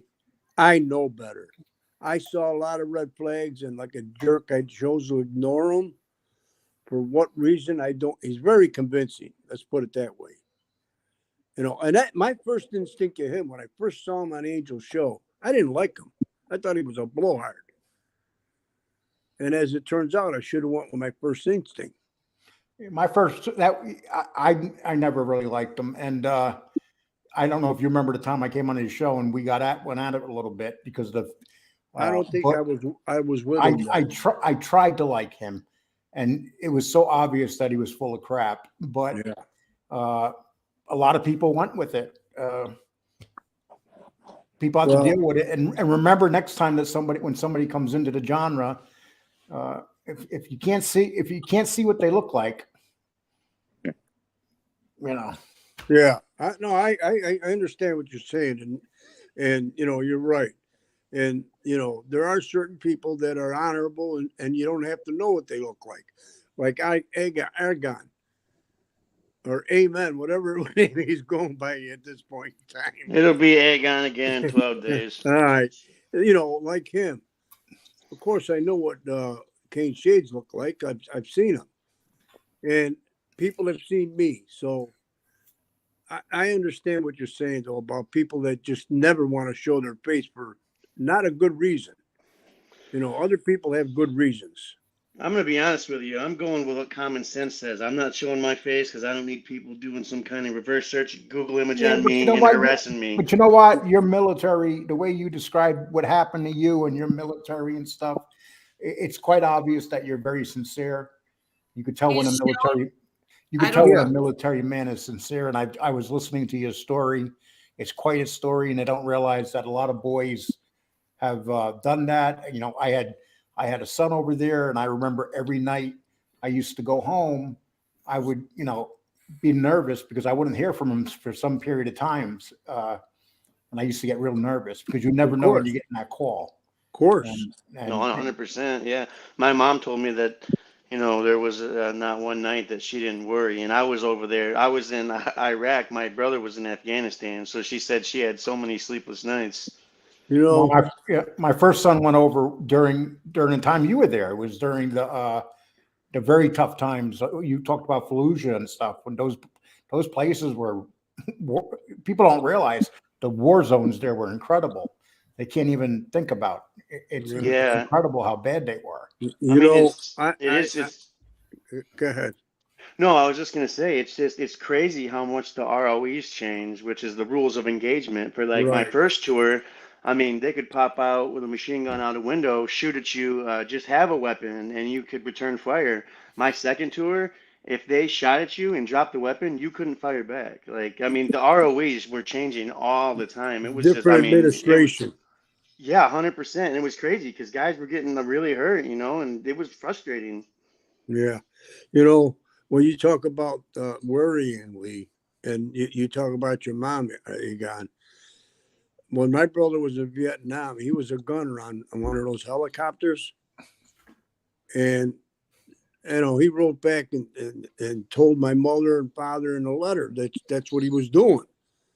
Well, my mother had a nervous breakdown. She actually had to go in the hospital. That's how worried she was about him. Oh, that's terrible. Yeah, Actually, one of my really good friends growing up, his dad's a Vietnam vet, and his father was a door gunner on the side of a Huey chopper. And yeah, the stories he had, I mean, oh my God, I thought Iraq was bad. Holy shit. He would tell me about stories about how they would land their chopper in the middle of the jungle at night, and they would be so worried about getting overrun with NVA or VC or whatever it was yeah, at the time, and they would bury themselves in the sand and have to breathe out of a straw in the ground, that so they weren't getting their throats slit while they slept. I mean, that's crazy. I never had to do yeah, no shit like yeah. that. My brother starts telling stories and he has to stop and he starts crying. Yeah, I don't know You if you know, noticed, but earlier when MRE and me were talking, when I was talking about that box, and I he know asked you were me, starting to break up. I got a little choked up there, so I I had to know. change that subject a little And bit, I you know. and I and I wish I was on the panel to change the subject, but I can tell. I know all the traits and so on. In fact, when my brother got out in 1969, PTSD. They never even called it PTSD. Yeah. They Well, you know what they was it? Shell shock back then, Yeah, or they didn't, they just battlefield they fatigue? ignored it because they didn't want to make a lot of payments to veterans. That's the way it was Yeah, back then. it was Audie Murphy that actually went out there and started talking about it, because when he came back, he was a wreck. Well, of And course. but Audie Murphy went before Congress, and nobody really ever talked about it. Audie Murphy, and I don't know if you guys know who Audie Murphy is. Oh, Oh I do. yeah, He's the he was highest a decorated soldier in the history of the military. he was Right. a But hardcore World War II veteran. Yeah, just like John yeah, Basilone. twice he did the same thing twice. It's quite Yeah, the I think story. he got his whole undercarriage blown off or something by a grenade. I don't know the story exactly or remember it correctly, but yeah, I know he got wounded pretty severely a couple times. And he was talking about soldiers and stuff and what they were suffering. Nobody would listen, but Right. he became so famous. He became a very big movie star that they had Yes. to listen. And he was the first one that really opened the door for soldiers. Yes, he did. But however, the politicians and the people that appropriate the money didn't want to make all those settlements. So they Yeah. kind of prolonged it and drug their feet, and it went on and on and on until finally, it finally came to a head. You had some congressmen that had grew a pair and started giving these vets what they deserved. It was terrible. And they still give them a hard time, though. They got guys that are Yeah. going for the guys that deserve to be getting 100%. They fight them on everything. Oh, Yeah. It's It like, took me 2 years to get my 100%. And and you know before how hard that, it's almost impossible to get 100%. You got to oh go in yeah, there with your head blown off. Egon, pretty much, yeah. you have to go back and kind of requalify, or are you permanently disabled? Well, let me explain it. It's kind of tricky to explain. So with the VA, you can be considered unemployable, or you can just be regular 100%. I'm not considered unemployable, but when I first got my service connection, I started out at like 60 or 70%, and all these doctors I was seeing kept telling me, dude, like this is your disability service case. This isn't right. Like you need to be like raised way higher. You need to be 100%. So they kept telling me. So what I did is I filed for an increase. Well, it came back denied. So I just didn't pay attention to it for years, didn't care, Right. about it. And then finally I had another doctor telling me, look, like you're legitimately fucked up. You need to get more of this disability. Like you earned it. Go back and file again. So what I did is I went to this other place that does claims. It was the Military Order of the Purple Heart. And since there's not a lot of guys, well, I mean, there is quite a few guys with Purple Hearts, but their organization they have a smaller caseload, I guess is what I'm trying to say. Right. So I had them push my claim. And what happened with that original claim is whoever did it that was working at the VA just rushed through it and denied it. Didn't even pay attention to any of the doctor Yeah. notes. So they had to pay, so they had to back pay me all the way back to that day. It was crazy. Well, at least you got it. Yeah, I You mean, know. even from that refiling, it took almost over 2 years. Oh, I like boy. to I like to answer one thing. B1 says Audie Murphy isn't as clean as you might think, though. Yeah, but Audie Murphy, if anybody had a reason to be dirty, it was Audie Murphy. And he did die in a plane crash at a very young age. He paid the price. He paid the price with. Sure, he had faults. I mean, he used to get up and put a gun to his wife's head in the middle of the night because Well, why do you think he did? Why do you think he did that? Yeah, and the women he was with, none of them would stay with him because in the middle, they never knew what he was going to do when he was sleeping. He would just jump up and pull out a gun, and he lost his first wife. Yeah, of course he's not perfect, but heck, how many men would do what he did the day that he did what he did on the field? He saved a lot of men. That's what it comes down to. Yeah. Plus the action he saw. It affects you. I don't Every care who one of you them. are. Oh my gosh! Especially back I mean- then, World War II, Battle of the Bulge, and all those battles. Oh my gosh! People Well, can't yes. even imagine. we got Yep. someone right here on the panel that can't even. Well- I mean, he gets into a conversation, he's got to stop because he gets choked up. It affects you. I don't care who. We're human. And if it doesn't affect you, then there's something wrong with you the other way, I think. Well, I could tell you, my uncle Edward, he fought in Iwo Jima during World War II. Holy He shit. came home, and Good. 12 years later, he jumped in front of a train. Yeah. And he did that in a subway in New York. Yeah. So, and he worked at the water towers back then. The guys that used to build the water towers in Manhattan. Yeah. And he was shaken one day, and he told his boss he wanted to go home. And he went to the subway and he jumped in front of a train. Just Yeah, like that was a hardcore battle. I think they lost like Oh, a couple thousand guys. That was Oh, that John more- John more than that. Basilone, the Marine Medal of Honor winner from Guadalcanal, actually re-enlisted to go to Iwo Jima, and he was killed on the first day. wow. Yeah, He was imagine a- that. he You have was all a that hero. luck the first time around, but you don't get it the second time. When a bullet has your name on it, it has your name on it. Yeah, that's why when CM was saying, "Oh, my dad killed like 3,000 guys during the Korean War," I'm like, "That Oh, sounds like that's- John Basilone during Guadalcanal." You know what I mean? That's when I knew he was full of shit. That's when I don't want to talk about that. Creep. Like, yeah, I know. I don't even mean to bring it up, but that's just the kind of shit you learn about in boot camp. Guys like Yeah. that, like Audie Murphy, John. Well, I didn't learn about Audie Murphy in boot camp 'cause he's in the army, but guys like John Basilone, Chesty Puller, those type of people. Yeah. And people, if you don't know who Audie Murphy is, go watch. YouTube has some good videos on Audie Murphy. How are Let you me saying his first name? Are you saying how? Audie, Audie. A-U-D. Audey, I think. Okay. let me just read this super chat. Black muscle beard. Brr. I'll be here to save the lassies everywhere who needs to be walking the plank. That face is going from never being seen to being everywhere now. And Gerard, I dropped the link for you before, Gerard. He said his son got hit in Iraq. He was there 9 months. He is my oldest and doing well. So Good his for son him. was probably, with that amount of time, he was probably in the Army or Navy SEAL, I'm assuming. 'Cause I know the SEALs do 9-month tours. Marines Yeah. only do 7 months. He Army said does, they- I think. Oh, sorry. Oh, go ahead. Well, I was just going to say, I think the Army does 12 to 14 months, maybe even 16. Well, I can't remember. I know that towards the end of my brother's tour, he was having some severe issues. A lot of We had Navy SEALs left the military when Obama took over because what they started doing was have the Navy SEALs do things that they usually don't do. They were having them do everything. yeah. And being a Navy SEALs is like being a heroic thing. But it got so bad under Obama that they were actually stepping down. They weren't re-signing, which was very unusual. Usually a Navy SEAL stayed the full time, but Yeah, because they lost so many good men under Obama because of what the military was doing to the Navy SEAls. Yeah, like when I was in, like, especially for my second tour, I could not.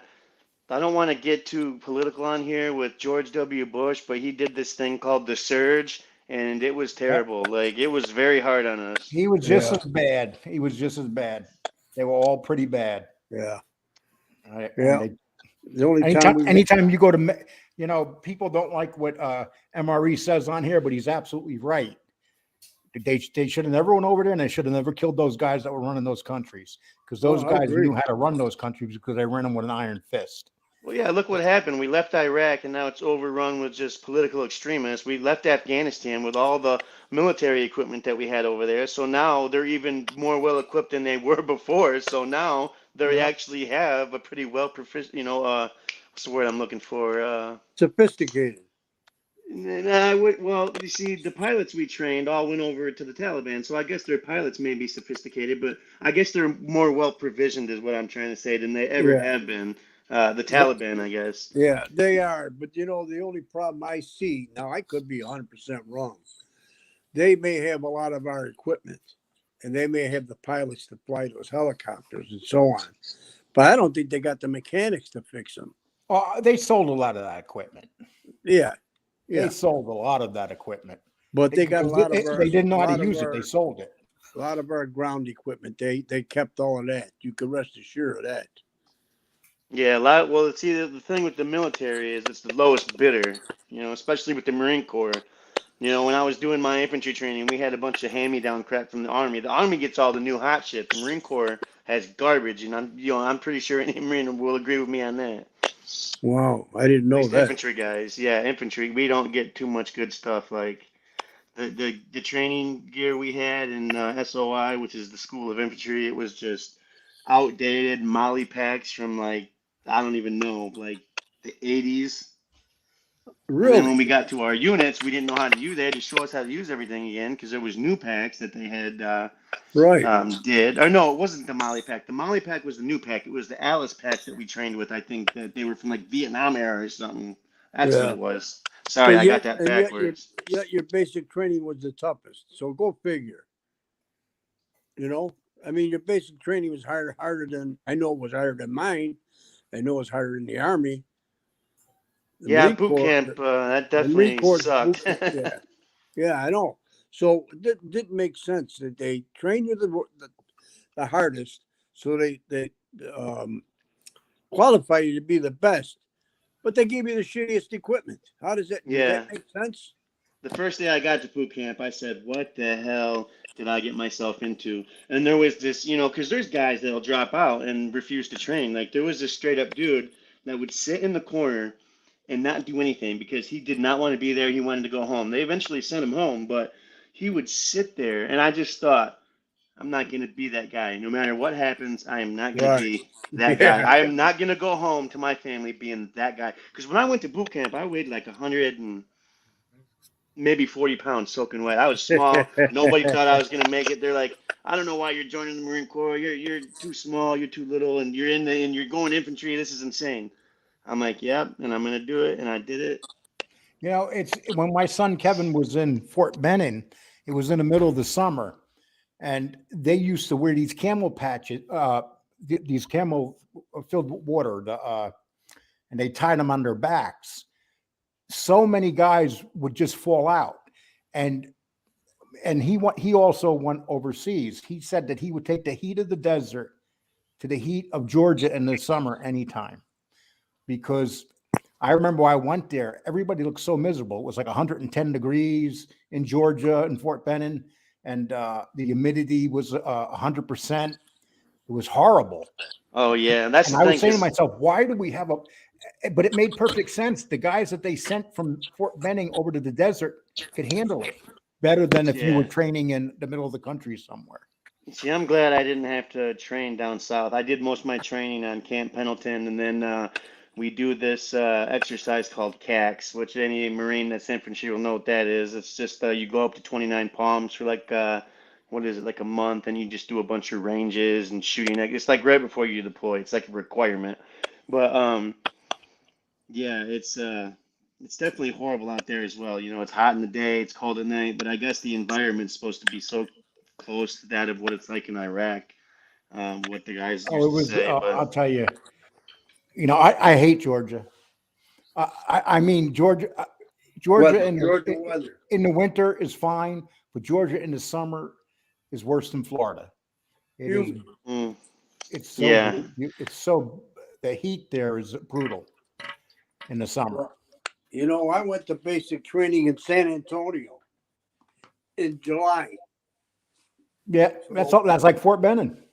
Yeah, and you know, but they used to put the red flag up or yellow flag. I forget what color it was. That means you couldn't be outside. You know, it came out around noon, so we did all our classes that we had to do inside then. You know, did all our exercise and running and all the rest of the crap that you do in the morning. You know, 5:30 in the morning. You get up 5 o'clock in the morning. Yeah, I hated that stuff. Like, I guess like there's a common misconception about the Marine Corps that you have a stress card, and if you're having too hard of a time, you can pull the stress card, and then you can go take a timeout. No, that's all bullshit. That does not happen. I remember the I first day know. I got to boot camp, because when you get to boot camp, you spend a week in receiving, right, where you're getting all your camouflage uniforms Right. and Yeah. your equipment that you're going to use, or gear, whatever you want to call it, sea bags, the whole 9 yards, you know. And then you get to Black Friday, which is, I don't know why they call it Black Friday, because you usually get to your platoon on like Thursday. But then you get to your drill instructors, the guys who are going to be with you for the next, 3 odd months or so, you know. And that is, oh my God, that was horrible. I remember the one drill instructor stood inside the squad bay and one stood outside the squad bay. It was probably like 90 something degrees out. And they weren't even talking. They would just point back and forth to each other, making us run back and forth.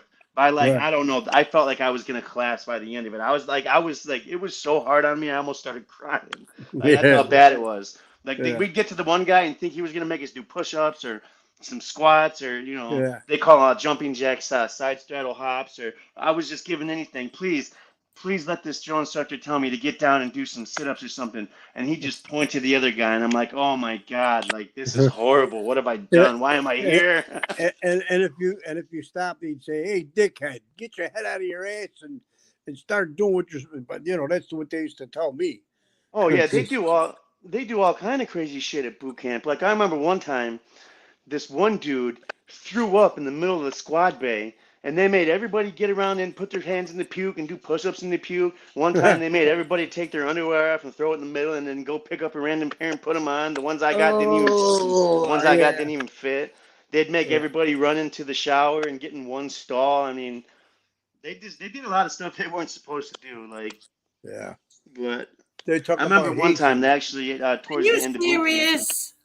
Oh No, yeah, lots of crazy. I mean, lots of crazy stuff, and when a you're lot of guys won't speak on it while they're in, because they don't want to be that guy. But towards the end of when I was in boot camp, one of the guys actually somehow got a letter out to the company commander, and our senior drill instructor almost got fired. But the dude ended up saying that it was a letter he wrote under duress, and it wasn't true. And then the guy ended up getting NJP for writing the letter, which means that even though he was already a private, he couldn't get promoted for like even longer. So I'm like, why did you do that? Like, but our senior drill instructor was like a real cool dude, like most senior drill instructors are, unless you piss them off. But he was such a cool guy, and the guy just couldn't bring himself to do it. It was the other drill instructors that he didn't like, that the guys that were, putting us through this shit. Like, yeah, because they're not supposed to put their hands on you, but they do. They're not. They'll put a big old tobacco dip in their mouth, get up in your face, and start spitting. Calling, yeah, what are you gonna do about it? What are you gonna do about it? It's just spitting in your face, and you can't even move. You're at the position of attention, yeah. just screaming, and you're like, oh my God, this guy's breath is horrible. All I can smell is Copenhagen chew, and you just want to sock him in the face. But if you even flinch at him, he's gonna just all the drill instructors are just gonna be on you, beating the hell out of you. Because Right. if you attack one of them, all of them will just Oh swarm yeah, you. yeah. That's for sure. But yeah, it was. I got so many crazy stories just from being in boot camp. Oh my God, I'm sure everybody does though. I got some How crazy how too. how is Afghanistan since we left? It's run by No, the I don't Taliban. really follow that too much, to be there, quite honest with Yeah. you. I never served in Afghanistan. I did my 2 tours in Iraq, so I can't speak too much on that. all the women are covered back up and in their houses. Oh wow. Yeah, I would Yeah, assume so all the though. women Yeah, that got that Spe- became free and real were able to go to college and learn courses and stuff. They're all back to where they started. I'll be right back. I think Yep. my kid got out of bed. Give me like 5 minutes, please. Go ahead, All go right. ahead. Yeah, it's something else. You know, I'll tell you a funny story. When I first got to boot camp, now I arrived at like 2 o'clock in the morning, and I was up all day the night before. They had a party for me, and you know. So, anyways, when I got there, you know, they put us in the barracks. So I seen all these beds. I says, oh, and I'm tired. I get in bed and I lay down. Well, the drill sergeant comes in. He kicks me right on my ankle. He says, hey, what are you doing there? I looked at him. I said, what do you think I'm doing? I'm sleeping. Well, that was a mistake. He made me sleep on the floor for 2 weeks. Oh, wow. Plus, he made me clean the latrines. So, me being, you know, I was a little bit older than most of the kids that were in there for boot camp, for basic training. So I was in the latrine with like 4 or 5 other guys. And I started barking out orders with them. And I made them clean the latrine real good. And I was, you know, like supervising them, which I wasn't supposed to do. So he saw that and he made me the squad leader after that. I was in charge of the whole barracks. He wound up taking a liking to me. You know, because he knew I wasn't going to take any shit, not even from him. Well, how comfortable was the floor? I didn't sleep too good. Oh, I could imagine. I didn't sleep too good. Really? Mean. They are He so says, mean. yeah, you know, they did a lot of stupid stuff to us too. Not as bad as the Marine Corps, but I had a drill. See, what happens? We had what they call the tech sergeant, which is the chief drill sergeant. Then he had a staff sergeant underneath him, and he was the one that actually did all the drills with us and so on and so forth. The other one would just march us in the parades. And this guy was, oh, he was so mean. Really? Oh, you can't imagine the stuff, you know, he would do. And especially to us white guys. So he was tough. But you know what? It actually makes you a better man at the end. You know, then when you get your wings or you get your patch, you know, they all congratulate you and it's like nothing ever happened. You're best friends now. Really? Yeah. Yeah, it's something else. Hey, I just want to ask you guys real quick. When I first came on and showed that certificate, could everybody see that okay? Because I really couldn't see it. I'm not, you know, real good with Well, showing stuff, We but saw like a little part of it. We I saw the saw Yeah, I could see it. I saw enough. should I to do it again recognize. just in case? Yeah, do it again. Yeah. All right, let me. All right, I'm gonna try to turn this thing on, and I'm gonna point it at the ceiling fan or the Okay. ceiling, whenever you see, and I'm gonna try. Well, Cover you this give up us while different angles. We'll let you Yeah, know. I'm gonna drop everybody so we could see it bigger. Hold on, guys. Okay, just and then if you can kind of try to guide me to. Okay, go ahead. All right, I got okay. Let me see. There's the ceiling. Oh, there it is. Can you There see it the whole is. thing? You know, go up more. Go up, up, up, up, up. Oh, look at that. How nice. That's really nice. Purple heart. Very nice. Can I see the front of it? Yep. Ah, look at that. Can you see it? You see it okay? Yes, we do. So anybody who's been in the military knows when you get an award, this is the kind of, I guess, case you would say they put it in. Yes. So Yes. Very good. okay, but yeah, I'm gonna. If you guys are still on a little while, once I get my son to sleep, he woke up, had a nightmare, so he wants me to lay with him. But I do want to say one thing. Now that you guys were able to see that whole thing, you know, Stone Sailor, my challenge stands. If you can produce, you want to call me Stolen Valor, I want to see one combat award that you got. I know you served, but I don't think you did anything. I think you talked a lot of the shit, And you need to stop calling people stolen valor when you don't know for sure that they're stolen valor, because that's just ridiculous. All right, No. don't stop using Chicago muscle as an excuse to call everybody And you else see how stolen valor. easy, and you see how easy it was for you to show that. Anybody could show that without giving their identity away. You did a very good job. Yeah, Yeah. I just, I covered up my name and the date, and that was pretty much it, But I'm sure Anybody could somebody do will that. say, If people are going to say they have it, it's that simple to put it up. That's the I problem mean, I always had with muscle. You the know, thing I with was the DD214 is there's just so much information. I mean, it's like my social, my name, my all that. That's just so much information to cover up, and I mean, I could do it, but really, I don't. Honestly, I just don't feel like covering up that much information. But yeah. anybody that's going to see this case and that certificate, I mean, you can't just get these cases or covers or whatever you want No, to call no, them. no. But I'm sure somebody will say I ordered it off Amazon and then print. No, you Yeah, definitely of course, didn't do that. of course, you're gonna But get the haters. You're gonna get the haters. I've seen two of those in my life. That's as real as you can get. but I was just gonna laugh about it, but the more I thought about it, the more it kind of pissed me off because I was Yeah. cool with this dude. Like, well, I don't want to say cool with him because I never talked to him before, but I never had a beef with this dude, and he's calling me out saying somebody said he was asking for papers. So there's your paper. If that's not real enough for you, Stone Sailor, then I don't know what else I can show you. But show me one combat award that you have. I bet you can't because you never left the wire. Angel, I appreciate you letting me speak my piece. Lee Cole, Real Deal, Caneshades, Marla, it's been a All right. pleasure. You guys have a Have a great good night. night. Have a Take good care, night. buddy. Thank you Good so night. much. Thank you, thank you, We'll, thank you. we'll see you around, buddy. Have a All good right, night. take care, folks. All right. Good night. What Yeah, a I nice was going to show my DD214 last night, and somebody said no. I was going to show it, cover up my Social Security number, and show the rest of it. I didn't care because I don't care anymore. What are they going to do to me? What are they going to do to me? If they come to my door, if they come to my door, there'll be consequences. That's all I can say. Let me show everybody something. I don't know what it is. Lee Cole asked me to put it up. Okay, you see that picture right there? I put that up on Facebook, and it got 70,000 views. Wow. Now, this is my two sons, my son Kevin and my son Lee.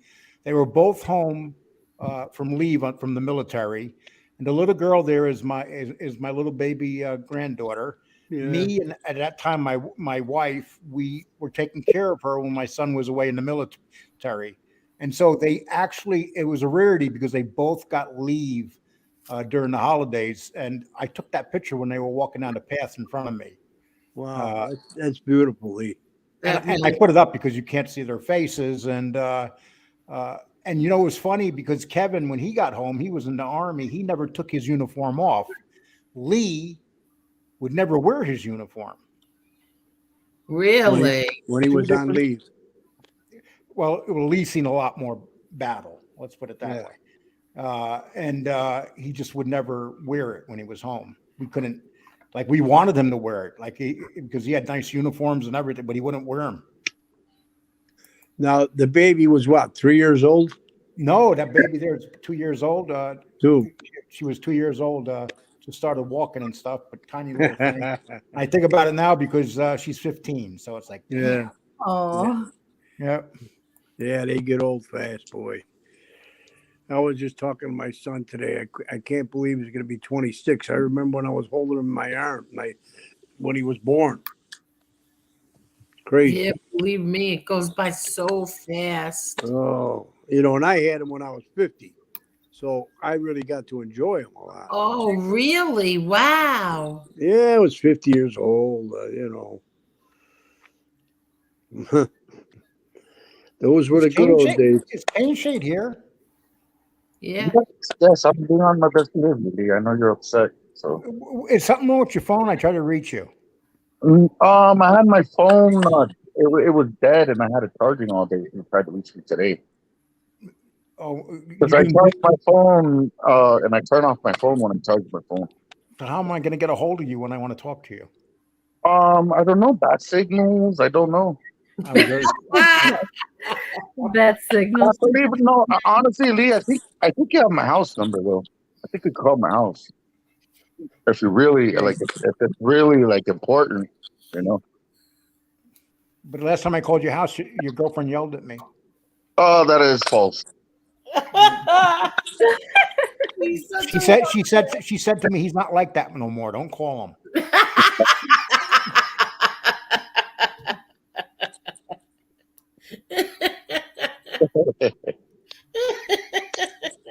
You're so crazy. Yeah, you. I feel well rested though. For the last couple of days, I actually rested. I got a lot of sleep, and like last night, I went back to sleep 3 times. Each time 2 hours a pop.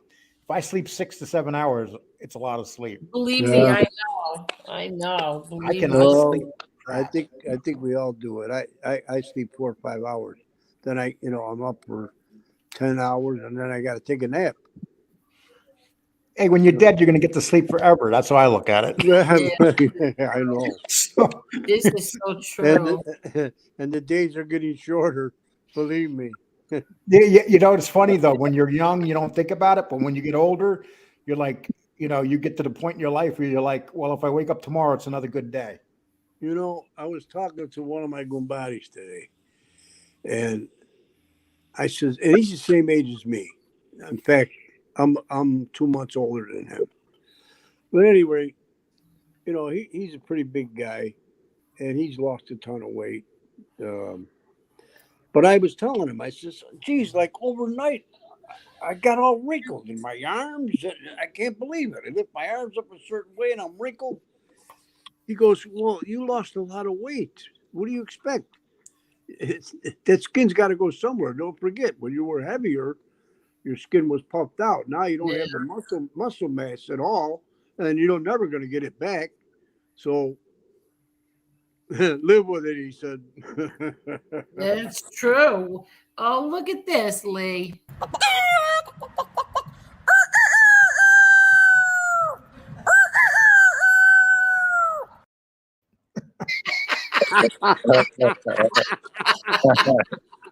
Or here's Lee Cole doing a Caneshades. What is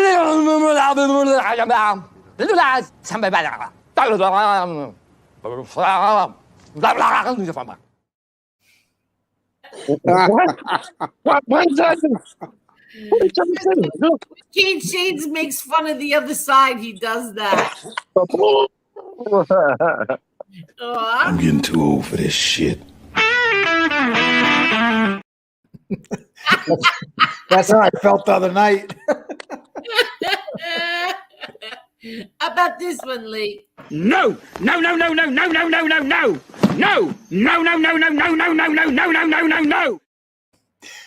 know what's scary is that someone's doing this and spending their time doing this on you. That's what's scary.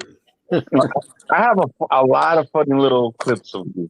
I made a couple of them. How come you make them of me if nobody else? Because you're the funny. Because come on, Lee, you're the funny guy. Thank you, Jerry. You're the one that ate the paint chips, and I get abused. Oh, Oh boy. Yes, Parasite Slayer put up something that's very scary.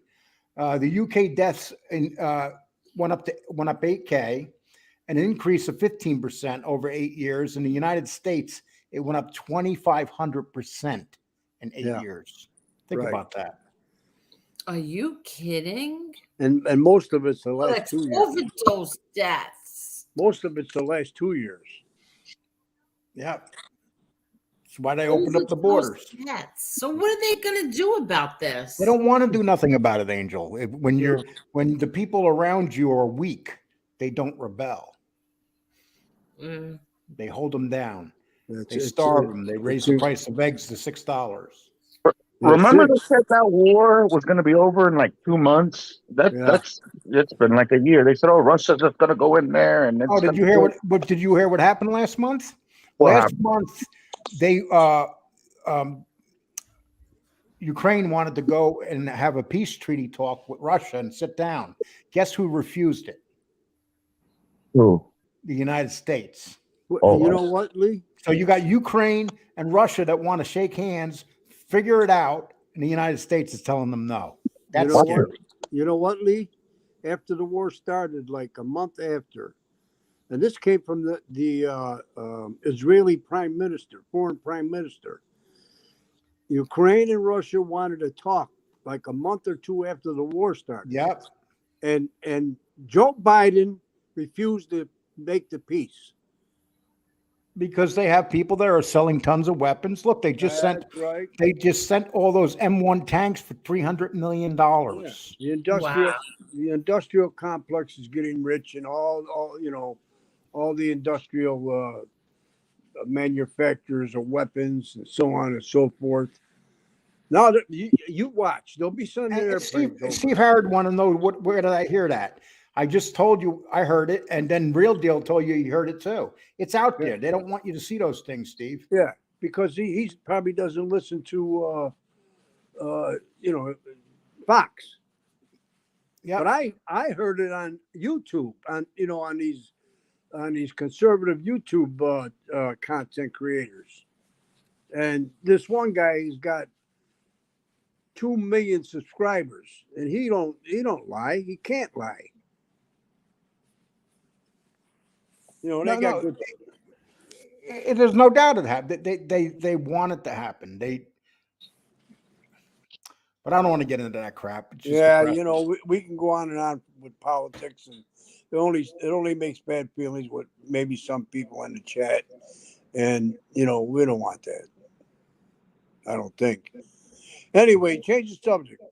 Angel, are you awake? Caneshade, are you awake? They're muted. That's right. Why are you guys muting yourself? I'm awake. I had to give my dogs water. I'm awake. Marla, I just want you to control the show. I quit smoking. Good for you. Very good. It's been going on almost 3 weeks now. So that weight that you lost, you should be putting back on very shortly. No, because my stomach has shrunk, and I get full easy, and I push away from the table, and I'm not eating any sweets or anything like that. I'm not, and you're not coughing as badly as you are. No, because it's been 3 weeks. I still hack a little bit in the morning, but nowhere. I sleep better. I'm actually sleeping 5 hours. Before I was sleeping 4 hours, 3.5 hours. I'd wake up in the middle of the night. I don't even want to tell you what used to happen. So it's, it sounds terrible. Lee, someone wants to say something to you. Lee, close the door in my house. Huh? What the hell was that? In my house. Oh, I'm sorry. I can call your house? No, don't call my house. Oh, okay. All right, thank you. Okay, damn it. Why did you that? Got to be careful. The paparazzi's watching. Yeah, he just told his old lady not to answer the phone for me no more.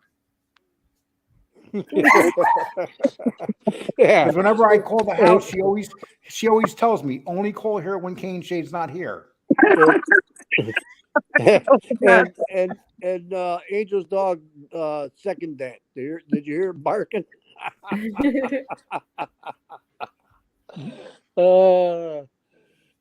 Yes, we're waiting for little Chucky. Oh, Chucky's coming. Is home.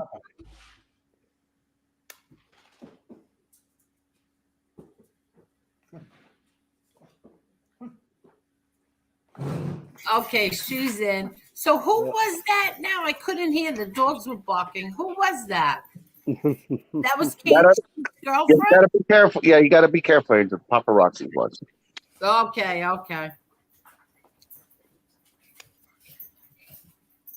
Because Lito had made a comment that he calls. I was just joking with Lito. Oh, okay. Yeah. Deanna got a hold of me yesterday and said she wants to spend a couple of days with Polly, and I keep making excuses why Polly can't go.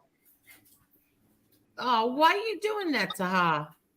Because then I'll miss Polly.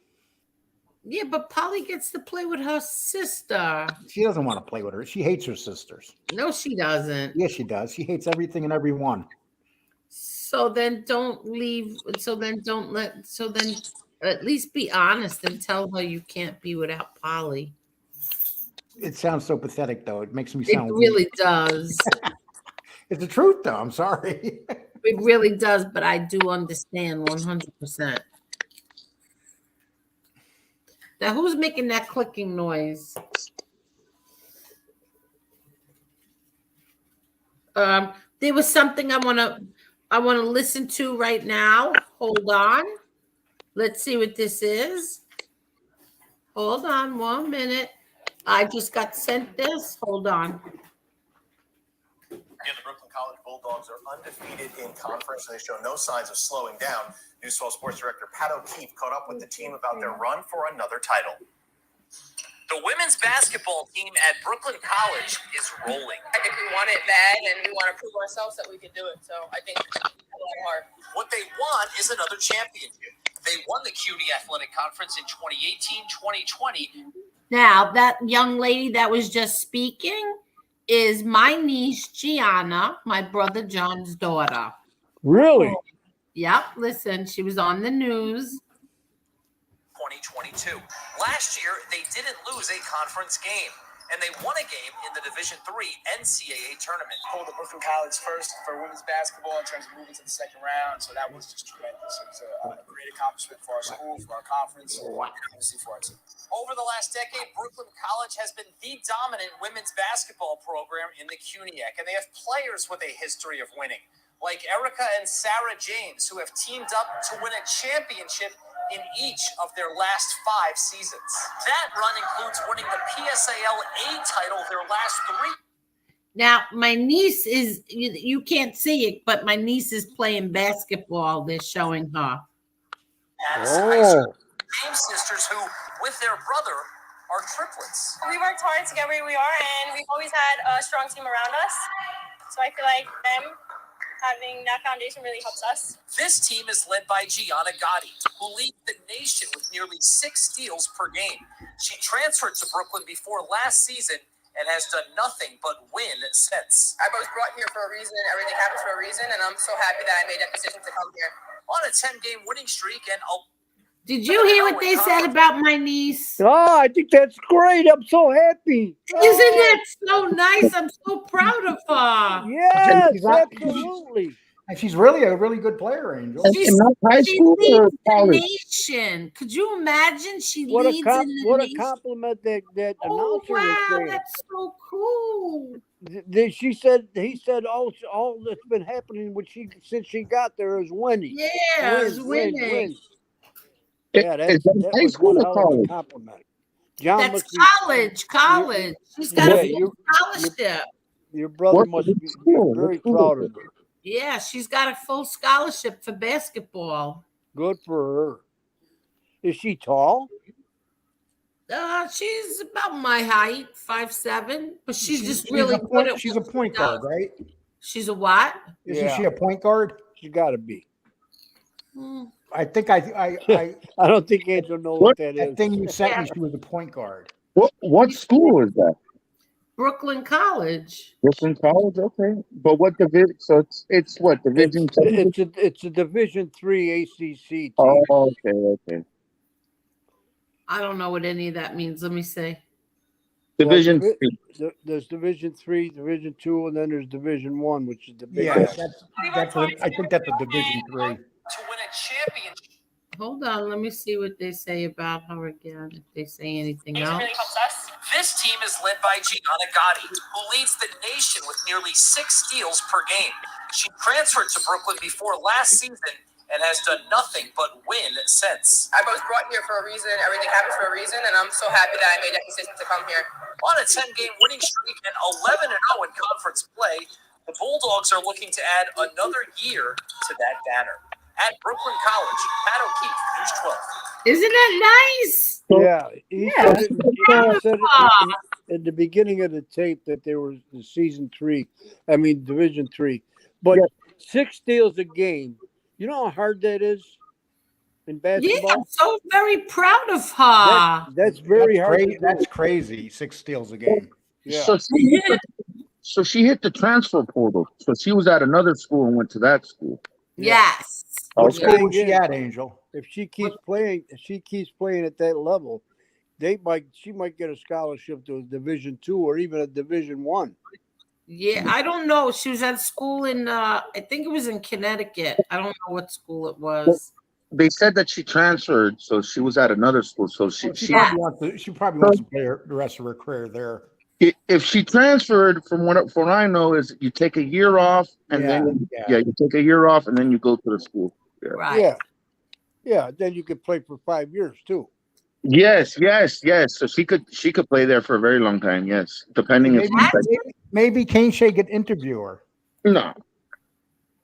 My niece, and that's my brother John's. Let's see, second youngest. You can't interview. Can I correct something on Nicole? When they're in college, you cannot interview them. You only can interview them in high school. But there's a rule. There's an NCAA rule. Is you cannot, without a media pass, you cannot interview. Sometimes you just got to break the rules. No. But it's very, because then you got the NCAA violation. Just go in there and sneak in and tell them that you want to interview Miss Gotti. Okay, now you And if they tell you no, just be very aggressive and go, I want to talk to her. Do you want just tell them you want to go down Angel Boulevard? What's up with you? And I'll tell them Lee Cole III sent me. Yeah, you know what? If I would have got it earlier, I would have figured out how to play it. But I'm gonna see if I'll send that to Jerry. Let me send it to Jerry now. And then and maybe by the next show I can have that and show it to everyone.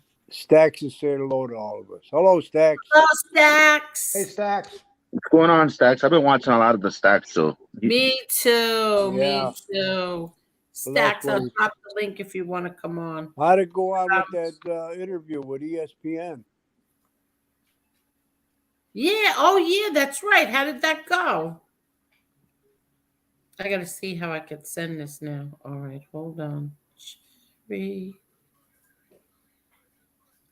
got one guy that I have not had on the bodega, Stacks. Maybe one Friday night I'll have him. Oh, yeah. Yeah. That'd be nice. Get a show with him.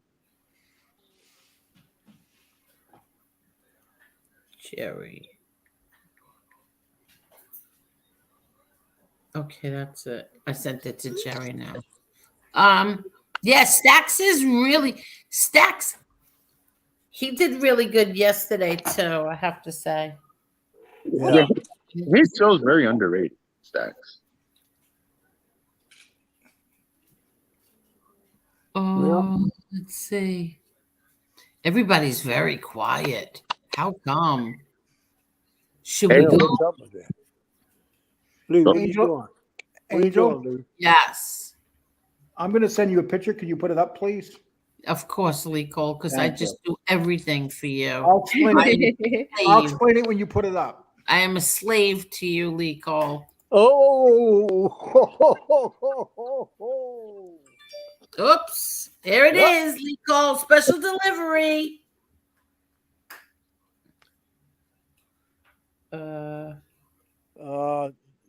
What the heck is that? Just put it up, please. I'll tell you what it is. I have to first. It has to get snapped and edited. That baby's beautiful. Okay. Hey Lee, I'm almost there to 2000, Lee. I'm gonna be in the 2000 club. Good for you. Oh, look how mean you are, Lee Cole. You don't do too many lives, do you, KJ? Oh, I haven't gone live this year. Yeah. I've been helping out my buddies do something else. All But right. I'll be going live pretty soon. I'm gonna be consistent. All right. But I'm in the 2000 club, Lee. I'm almost at the 2000. Then you're not there. I'm not there yet.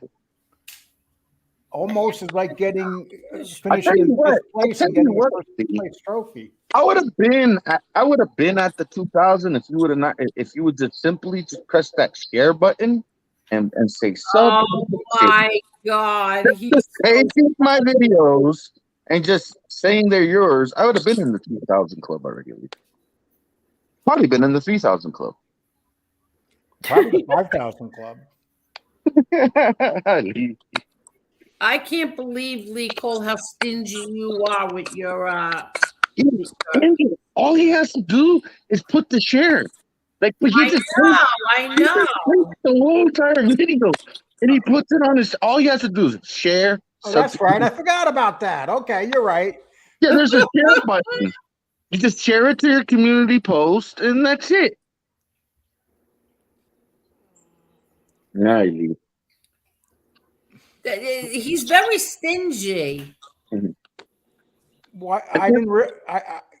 It's just what I can't believe I didn't realize that. Yeah, right. And then the ball's on him. There was one video he took. Then he calls me 2 days later, and he says, "Thank you, Caneshades."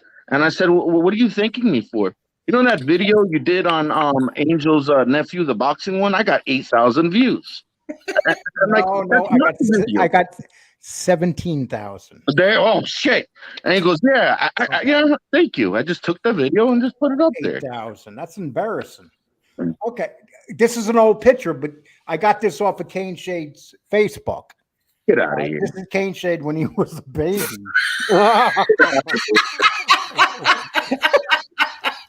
That is so cute. I thought this was going to be your grandchild. It's that. That whole paint chip thing. That whole. No, this is Caneshade. I got that off his Facebook. That's when he was a child. He used to. What the heck is wrong with you? Lee, I'm gonna have to start checking him for a wire, but that paint chip thing, that's the other side of the narrative. And you're running with that paint chip. No, that wasn't a paint chip. That was the whole damn paintbrush. Oh, God.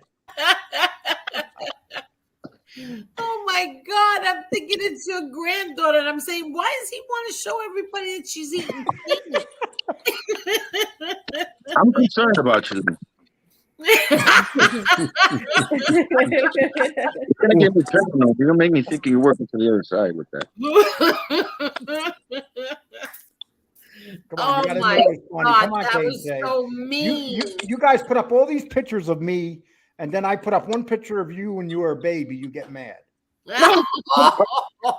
Well, you know what, Lee? You got a point there, buddy. Oh my God! I mean, you're putting up pictures of me jumping out of cars and the cartoon and doing that yakety yakety yakety yak. Oh my God! Oh, that one, huh? Nice. Caneshades. Yes. You guys joke around with each other. I think it's great. Yeah, we have fun. We have fun time. Unless he doesn't answer the phone and he hides in the closet. Oh my God! And tells his girlfriend, "Tell him I'm not here. I'm not here." Oh my God! Lee. Lee, talk about the flip flopping thing. Remember, you said I've never flip flopped there. Oh, you guys want to hear something funny? Guess who got a hold of me yesterday before they went into prison? Who? Gene Borello got a hold of me on Instagram. I heard a cling and I went in there and he goes, "Hey," and I go, "Who's this?" He goes, "I just want to tell you, F you, cocksucker." And then I said, "What are you talking about?" And then he starts telling me all these things that he's gonna do to me when he sees me. Wow. What? Are you lying? Angel, don't you remember? And this is 2 hours before he walks into court. So you had a federal informant threaten you before they do a 6-month sentence. Yes. Before he even went into court. Before he went into court. And he even said to me, he goes, "I'll be going in pretty soon, but I don't want you to think I forgot about what you've been doing." Oh man. Yeah. And see, he knows you're not going to turn him in, Lee. That's why. Hell no. It's comic. It's funny. The fact that he got a hold of me before. The last person he was thinking about on YouTube before he went in is you. I feel good about that. Well, let me tell you what I don't think is funny.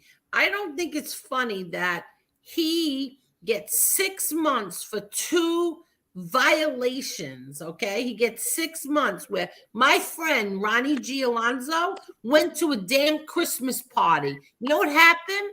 He got a went to year. a Christmas party. Got a year and a day. Yeah. Just for going to a Christmas party.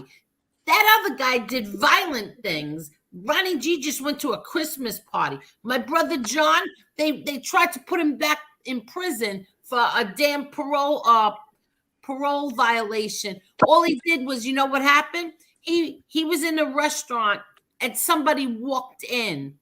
That's all that happened. Somebody walked in. Right, and it could, you know, Give me a freaking break. These that's rats. That's when they got you under their thumb, and they don't care. They'll try and get you for anything, you know. And that's in reality, what happened to your brother and Ronnie was really insignificant, but they make a big deal out of it. Yeah, 100%. 100%. And it's crazy because but a cooperator does violent shit while they're on parole and probation, and nothing happens. 6 months, a year and a half later, it took them a year and a half to finally do something, and he gets 6 months. Yeah, but doesn't he have to go back for another arraignment on the other? Yeah, that's in May, but for 6 months, that's what he gets. 6 months. Yeah, and they'll probably give him a sentence that runs concurrent with what he's got if he gets convicted. No, he's doing time. He's not getting a concurrent sentence. He's doing time on that. He has 9 charges awaiting them. On the new charges? They're new charges. They're new charges. That's what he thinks he's getting. The prosecution will never allow it. Yeah. Well, the only way he'll get out is if he gives up somebody in Tampa he's been dealing with. Well, let me ask you something. Does it go before a judge in Tampa or a judge in New York? No, he's going to the same judge that he screwed over in New York. Oh, okay. The same judge. Well, didn't he get sentenced already, though? Huh? No, he got sentenced. He got sentenced for his first 2 charges. He had 4 charges on the first sentence, and they dropped 2 of them, and he served, and he got 6 months on the other 2. And in May, he has to go before the court now for 9 more charges.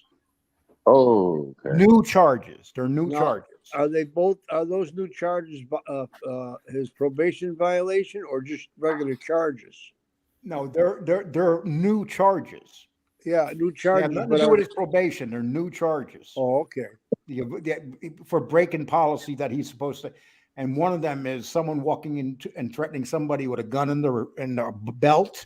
Another one is him talking on the phone with drug dealers, and then there's another one where he's talking about hurting a guy that's going around his girlfriend. Yeah, I understand all that, but I'm confused.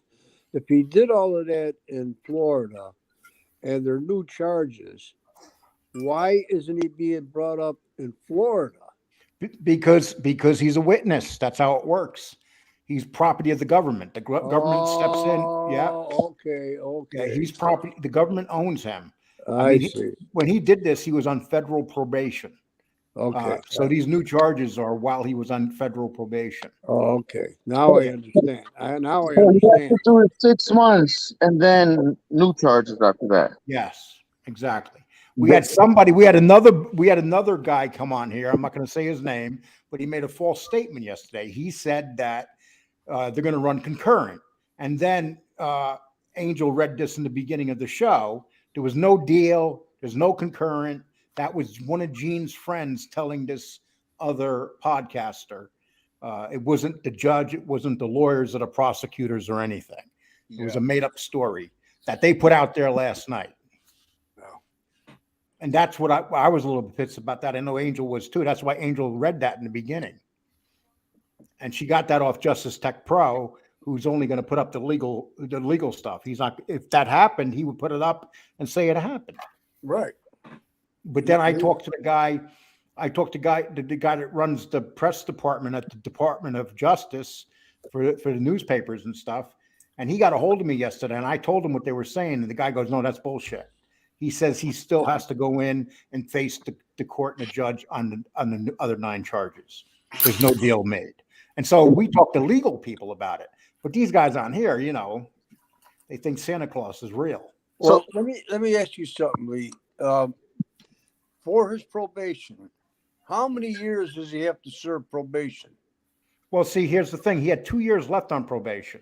Okay. So when he gets out, here's what I think is going to happen. The judge is going to, I don't think they want him out on probation no more. Yeah. So I think they're going to say, look, they're going to offer him a certain amount of time he has to do. And Gene said he doesn't want probation. He'd rather do the time in jail. Yeah. If anything, a guy like Gene doesn't need to be out on probation. Right. He's only going to violate. There's no doubt he's going to violate. Angel, has he ever like gone through a certain period of his time and been behaved? The only time I know him being behaved is when that bracelet was on his ankle. Yeah, it looks that way. Yeah, but then again, wasn't the ankle on his bracelet when he got in trouble? No. He had no. He had no bracelet on. They put that bracelet on when he got in trouble and they let him go from jail. Remember when he first got locked up for threatening his first girlfriend? Then he put the bracelet on. Yeah, and then he cut it. But the day he cut that bracelet off, he was off and running.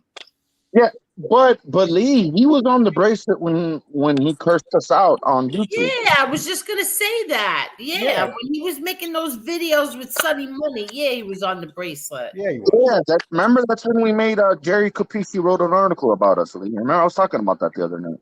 Yeah, he was. Yeah, I know that. Mm-hmm. But he wasn't doing anything illegal. He wasn't out past his. He was allowed to be out certain times, and if he was out past those times, he got in trouble. He actually would be arrested. Yeah, because he was actually working. It's probably the only time in his life that he held a real job. But he wasn't supposed to be making YouTube videos when he was doing that. No, and that's when they started violating him. But they actually, the reason he wouldn't even got in trouble with those. But he would have never got in trouble for being on YouTube. He got in trouble because of all the crap he started pulling down in Florida. They got pissed when he wrote, and that's another charge he's still facing. Even the threats he made on Instagram or YouTube. You know, like he has lot. You know, that's all in the charges coming up. Oh, okay. Yeah, that's all in the charges. I mean, this guy must have not even one brain cell. Yeah, listen, he's down in Tampa. He's a single guy. He has a good job. He has an opportunity to get everything together, and he's down there running around like a wild man. Hey Lee, you're kicking Jerry Capici's ass, right? You're breaking the news before he does. Yeah, but I don't think he cares about it. He has a little competition with Jerry Capici, Lee. I did it 2 times in a row. You know, the guy's made so much money by now. What does he care? I tell you what, he does care, because I remember I had 300 subscribers and he wrote me a nasty email. You sure? That's because you were stealing his material. Yeah, well. You were sharing. You weren't stealing. Were you plagiarizing? It was fair use. It was fair use, but someone had to rat on me. For him to, at the time, I had maybe 250, 300. I just started doing the lead show. So my channel was really, really small. And you know the thing, though, Caneshade, you had to listen to him because you know a guy like that would sue you. Yeah, no. He said if I did one more, there was gonna be a cease and desist letter or something. If I did one more, and the Daily News probably would have paid for it. And I was a small. I was 200 subs. And so someone had to rat on me and say, "Oh, there's this guy over here." Well, you know, if he works for the Daily News, they have people that watch that shit because he's their, you know, they pay him, and he's an investment for them. So they don't want anybody screwing with his column. Yeah, but I had 200 subs, and I'm telling you, it doesn't matter, Kane. That's not the point. Well, but if you do it, get away with it. Somebody else is going to do it, get away with it. I got you. But I was averaging maybe 100, 200 views. Like no one was really. I used something of his, Caneshade, but in the beginning of my show, I said this is a really good article from Jerry Capisci. I put his gangland link underneath there.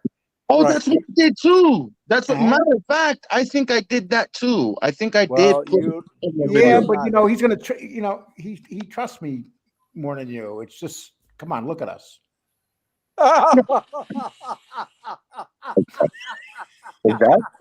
You look like a gang. You look like a gangbanger from Miami. Oh, you're stereotyping. I look for a guy that needs to go on a diet. See, there's a difference.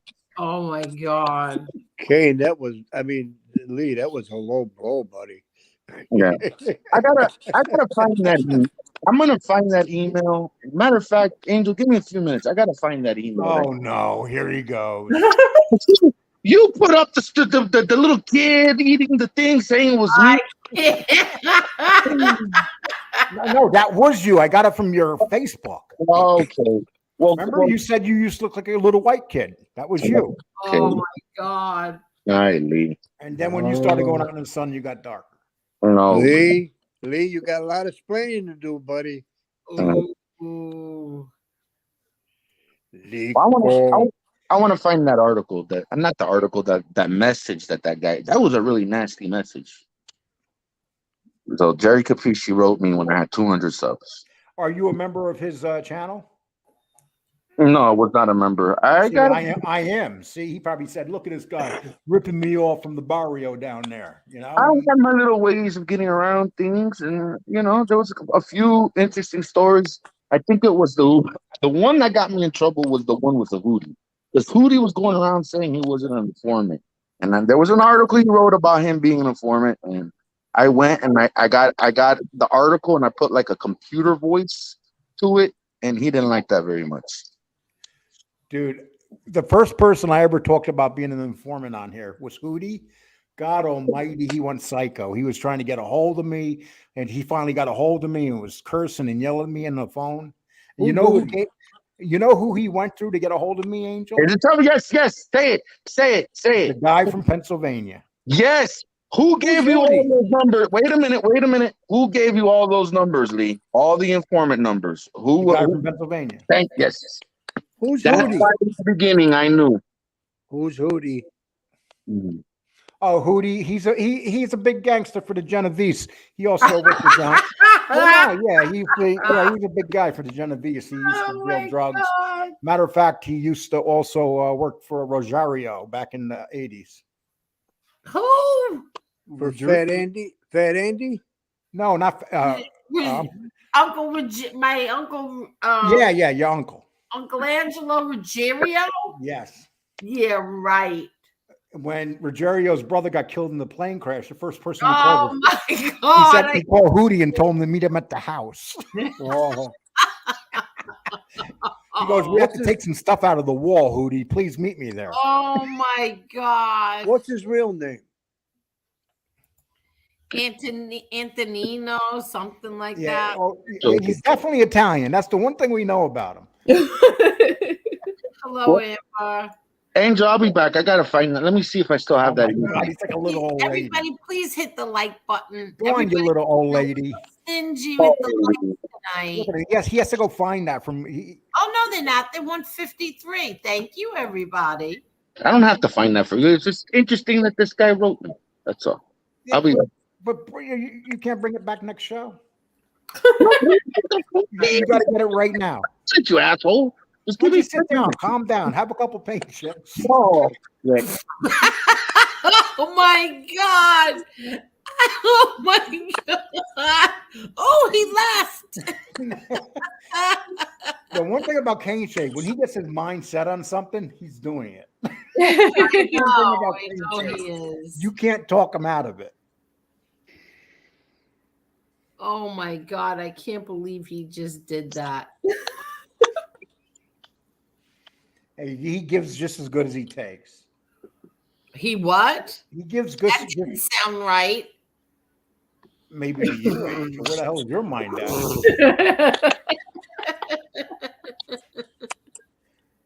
Oh, that didn't sound good at all, Lee Cole. Okay, how do I say it then? Well, that's how they say it, Angel. They say that he takes as good as he gets. Now, if I'm in prison in a cell and I say that, okay, we have an issue. But I can't. I can't take you, Lee Cole. I'm getting too old for this shit.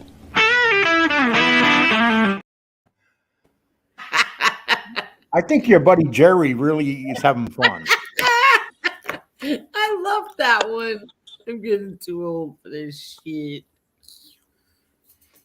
Because you do say that. Hey, real deal. Have you been feeling better lately? He stopped smoking. He should be. I'm breathing better, but I got to go in the hospital the first of next month. Are you on oxygen? Are you currently on oxygen? No, but I was going to go on oxygen if I didn't quit smoking.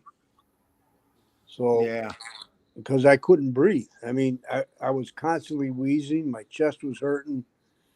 And I couldn't go to sleep. I'd have to sit at the edge of the bed or in the bathroom. Just think if you stopped 5 years ago. Oh, you know. I know. My father stopped. My father stopped. You know when my father stopped smoking, real deal? What? When they took his lung out. Yeah. Oh God. Well, I actually stopped smoking my last open heart surgery, which was 2015. And I had my valve replaced, and I quit smoking for a year. And I was starting to feel good. I was back on my motorcycle, and I went to a bike night at a local bar here.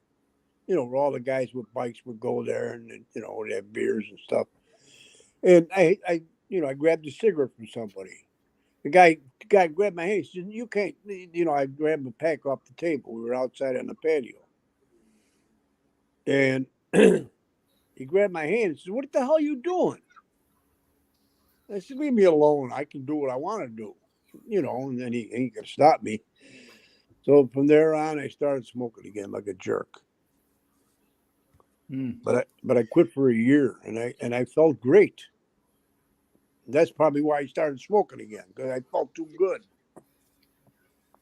Well, at least you. Oh, okay, all right. Well, listen, I got a doctor's appointment at 11 o'clock tomorrow, so I got to take off. You're not waiting for Caneshades to come back with hell no.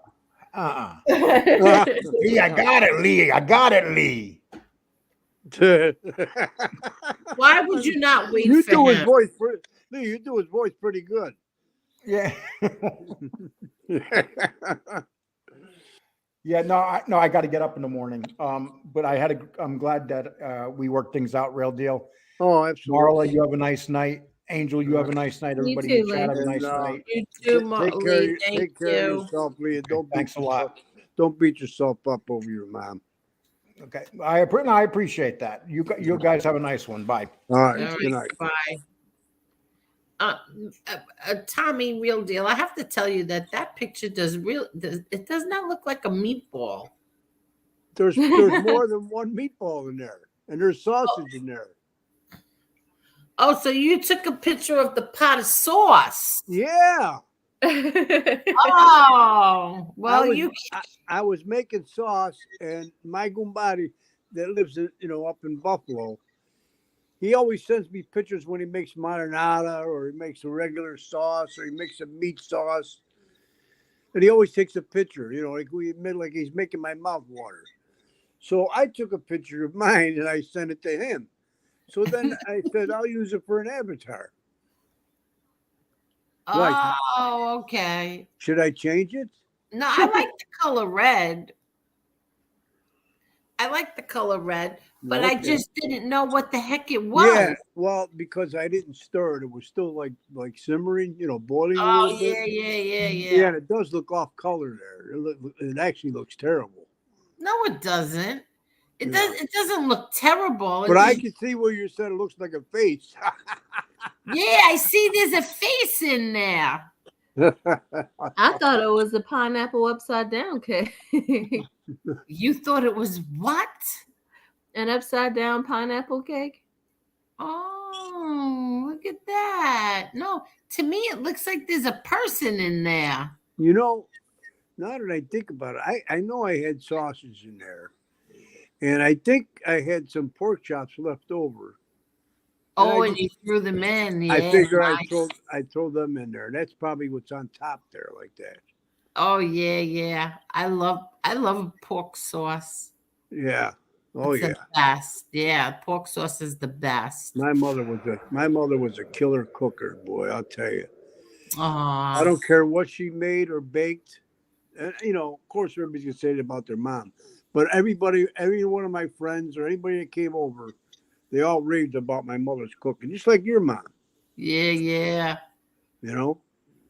Yeah, my dad loved my mother's cooking. Yeah, and I'm sure he must have taught her some dishes too. No, actually, he didn't. No, because my father, that was his hobby, eating. He would critique my mother, and then he would teach her how to make different dishes. And really? Then she wound up making them better than him.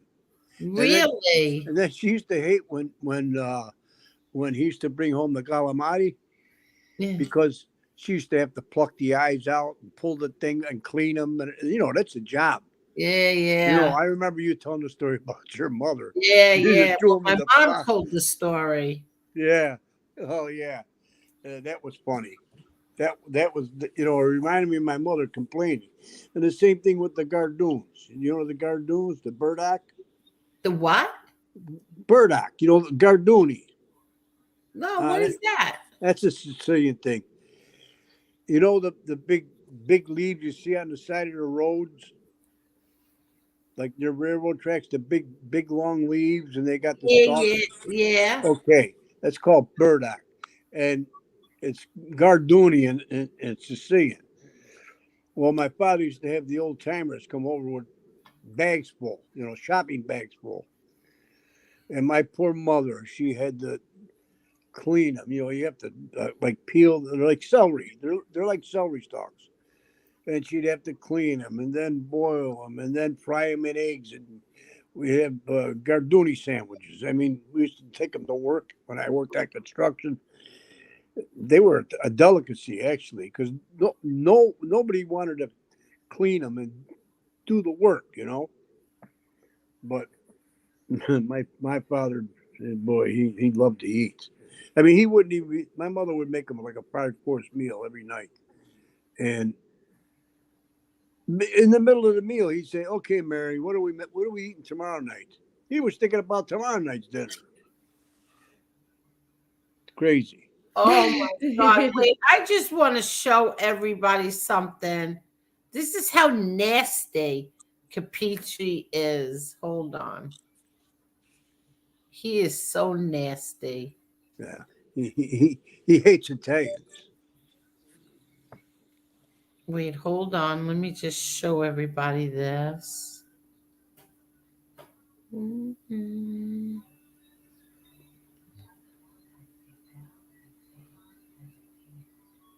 Okay, let's see. Caneshades, did you want to come back? Or you just want me to show this? What a miserable person. Oh, shoot. I got too many in here. No. Hold on, guys. I got to get rid of this. Delete. Okay.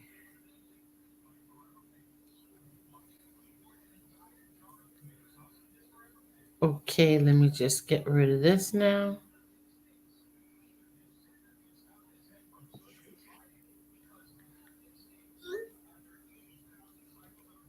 Okay, here we go. Caneshades, did you want to come on, or I'm just showing this by myself? But this is what Lee left.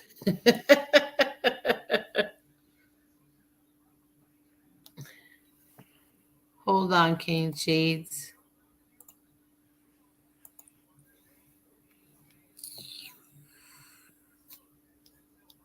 He always does that, Caneshade. You know that. All right, he wants me to show it. Okay.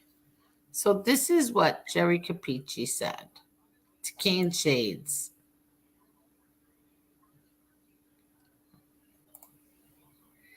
Who the hell are you and what the F are you doing?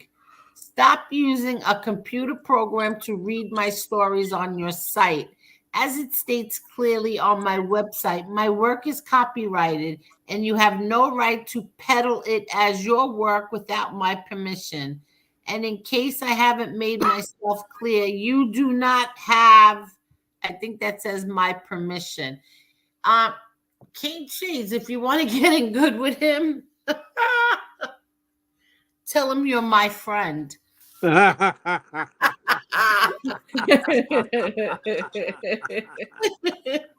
wish you knew how many arguments I've had with him. Yeah, for sure he'll copy strike. I know. But then he tells me I'm his favorite Gotti. Oh, really? Yeah. I don't think he means it. I don't think he means it. You're the only one that would fight with him. Yeah, I don't think he means it. Yeah. My mom is his favorite. He looks forward to getting my mother's Christmas cards every year. Excuse me. Does he really? Yeah, they're not pleasant Christmas cards.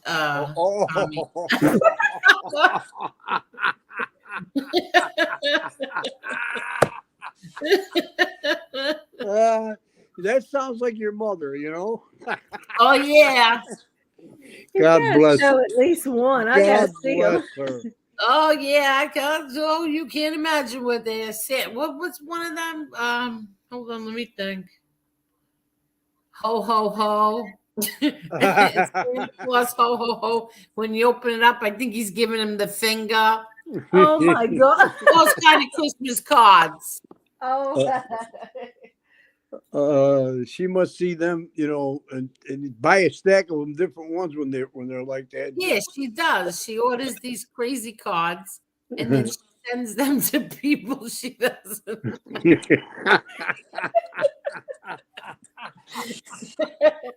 But let me tell you something. This year, Capici wrote her. He says, "I didn't get my Christmas card this year." Well, he got it. He got it a few days later. Yeah, well, there was this year there was storms, right?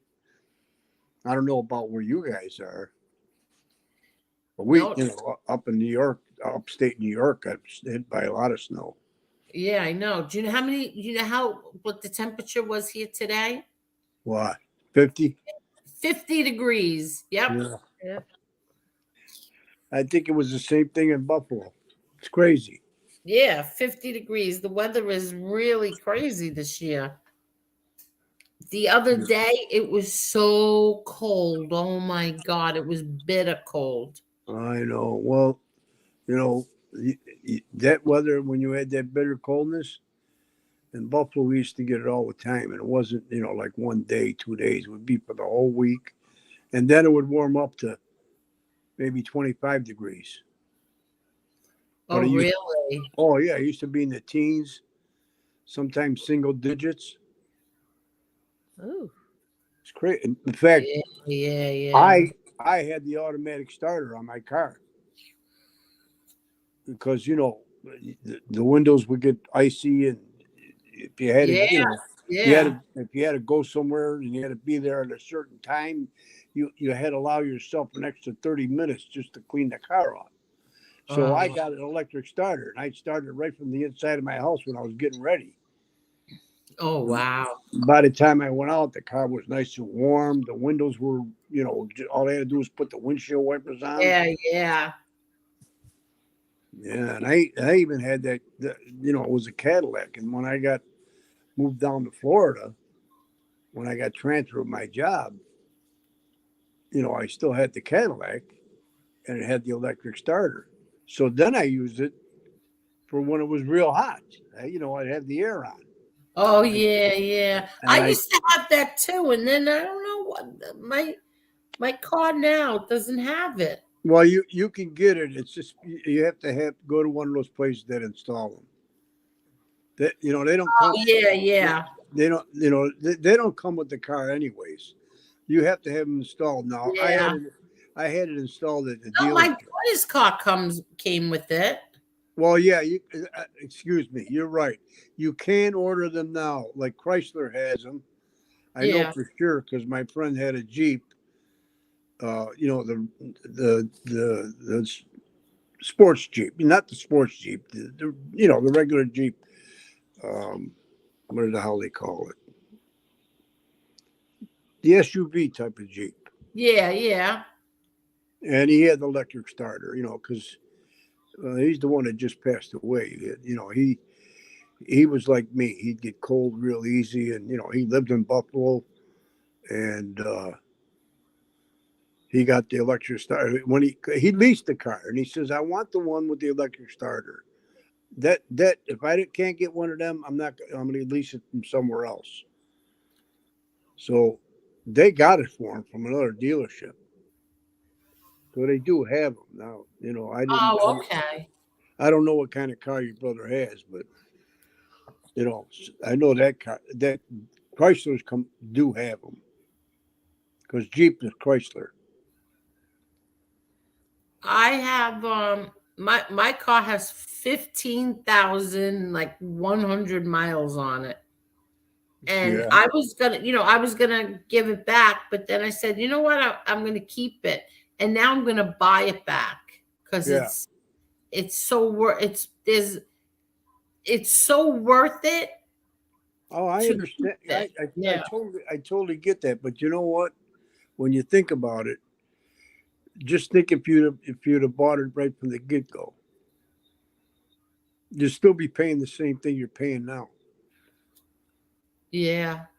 You know, and like me, I bought my car, the one I got now, in 2017, brand new, and it was the top of the line. It's got everything imaginable in it, and I only got 30,000 miles on it. And the only reason why I got 30,000 miles because I drove back and forth to New York about 5 times, you know, round trip 5 Oh times. yeah, yeah. And, you know, that's like a little over 1,300 miles each way. So that's 2,600 miles times 5. There's 13,000 right there. And then when I go down to Naples to visit my Gombada, you know, that's 240 miles round trip, and I go Oh twice a yeah, year. yeah. You know, so all of my miles are road miles, really. Highway, you mean highway Yeah, miles, yeah, right? that's what I mean. So you know, and I got 30,000 miles, and the car. Right, people get in my car, they say, "Jesus, Carl, it feels new." I said, "Well, that's because I hardly ever drive it, except when Yeah, I, yeah. you know." And so, what was it? What would be? I could trade it in and get more than what I paid for it almost. Not really, but with my trading, I traded in Yeah, a yeah. nice car, but I can get a lot of money for it. And I said to myself, yeah, what good is it? Because I'm going to spend more money to buy a new car, more than you know, because the price of cars have gone up so much. So There's some kind of a shortage or something. I heard that too. Yeah, so that's why when you wanna like I wanted to extend it, yeah, you know, and they said sure. They were so nice. yeah, yeah, Now I'm gonna extend it again. I'm gonna just buy it back. yeah, yeah.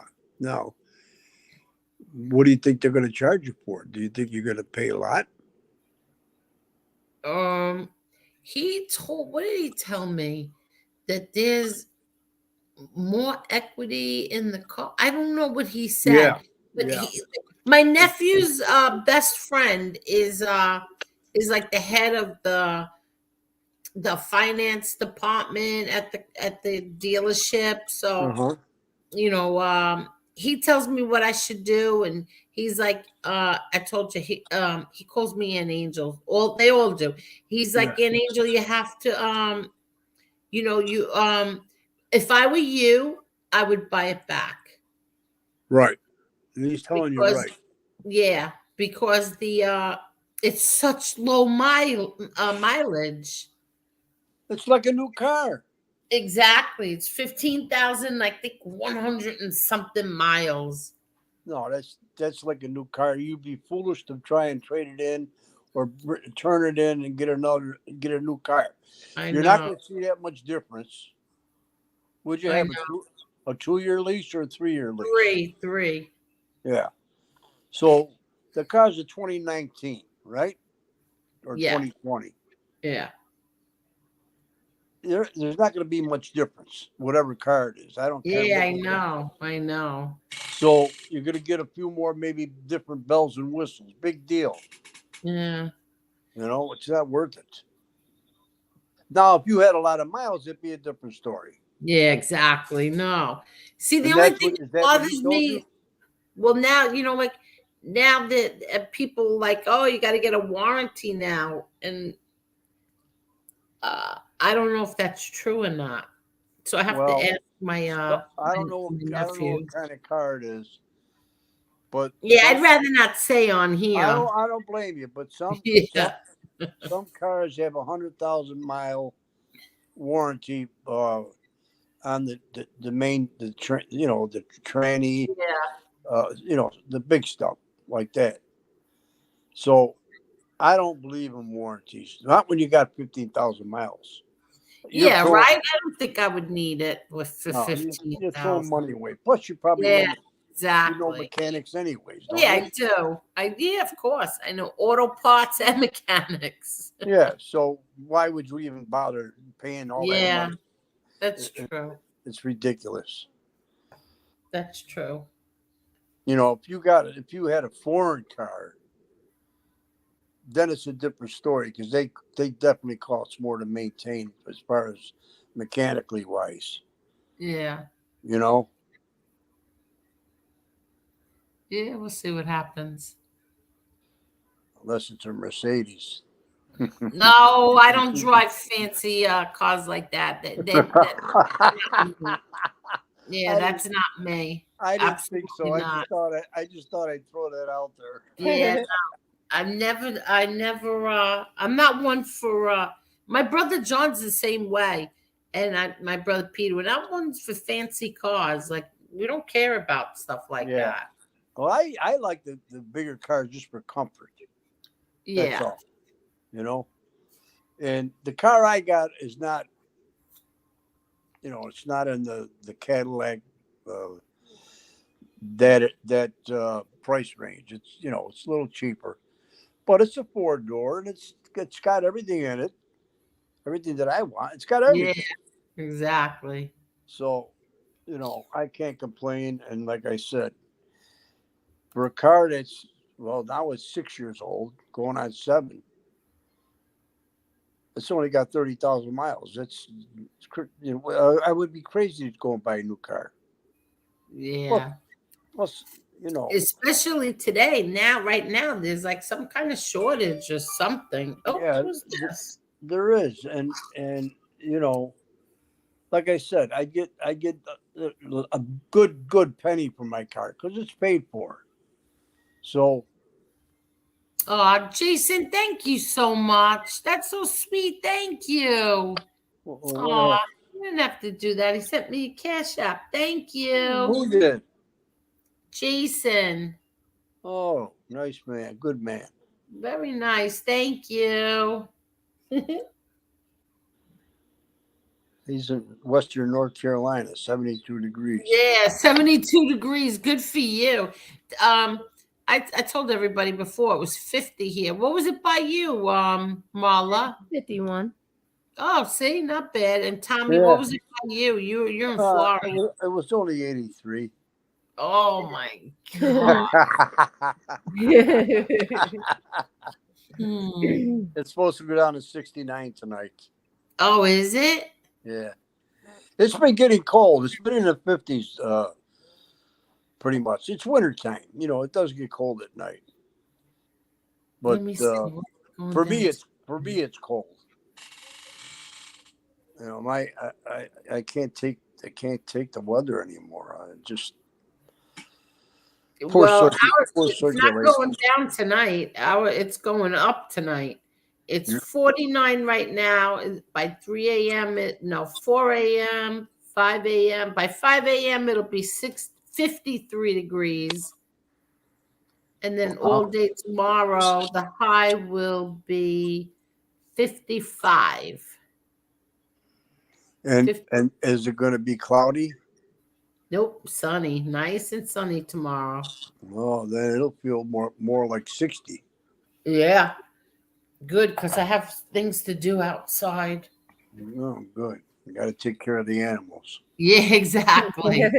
Exactly. I'm going to do something nice for that cat cage. All right. And I need to catch, I definitely need to step up the game with catching that female because I think she's pregnant. You still haven't caught her yet? Nope. No, she's just too Does she come back to eat or anything? Oh yeah, she comes and eats all the time. And you see her? Yep. I can tell when she's here because the dog goes crazy. Oh. Yeah, my daughter's dog goes crazy. And then you go look out the window and see if it's her? Yeah. I even bought them a little house, a little I forgot what you call them, so that they can sleep in there. I don't know if she's been sleeping in there or not. I have no idea. Well, you know, now that you say that, the dog goes crazy. Maybe that's why she runs away. Who runs away? The cat you're trying to... Oh, I know. You know, she hears the dog barking, she gets frightened. No, she eats. She doesn't let them bother her. She sits and stares at them. Yeah. Yeah. Through the window. Window. Yeah, exactly. It's 77 in South Cali. Oh, nice. Can I ask you a question, Chris Bandoni and everybody else? California has really beautiful weather. In the summertime, it's like 100 degrees out here, and I'll look at anything in any picture of the Kardashians, and they're wearing coats. Does anybody know why? Well, first of all, they're the what do they call them? Panistas?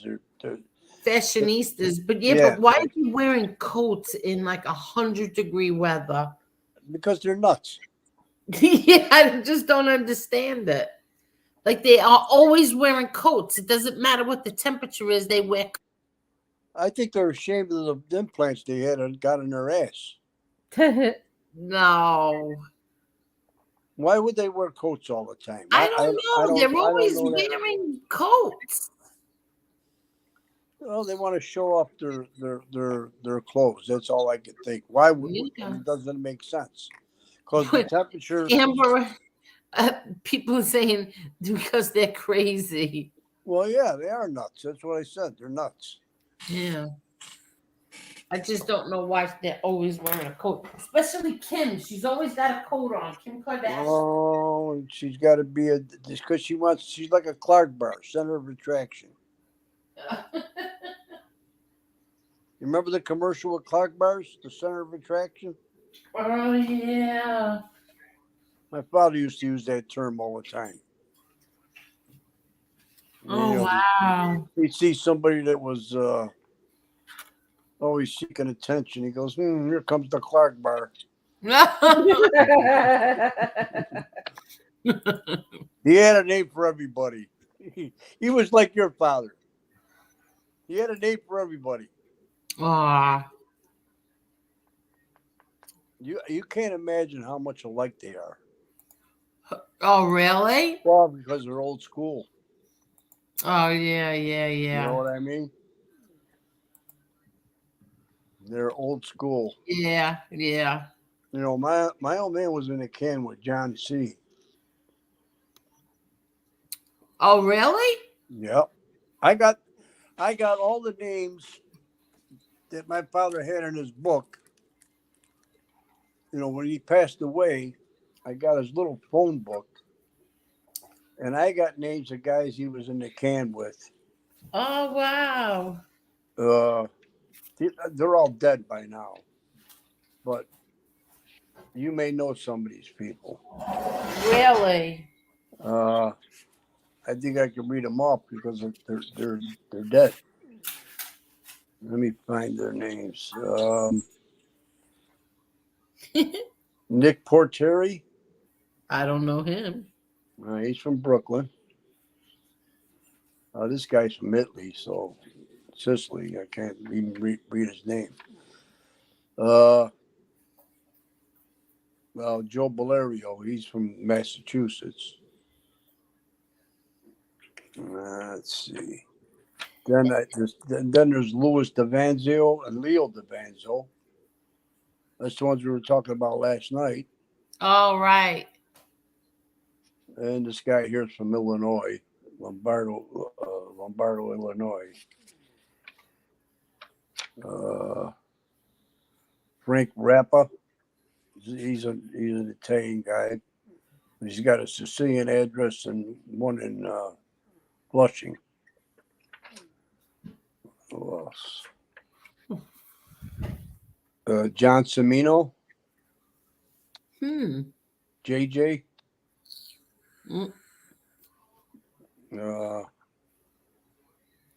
Harry Weiler. I don't know. John Carniglia. Him I know. Yeah. You don't know this guy, Joe Mastriani. He's from Connecticut.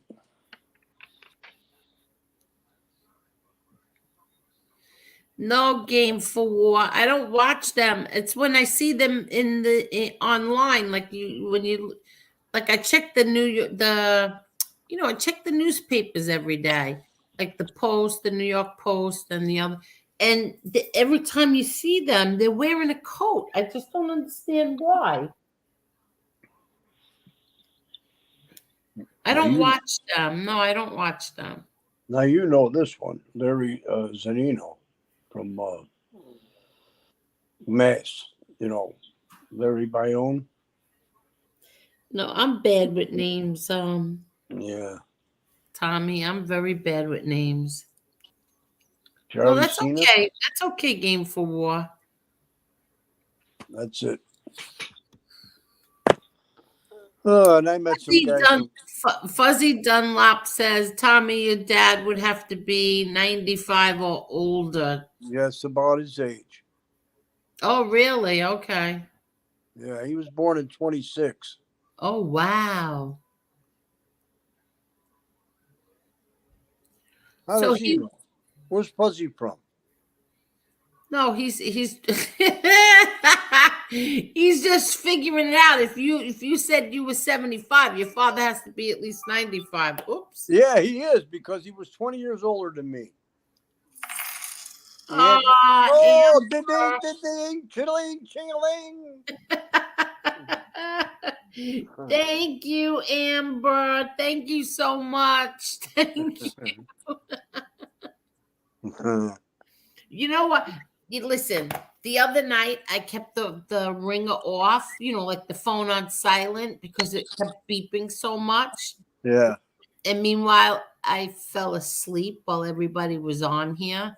And Marley was calling me. Oh, that's right. You were on here too. And Marla was calling me. Marla, you know why it went straight to voicemail? Because you and Chicky were calling at the same time. Oh, okay. But meanwhile, the volume was off. And so instead you hear me snoring. That's so embarrassing. I muted you after when we heard you getting into it. I muted you. Thanks, Marla. I would have muted we heard Marla, a couple. you fell asleep once and I muted you right away. I muted you. We didn't know you were asleep. We didn't know you were asleep until we heard the snore. Yeah, well, thank God for MRE. He's the one who said mute her. Marla was good. She was playing Elite Cole on you. Yeah, I know. I was trying to wake her up because I didn't know how if you said her name, maybe she would wake up. Yeah. You just wanted us to hear her snore. Oh, you've done that plenty of times on here. And the marshmallow says, "I'm getting out of here." Well, who's the marshmallow? I don't know. The marshmallow. Sounds like they should get out with that name. Marshmallow, I'm getting out of here. Burden of proof. Yeah, so I fell asleep. I was so tired and everybody was talking and I didn't want to interrupt the party, so I figured I just fell asleep. Yeah, well, listen, I've done that. I'm on my iPad almost all day. I listen to. I don't even hardly watch TV. I watch different, talk shows like Megyn Kelly and. Oh yeah, you watch that? You watch oh, Megyn Kelly? Yeah, I love her, and different podcasters and everything else. And sometimes I'll be up at 5:30 in the morning. Go to bed at 1 o'clock, and I'm up at 5:30. Yeah, see, me too. I get up early. Hello, Sons of Italy. So like 10:30, 11 o'clock in the morning, I'm watching the iPad, and I fall asleep right in my chair, and I wake up and I look, and I'm watching a commercial, and I'm watching a different podcaster than I was watching originally. Yeah. Oh, it's crazy. Yeah, but Tommy, I fell asleep on a live. Well, listen, I'm gonna tell you, I'm gonna give you one better than that. I can understand you doing that, to be honest with you. When I was in the club, the motorcycle club, we used to take, we rode all over Florida from the southern tip to the northern tip to the panhandle. And almost every weekend it was a different chapter because we had chapters all over the state. We had 13 chapters in Florida.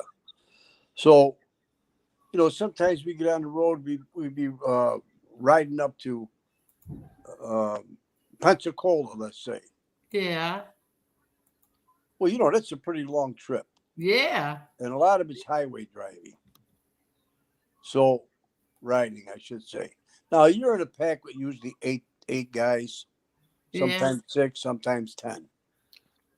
And you know the sound of the motorcycles, and that's a constant sound. I actually fell asleep when I was riding my motorcycle. Really? Wow. With my eyes open. And I'll tell you why I know I fell asleep. Because I woke up and you fell asleep riding your motorcycle? I actually took a daydream during the day on my motorcycle. Oh God! And I talked to my brothers in the club, and I says, I don't want you to think I'm crazy, but has this ever happened to you? And they said, yeah, it did. It does. When you do a lot of riding and you're with the same guys, and you know the sounds of their motorcycles, it's like listening to waterfalls. You know what I mean? Oh, I mean, that's a bad comparison, but you know what they're going to do. You know the moves they're going to make, if they're going to move over to the other lane without even them signaling. Yeah, but that's so dangerous. Oh, I know it was. It scared the shit out of me. Yeah. Because I woke up, I remember we just got on the highway. We just gassed up. We got back on the highway, and we must have drove about 25 miles. And I always check my speedometer because, sometimes the gas tank, the needle doesn't work right. So I'm in the habit of always checking it because I know how many miles I can get, traveling 75 miles an hour on the highway, how many miles I can get. Yeah. So I looked down. This is after gassing up. Yeah. Going about 25 miles. I woke up and it was like 15 miles more. I said, I can't believe I went 15 miles. Didn't even know I went 15 miles more. Oh my God. That's how I knew I fell asleep. You know how dangerous that is, especially when you got guys behind you and you're going 75 miles an hour. You go down, they all go down behind you. Wow.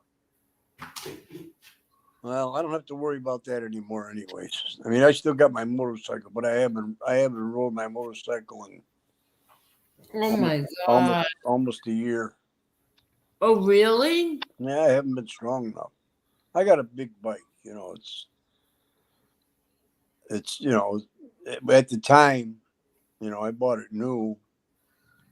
And it had all the bells and whistles and everything, the stereo radio and the big. Hold on a minute.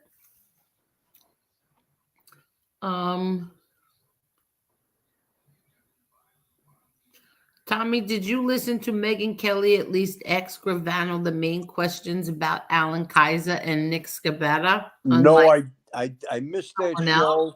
I missed that show, and I got to go back and find it because I didn't even, there's some days I don't listen to her. And Did I she heard really actually ask him the question about Alan and his brother-in-law? Oh, I wouldn't doubt it. Does she? Well, because I'm curious if she knew about it. How did she know about it? Because don't forget, she's got a lot of resources. Wow. And I don't think she likes rats. Yeah, but what happened? Like, I don't know. I didn't watch it. I didn't watch it. He apparently he might have watched it. I'm just curious. Yeah, like what happened? She asked him. What did he say? It was the same day James Caan passed away because it was breaking news. Oh. Well, I got to go back and find it and see what he had to say about it. He probably lied, told the same lie he says all the time about it. Unbelievable. I'm trying to know what happened. Oh yeah, she's pretty ballsy. You listen to her? Yeah, I used to. I haven't listened to any of them anymore. My favorite is Tucker, and I haven't watched Tucker in a long time. That's the only one I watch now. I know. I love Tucker. I DVR'd him. And Hi, Sons of Italy. Yeah, I love Tucker. Love him. Yeah. He don't care. He tells the truth the way he sees it. Yeah, exactly. And they all hate him. The mainstream media, the New York Post, the New York Times, the Washington Post, they all hate him. I used to be, when I was on Twitter, every other day Tucker Carlson was trending. Yeah. They tried everything. They were going after his what do you call it? The show? No, oh my God, I'm at complete blank right now. His sponsors, the people who sponsor. Oh yeah, I remember. Oh, that. horrible. Yeah. My sister was alive and she was, definitely a Trumpster. She was a Trumpster all the way. And she used to actually tweet back and forth with Candace Owens. Oh, really? Wait. First of all, he's a piece of shit, dirty liar. That's what he said. Louis shot Alan because he ran towards Louis. Liar. I'm surprised that Megyn Kelly, she accepted that answer from him. He's a liar. But go ahead. I'm sorry, Tommy. Yeah. So, when Candace Owens wasn't really, she was big, but not as big as she is now. My sister used to get in fights with everybody on Twitter. Yeah. My sister was like you. She didn't take no shit from nobody. And she's the same age as you, by the way. Oh, really? Or maybe a year older, too. Let me see. She was born in 1958. No, she's 3 years older than me. Oh, okay. Yeah. Yeah, you were born the year I started high school. Oh my God. So anyway, my sister, and I didn't know this because I wasn't on Twitter then because I could care less about Twitter. And when I found out my sister was on Twitter, well, then I got on Twitter and then obviously I friended her. And her name on Twitter used to be I Am Jo Marie because her name was Jo Marie. Jo, capital Marie. And my brother-in-law Charlie says she used to talk to. I just said her name. Megan Kelly. No. The young black lady. Candace Owens. Candace Owens. Candace Owens. Yes. She used to converse with her, nice conversations. Yeah. They were on the same plane, so, and she used to fight with everybody and she would back up Candace Owens, and Candace Owens loved my sister. And I couldn't believe that she was tweeting with her. Wow. Yeah. Tommy, the Sons of Italy says, hello, Tommy, the real deal, only real man. Step forward knowing the difference between right and wrong. Good man. Thank you, Sons of Italy. You're a good man yourself for recognizing that. No, you're a good man, Sons. Thank you. Yeah. Thank you very much. Is stand-up guy still fighting with the pizza guy? Who the hell knows? I don't listen. The first time I saw Pizza, really saw him outside of clips here and there, was the other night. I saw him on Johnny Mac's for about 5 minutes. I couldn't take him or Johnny Mac. I said, what am I watching this for? Actually, I was watching to see if Maggot was going to go on there. Oh. That's why he turned it on. And he didn't go on, right? No, he's hiding. He ain't gonna show his face. He'll come back in a couple months, and he'll come back with a new face, a new voice changer, and he'll be starting trouble. He'll come back as a nice guy at first. Fucking creep.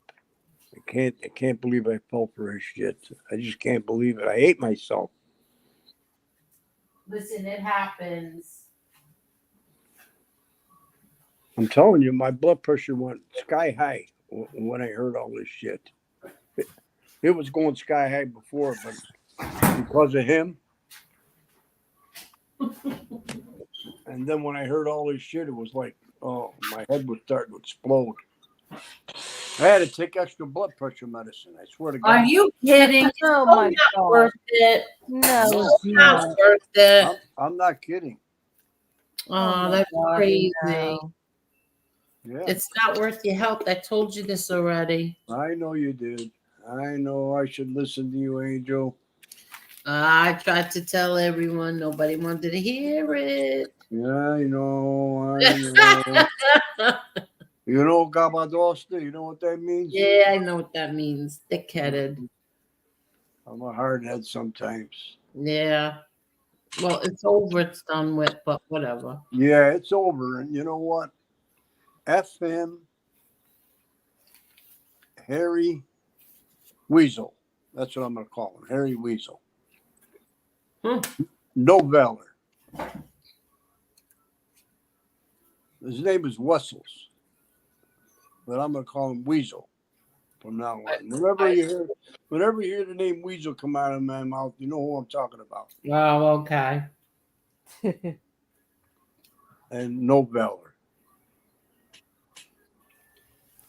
I don't know. Why did he even come out with that story? Yes, you did, Caneshades. You did too. Why come out with that? He was better off just saying a Marine. Why did he have to say like he was emulating his father? Oh. And then he said his father killed 300 Marines. He was held POW for 19 months. His father shot himself in the foot. Oh, that's right. And I don't think he was in the Marines, and I don't even know if he went overseas during the Korean War. Who knows? You don't know what to believe with this guy. But I'm not gonna worry about his bullshit anymore. I did what I had to do. I thought I did the right thing. I apologize for what I partook. Yes, you did. You apologize. And my now I have a clear conscience, to be honest with you, because I couldn't live with myself. I didn't want people to think that I was anything like him, Yeah, I know. and especially you. You were the first person I came to because I love you like a little sister, Angel. Aw. I mean that. That's so sweet. Aw. And we have so much in common. Yeah. That's why I have such a bond towards you.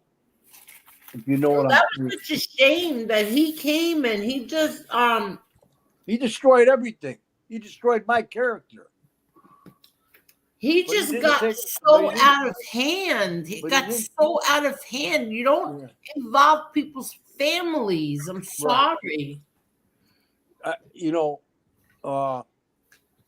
he didn't take away my integrity and my moral compass. I got that back.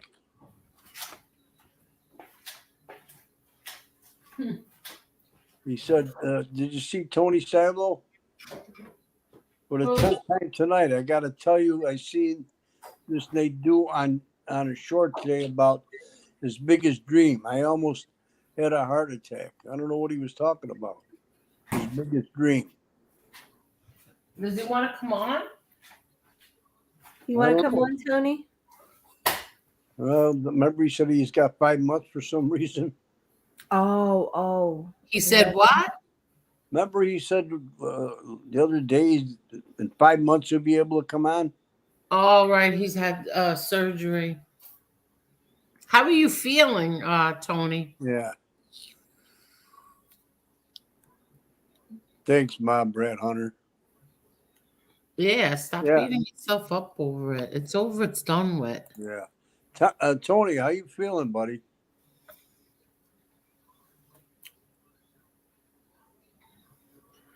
Tommy, did you watch Megyn Kelly go hard on Putin?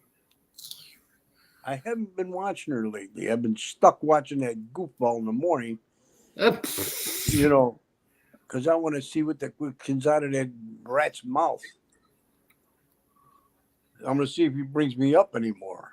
Now I'm not going to watch him because I can care less what he does. Yeah. Who cares? You know who I like listening to on the radio, especially when I'm in my car with the Sirius? Dr.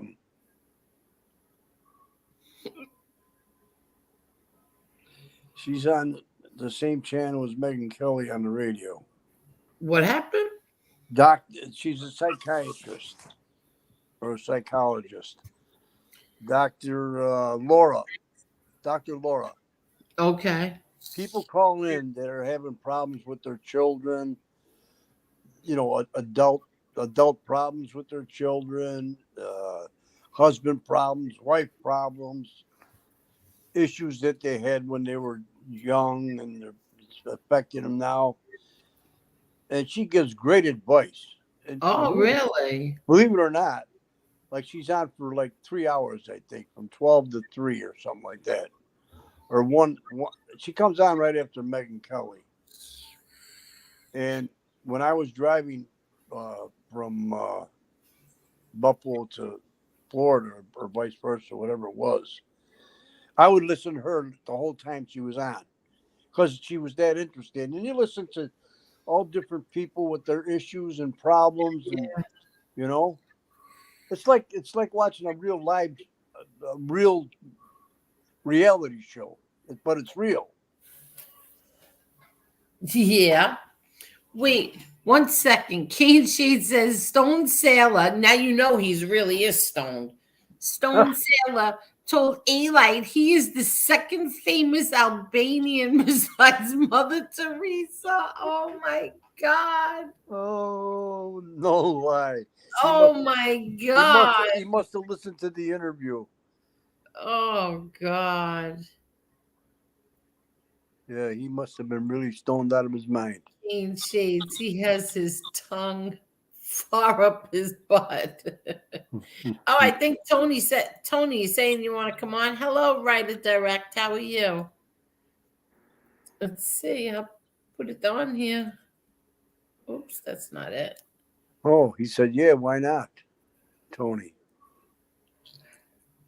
He says he'll come on. Okay. Okay.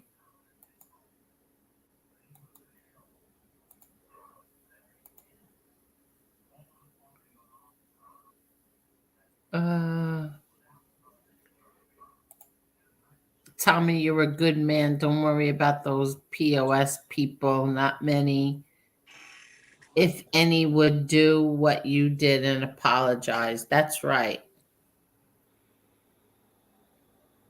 Who said that? Oh, Fuzzy Dunlop? Angel gives great advice. She saved me from walking into a few sinkholes. Really?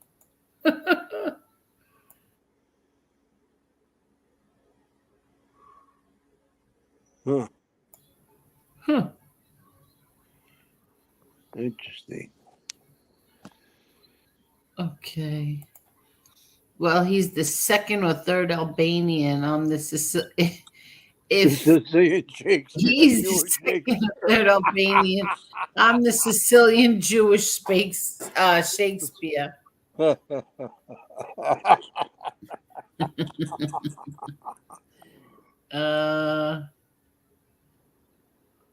Write a direct. I don't like Larry Mazza. I don't want to see anything with Larry Mazza in it.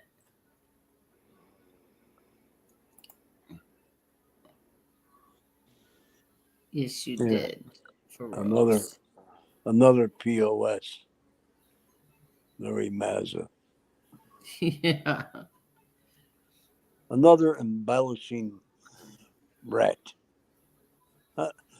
I don't understand these people. Well, I do understand them. Yeah, me neither. Well, I do understand them because they always got to make themselves look better than what they are because they know they're rats, no good rats. Yeah, they always try to look better and always have an excuse. Yeah.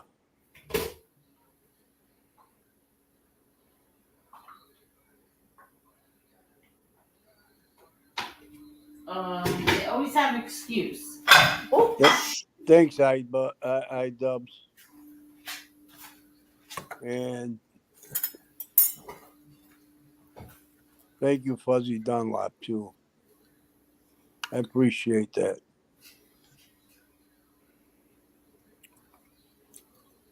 No, actually, Tony Ubats. Tonight I made lentils. So I'm grabbing a little thing of lentils. You know what I made? What? I made, well, we call it Sicilian pasta fazetti. You know, the peas with the onions and oil. I love that. But you know what I make it with? I used a little ditalini macaroni. Yeah. And I poured a can of tomato sauce in there. It was delicious. Really? Yeah. I never did the tomato sauce. I figured, you know what? I'm going to try it. I can remember. It was good? Yeah, it was good. You know, and I put a little extra olive oil in there. You know, and I put the seasoning in there, some, oregano and basil, parsley. It was good. I never had it with What are you eating, Jello? No, I just said lentils. Oh, you're eating that now? Yeah. You eat it cold or did you heat it up? Cold. Oh. I don't even care. I love them. Did you make fresh? You know what? I'm lazy. I buy the Progresso in the canned lentils. No. Well, I do that when I'm lazy. I just want to have a fast lunch, Oh, no. And then I make the macaroni, the little ditalini. Yeah. But, Tony, do you want to show your face? You want to show it or no? I can't hear you. Do you want to show your face? You want to show your face? Okay, I can't hear what he's saying. Let me put up a big comment. Tony, do you want to show your face or no? No. How do I do this mic though? Okay, so I'm not showing your face right now. Put your phone up at the ceiling. Okay, it's up. Can you hear me? Yeah, we can hear you, but I'm going to keep the comment there so nobody, in case you slip, nobody can see your face. Okay, sounds good. I happened to turn the thing on coming home from the hospital today, and they had this guy in the on, this little punk, whatever you call him. Yeah. And he talks about how bad your father is every day, right? 24 hours a day. Do you know what he said his dream interview is, and he would pay anything he could, is to interview your father? Oh, he's such a moron. Swear on my son's grave. I couldn't believe this guy talked about your father for 20 minutes today. Oh, my God. That his only dream is to interview him. Yeah. He's dead. Doesn't he know that? I know that. You know that. He knows that. But he said if he could interview anybody he could ever interview, that's the man he would want to interview. If I was watching the show, I would have typed in his chat if he had one, unless it wasn't live. It's on his shorts. I don't watch any of his crap, but it's on his shorts. I will put it in his comments. You want to interview John Sr.? Go to the cemetery. Go to St. John's. Huh? He'll get some. Tell him to go down to St. John's. He'll get an interview. He'll have a stone talking to him. But I mean, how could you badmouth somebody every day and say that's your dream to talk to him? Because he's a phony bastard. That's why. They're all phony bastards. They're all a bunch of rats, and all they like to do is to bother people, intimidate people. And when they can't intimidate you, they give up. Right. You're 100% right. How you feeling, Tony? I tell you the truth. This is what happened. And my girlfriend just walked into the room. I'm actually in a hotel in New York. I got out of the hospital on the 1st. I went for a follow-up on the 2nd, and I got hit by a drunk driver doing 90 miles an hour from behind. Oh. So this hasn't been a great week. My God, you're lucky to be alive. Oh my God, that's crazy. Yeah, so we're stuck here up in New York for another week at least. Well, really? Before I ask you any questions, it's nice to meet you. Same here, my man. You're a gentleman. I commend you for what you did, and it's over with. That's it. Thank you. So would you have some type of surgery when you were in New York? Yeah, I was in mixed martial arts for 32 years, and I've decided that's it. I'm retired. I do like exhibitions now. Oh, yeah. So I'm getting everything fixed. So I had the whole front of the neck fixed, and I needed to have a couple of extra screws put in the front. So what they did is they went through the back, and they put another 18 pins in. Oh, yeah. Yeah, it's a pain in the ass. Yeah, and then you're not getting it. And I'm not saying you're old, but the older you get, you know yourself how hard it is to recuperate. This is the worst one. Listen, I've had almost every injury you could have. This is the worst by far. I can imagine. So now that you had this accident, did you wind up back in the hospital, or did it just spin you around, or what happened? I did end up back in the hospital. I ended up in the hospital, and my girlfriend ended up in the hospital. We got hit. We were on the side of the road. The rent-a-car we rented malfunctioned. We got a car from 6th, and we ended up on the grass waiting for like roadside assistance. And this lady hit us at 80.4 miles per hour. The car pin. Oh my God! What'd she do? Fall asleep? She was like drunk as a skunk. Oh wow! This was at 9:30 in the morning too. I hope she had a lot of insurance. I have no idea. They're working it out right now. It is what it is. Well, just don't sign any papers till your lawyer says so. Yeah, no, I have a good lawyer up here. Angel, I'm not going to say his name. You know him very well. But I wanted to tell you, I gave you, Angel, 6 months, 5 times the other night about Borello. Remember? Yeah, I remember you saying that. Yes, you did. Okay, there's an attorney. I'm just going to give you his initials. MM. He's my attorney as well. Oh. Okay? Yeah. They say they want him in there to get next to Passport again. That's the only reason he got any time. So a lot of the stories that are going around are bullshit.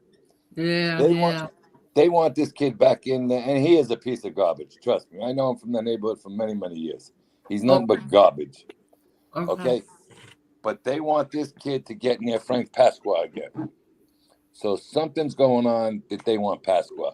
They could care less about Borrello, to be honest with you.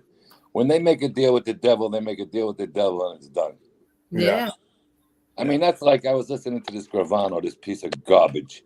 Yeah. He wants to go around and call your pops a drug dealer. All right, let's forget what your dad is. He's still your dad.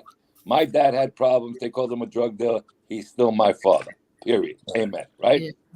Yeah. What did Gravano do 22 years for? Yeah, exactly. What did his kid do 9 years for? Yeah. You know, so I think this man forgets when he's talking what the hell is going on. Yeah. You know, and it is what it is. That's the way it is. Oh, he's a piece of shit. Yeah. Well, I met him. All these I think I met him 2 or 3 times. I was a kid back then. But I mean, he was always an arrogant little piece of shit. He had like that Napoleon conflict. Yeah, yeah. You know, he a real piece of garbage. And then to say things about your mom. Look, I have an ex-wife. I lost a child. You know that. Yeah. You're never going to be the same. Right. All right? And to actually bring that out on the air or to bring that out in public, you're a piece of shit. Yeah. Plain and simple. For anybody to bring that up, you know, I know what it's like to see my mother go through it, my father, when I lost my kid brother. And my old man was locked up at the time. I told Angel the story. So I know what Angel's mother went through, and I know what Angel went through because I went through it with my brother. He was a little older, exactly. but it don't matter. You know, he still got killed. Correct. You know, I lost my son. He was 23 years old. That's It'll how old never be the my same. kid brother was. Right. It'll never be the same. You do the best you can day by day. Fortunately, I work with drug-addicted kids. Not drug-addicted kids. Kids that come from drug-addicted families and boxing gyms, martial arts gyms down in Florida, a lot in New York.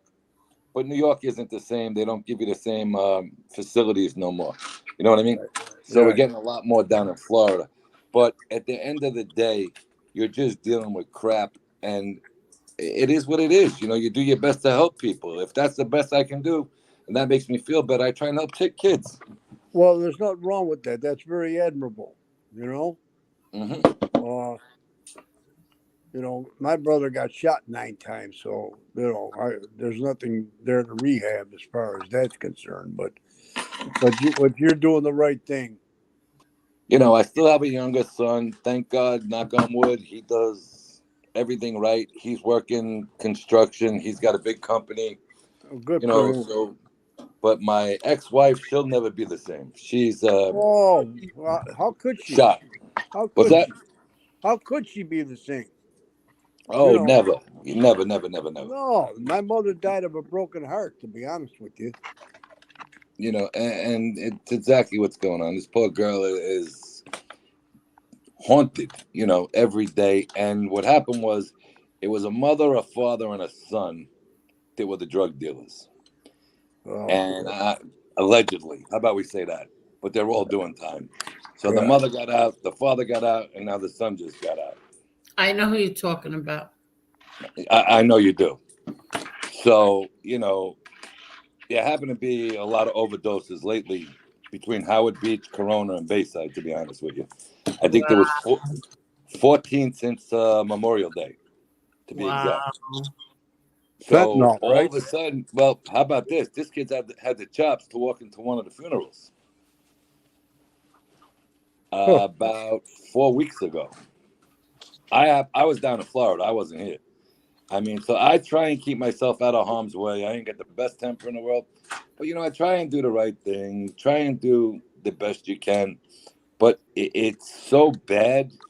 I mean, there's nothing you can do about it. It's everywhere.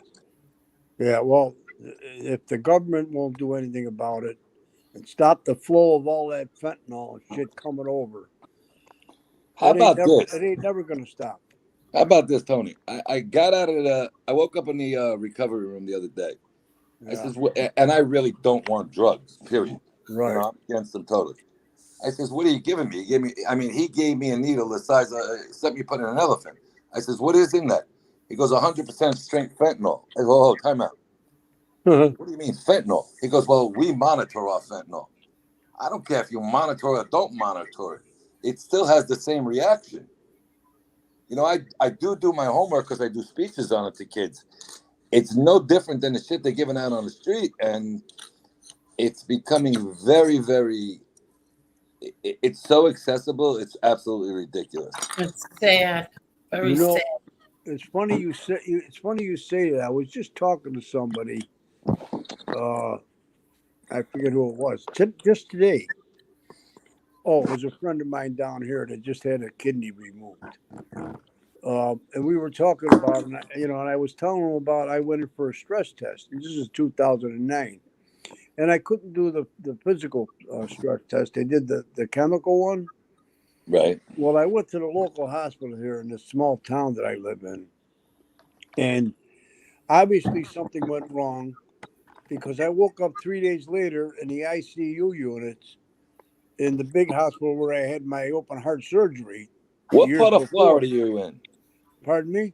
What part of Florida? Where are you? I'm in Central Florida. Okay, I'm in Lauderdale by the sea. Yeah, I used to live in Lauderdale when I first moved to Florida, but my wife at the time didn't want to raise our son in South Florida, so. I love Lauderdale by the sea. Yeah. What happened was my youngest son went to Lynn University in Boca, and I went from Orlando, like just west of Orlando, like not too far from Disney World. I was down. Yeah. And I moved down to Pompano, and then I ended up in Lauderdale by the sea, and I never left. What school did your son go to? Lynn University, Lynn. It's on South Military Trail in Boca. Oh, okay. Because it did sound familiar. So getting back to my story, when I was in the hospital, when I woke up 3 days later, they had just taken the ventilator out of me. And I woke up and I'm looking at this. I'm looking at the sea. I said, "Where the hell am I?" But I didn't say it like that. I said it out loud. Where the heck am I? Right. So this beautiful nurse came over, and she goes, "Thomas?" I go, "Yeah." I go, "Where am I?" She goes, "Listen, you're in the hospital." I said, "What's today?" And she told me the day. It was 3 days before I had this attack. So I said, "Why did you?" She said, "You had a ventilator in you. We had to sedate you." I said, "What'd you sedate me with?" "Well, we used a little fentanyl."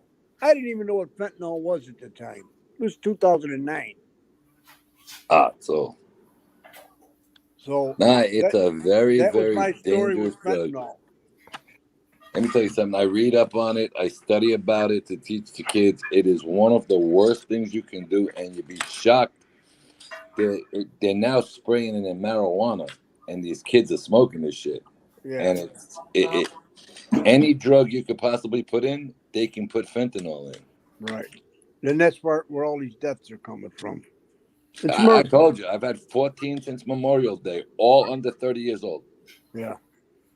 It's actually murder, my eyes. It is, but you know what? As long as the government don't give a shit, it's going to always be. Yeah, I hear you. I guarantee you, if we had a different administration, they would stop China from doing it, number one, because they're shipping that shit over to Mexico. They're manufacturing in Mexico. China's shipping over the ingredients. They're manufacturing into different pills and so on and so forth. And then it's being smuggled over the border. Well, if you've seen in the last couple of months, they had 100 prisoners break out of Mexico. They blew up the prison wall. Yeah. Well, the government's corrupt in Mexico too. So what are you going to do? It's corrupt here too. It sure is corrupt here. And anybody that doesn't believe that, well, they don't know too much about this world. What happened to Tony? I think he fell off. Did he fall off? No, he's here. He's in the back room. I can He's see. here. Yeah, he's still here. I left and I While came he's back. back there, Something happened. you can turn your camera off. You know where it says camera? Yeah, nah, I have no problem turning it on. I'm just a mess from all the stitches I got wrapped around my neck right now. Yeah. Well, but and I watched I just this. have the camera up on the screen.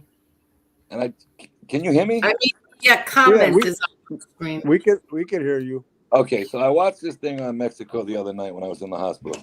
100 of the prisoners that broke out in the Mexican prison were all seen roaming around the border, and they lost sight of them. So you got 100 of the worst drug dealers that are gone. They're on the border. Yeah. So until you fix these political problems, you're always going to have deaths and drugs in this country. Period. You're 100% right. 100%. There's nothing you can do. You see what they did in San Diego or San Padre, wherever the hell it was. They killed that whole family. I seen it. You know, and obviously they said the guy was in a gang, and it was gang related. But that's the bullshit. Yeah, but you know what, Tony? There's a lot of bullshit out in California that you'd be very, very shocked about. I'm not shocked at all because I know they're so fucking liberal there, and you know, the rich, they don't care because they live behind gated communities they got their own security. They don't care. They don't give a shit. No. I mean, I was out in California for a boxing promotion about 8-9 months ago, and I had to meet Mike Tyson. He's a very good friend of mine. We were roommates when we were growing up. When I was in trouble, I lived out in Customato's house. They actually have tents out in front of these mansions, and these rich bastards have no problem with them living out there. Huh. I mean, you look, they got tents outside of these multi-million-dollar mansions. And do these mansions have gates around them? All of them are gated. They're all gated. With a big fence, right? To get Big in. fences, gated. That's why I'm having trouble watching this Pelosi thing over and over again. Something don't make sense there. Yeah. Oh, yeah.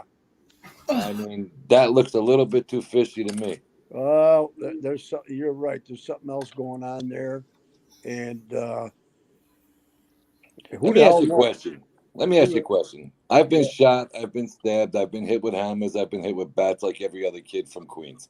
Yeah. How do you get cracked over the head with a hammer and there's not one drop of blood anywhere? Well, that's another. I don't know who that happened to. Pelosi's husband. Look on the floor. You're not going to see one drop of blood. Oh, really? Angel, go back and look at the video. Not one drop of blood. Yeah, but if you go to the very beginning of the video, guys, yeah, it looks like a very friendly atmosphere between the two gentlemen. Yeah, he's got a drink in one hand, or his phone, or a drink. He had a drink, and he's holding the hammer with the guy in the other hand. And why wouldn't he say I'm in trouble when he opened the door for the cops? Instead, he backed away. But my problem is you got one of the most powerful women in the United States of America. Yeah. That's the security you have at your house? Yeah, that's the Capitol Police that are supposed to be watching that place. Well, actually, she's supposed to have the American Marshals watching her house, the Marshal system, whatever they are. Where were they? On vacation? The excuse was they were sleeping or the cameras weren't working. That was their excuse. You know, and the other thing I have a problem with that is how is that lady back to work in 48 hours if her husband was all busted up by a hammer? Yeah, and in the hospital having surgery because of exactly. And she's up on Capitol Hill fighting for the Speaker of the House bullshit. Yeah, well, that's because she's an evil. She's evil. She is. She's an evil piece of shit. That's the definition of evil. She's the devil reincarnated as a female. Absolutely. You know, and like I said, the sad part about it is in this country, we all have children. Hopefully I have grandchildren soon. Angel, I know you have grandchildren. I know you have nephews and nieces that are younger. You got to watch everything. You can't even trust these kids to go out for a drink, a simple drink that somebody's going to drop something in their drink these days. Yeah, you know, I tell my son all the time. In fact, I bawled him out today because, you know, if I don't hear from him in a week, you know, I worry about him. Even though he's going to be 26 years old, he's on his own. I No, I still agree. worry about him. You know, and I told him that. I said, you know, when you have kids, you'll know what I'm talking about. 100%. And I'm always preaching to him about when you go out, just, you know, don't leave your drink without you standing right there with it. You know? I couldn't agree more. Now, Angel, my son Matt was in your nephew Johnny's class, Peter's son's class, in Holy Cross. And Anthony was very friendly with him. Anthony was a year older than him. These kids grew up in a nice neighborhood. Look, they all got involved in crap, but because of their last names, they're always in trouble no matter what they do. I mean, you got to be careful no matter what you do these days because there's so much crap out there, you'd be shocked. And what happened with my son was he got drafted out of Holy Cross High School. Out of Holy Cross, he went to Boston University on a hockey scholarship. Wow. Because they needed him, he split his hamstring in half. So they doped him up for about the last 14, 15 games of the year. Never came back the same again. It was a battle for 4 or 5 years after that, and he finally passed away. Wow. You know, so that's you know, sad. and that's another thing we're fighting with now, and we're in legislation right now. A lot of these schooling systems are doping these kids up. Even professional sports, they're doping these guys up just to get through this, you know, and that's the way it is. You know, I got an email. I got an email this afternoon. We're all worried about this kid who got hurt on Monday Night Football with the heart, right? Yeah, he's from my hometown, my home team. Okay. I'm originally from Buffalo. Okay. Oh, that's right. You were down at the Super Bowls. Okay. I know exactly where you were now. Okay. Do you know they got him scheduled to start opening day next year? Oh, wow. Look it up. It's all over. It's all over Google. It's all over YouTube. They did a press conference today. He is going to start opening day. That's unbelievable. That's on him then. I mean, Well, let's face it. It's on him. It's on the doctors, and it's on the NFL. Yeah, they're trying to prove. Well, what they're trying to prove, Tony, is they're trying to prove that it is not a dangerous sport. Listen, you know what you're signing up for, but there's certain injuries you don't come back from. Right, and that's one of them. Cardiac arrest. Listen. I don't care how young you are and how good a shape you're in. You're never going to be able to play at the level that they play at. No way. And the practices and the workouts, it's crazy. And he's crazy to want to play. Now, did he have the heart attack because of the hit, or or is something wrong with him? Like they don't even know. I'll tell you how it happened. You have a like a gap every 10th of a second in between your heartbeat. Yeah. And it's got to be maybe 1 in 5 billion if you get hit in that certain 1 in whatever millimeter of a second. Yeah, it'll stop your heart. The hit is not what did it. It was the impact of the way the heartbeat was going at that particular time. So he got hit on the skip of the beat. And that put him out. I mean, that's just, you know, it can happen to any one of us. But it's like, I think they said it's 1 in 2 or 5 billion of a chance. This kid got pegged just at the right time. Yeah. You know, because if you look at the hit, it wasn't a hard hit. No, it wasn't. Wasn't a hard hit at all. You know, and then all the guy fell on him, but he didn't fall on him that hard. He didn't pounce on him. No, the kid actually got up for a second or two, and then he fell back down. Yeah, well, he got up, he waddled a little bit, and went right down. You know, and when as soon as you seen the scissors cutting the shirt, you knew something was wrong. Yeah. You know, but thank God they were able. It couldn't have happened in a better place. They were able to revive him. Oh, but to be that crazy to put this kid back on a football field opening day, you're all out of your mind. Yeah, it's a good thing they had the EMTs there. They had the defibrillator and everything that they needed to revive this kid. Otherwise, he was a goner. Oh, he was dead. But They like I'm revived him on saying, the field. you know, all the doctors can clear him all they want. He's got to make the ultimate decision. Well, And here's the main problem. The kid is on a rookie salary, and it's about $400,000 a year. They do not pay the players pensions until after 8 years. This know kid that. walks away from football. He's done. He's financially broke without an education. Well, what good is it if he's dead? And there's the problem with these kids today. They don't care. It's all about money. Yeah, well, you know, the way he's going as far as the publicity and so on and so forth, this kid can go anywhere. He don't need to play football, and he'll be set for the rest of his life if he plays his cards right. And he I tell seems to be a real honorable kid. He's a great kid. I met him a few times up in Pittsburgh. I was up there on a couple of tournaments. Here's the problem with this kid. He really doesn't have his options open to him because if you look by the weeks as it's going by, it's being more and more forgotten, except for in Buffalo. Yeah. You know, think about it. When was the last time you really seen it on ESPN recently? Yeah, I get it. I don't watch ESPN. I don't watch ESPN. The only time I watched it was when that shit happened. You know, well, yeah, me too. I pretty much stick to TNT and Fox, but the more and more you watch it, this kid is disappearing from the limelight every day. Yeah. And, you know, they say at the time, they say the country was never so united. It hasn't been this united since 9/11. You know, Agreed. everybody was praying for him.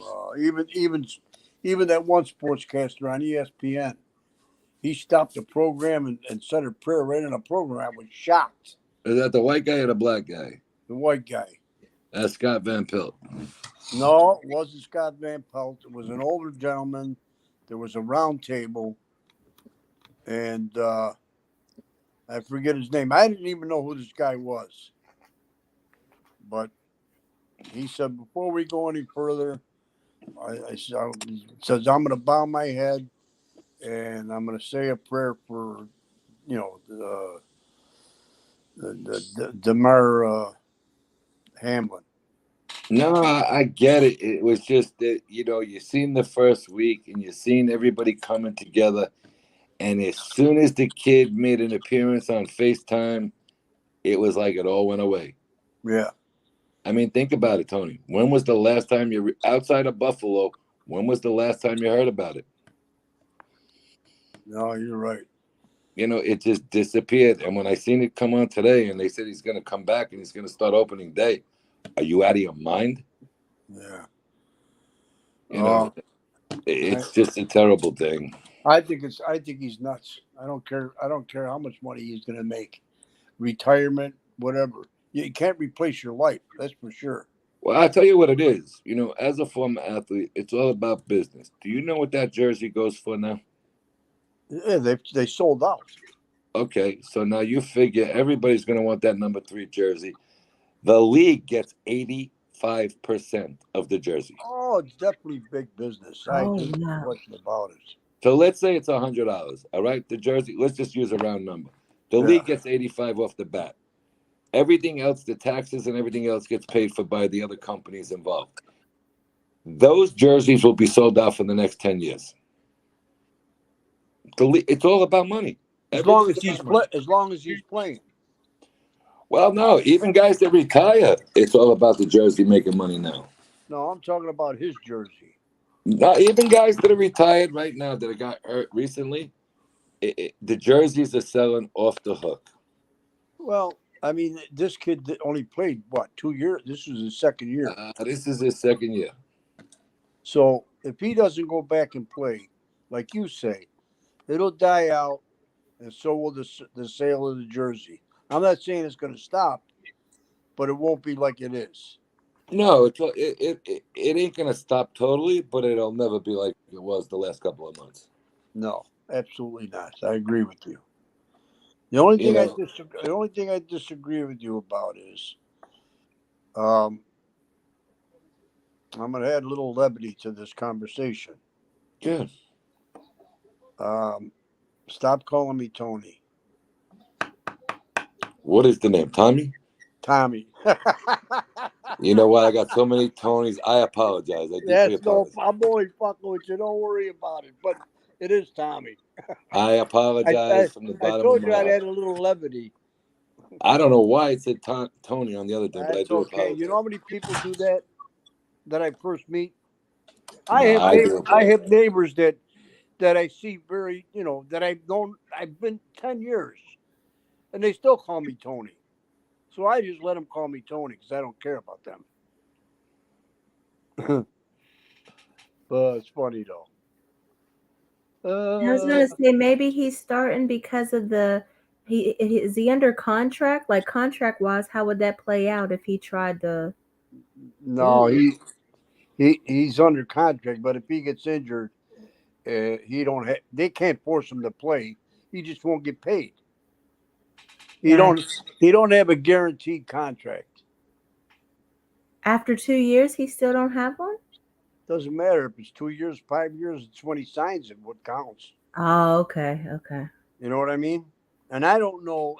I shouldn't speak like I know. I don't know what his contract reads. But most of the time, when you're a rookie like that or a 2-year man, and you're not making the Pro Bowl, they don't give you an extended contract with all these guarantees and so on and so forth. They usually give you a contract. If you get injured, they'll pay you so much. And then if you don't play, if you get done for the year, they'll pay you up for that year. And then after that, if you don't play, a lot of times you don't get paid. Unless that's why they're fighting for guaranteed contracts now. Up until I think about the last 5 or 6 years ago, they didn't have guaranteed. No, they didn't. Then they and the ones that did were partial. Right, there were a couple of guys here and there, but you never had a guaranteed. I don't know. Well, I'm sure you go back that far. Mark Bavaro, remember him? Yeah. Okay, that was probably one of the best tight ends I ever seen. Yeah, he was. Okay, he cut his knee up. They cut him. He was a forgotten aspect, that guy. Absolutely. That's what they did back in those days. All right, that guy won them 1 or 2 Super Bowls by himself with some of them runs. Yeah. And as soon as he hurt his knee, bye-bye. Yep. It's a business for them. They don't care about the person. That's why I'm telling you. They don't care about this Damar Hamlin. They care about the ticket sales he's going to produce. I tell you what, I'll give you an example. Who is the highest paid man in football? Brady? No, not even close. No, I think it's a defensive player, isn't it? No, it's the commissioner. Oh, well, he's not a player. But I'm saying I said highest paid man in football. Oh, yeah, he gets paid like what, $42 million a year or something like that. $62 million a year, full benefits, and access to 2 airplanes. Yeah, that's because he's a wokester. Exactly.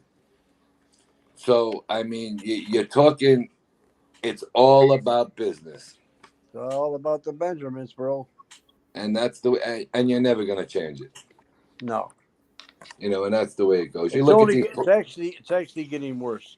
And what made it get worse is every one of these TV stations broadcast NFL football, and they all sign billions and billions of dollars worth of contracts with these stations.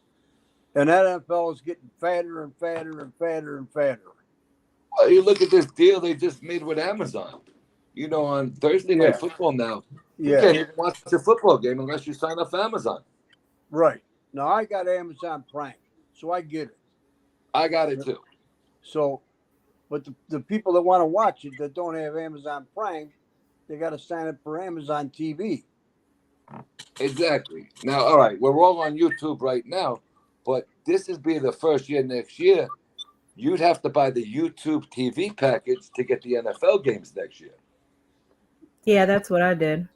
Yeah, DirecTV lost all NFL games next year. Oh, really? Yeah, YouTube got them all.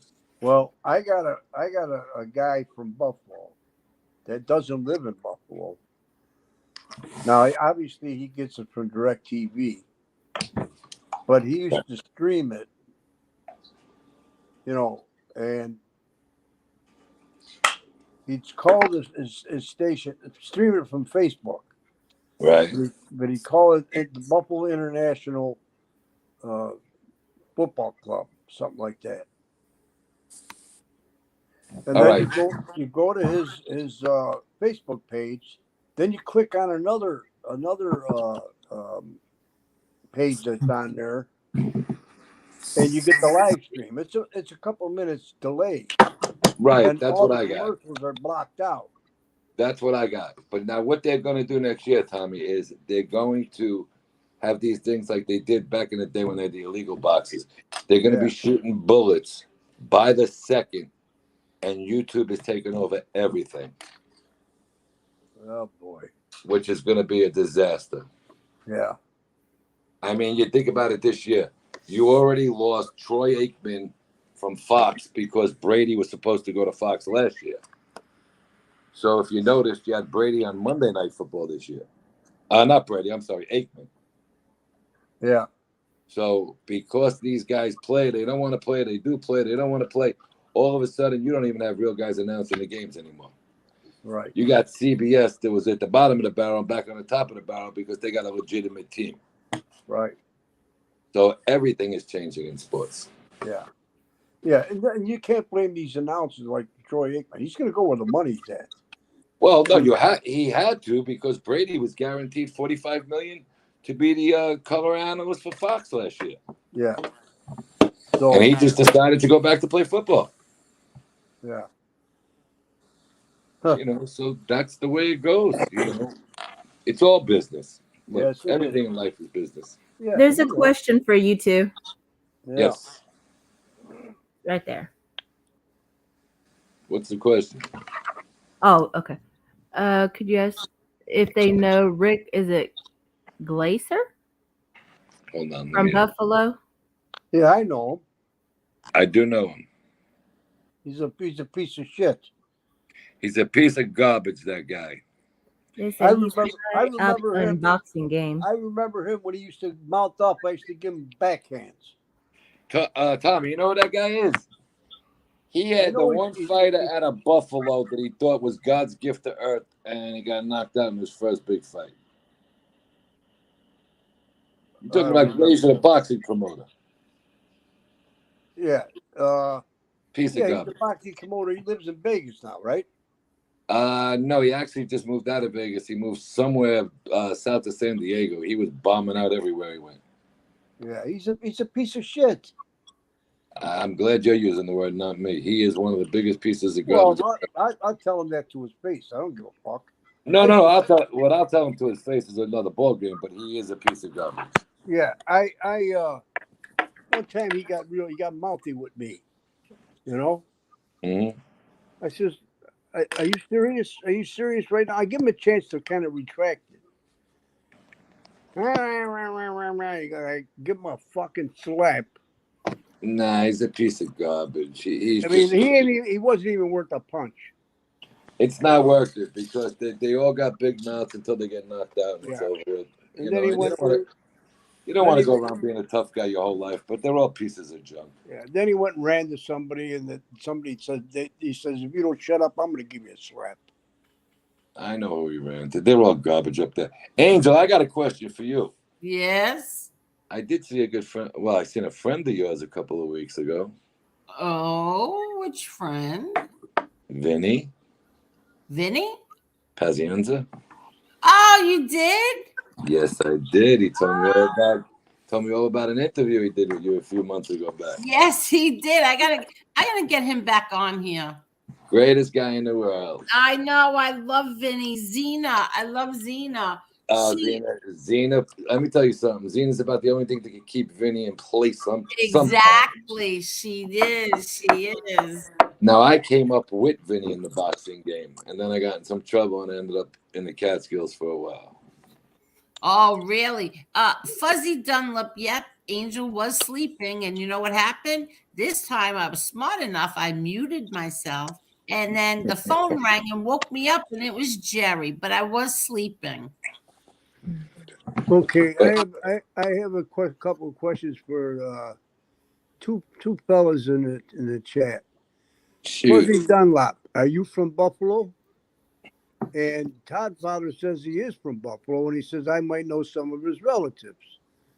And he says, I'm sure you do. So who are your relatives, Todd Fowler, if you don't mind? Vinny's girlfriend is gorgeous. Who's he talking about? Oh, Zena? Paz's Oh. girlfriend. Got to be talking about Zena. Yeah. Oh, yeah. No, Okay, but she's not his girlfriend. That's not really his girlfriend. You know that, right, guys? I know. She's not his girlfriend. She's his manager. She's like his manager, but they are really best friends. Yeah. I mean, They're doing, you know what happened? They're doing a documentary on Vinny, and they asked my brother John to be a part of it. yeah, So, because Vinny showed up at your nephew's, at all your nephew's fights in the beginning. yes. So my brother John said yes, and he's going to be a part of the documentary on Vinny. Good. Your brother John's a real good guy. Oh, thank you. He's a good person. Let me tell you something who don't get enough credit as a tough guy. Your brother Peter's a tough son of a bitch. Yeah, Peter. My little Petey. He's a tough My son of a little bitch. Petey.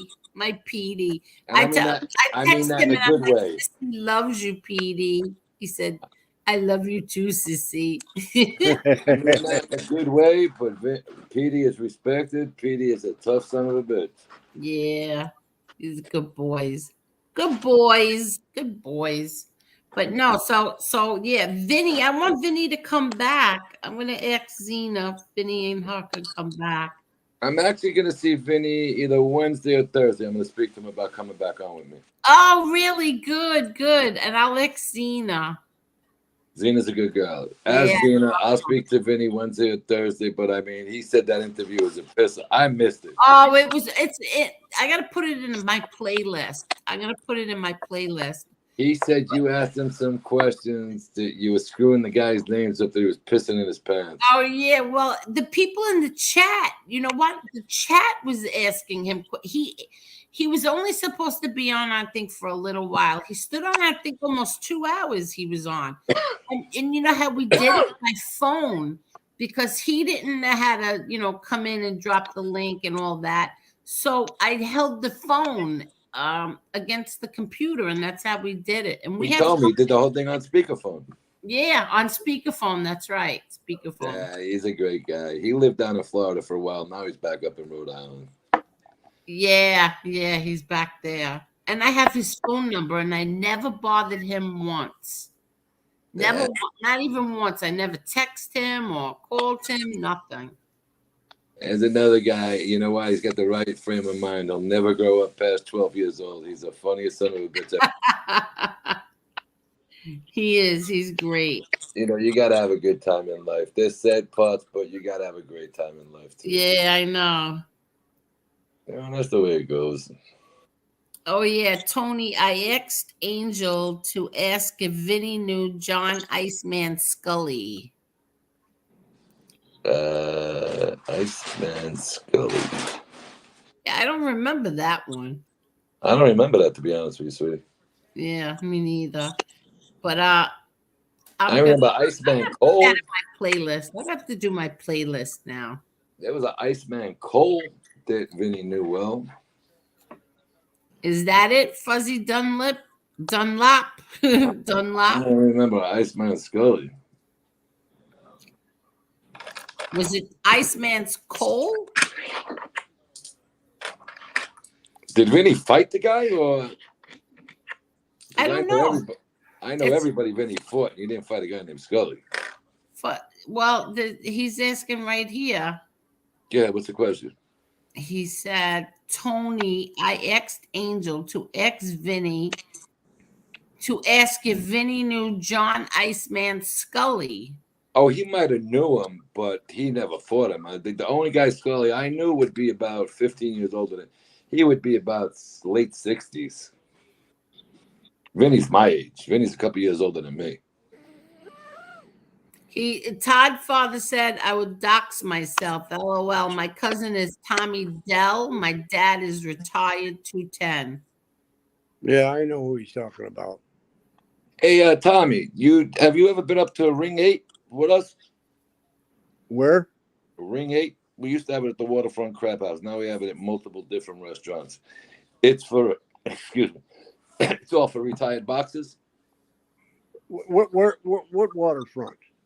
Used to be the Waterfront Crab House. That's gone now. Down in Long Island City. Oh no, I'm from Buffalo, New York. Well, we did one up at Buffalo at Jim Kelly's place about right before COVID. You know how long ago that was? Right before COVID.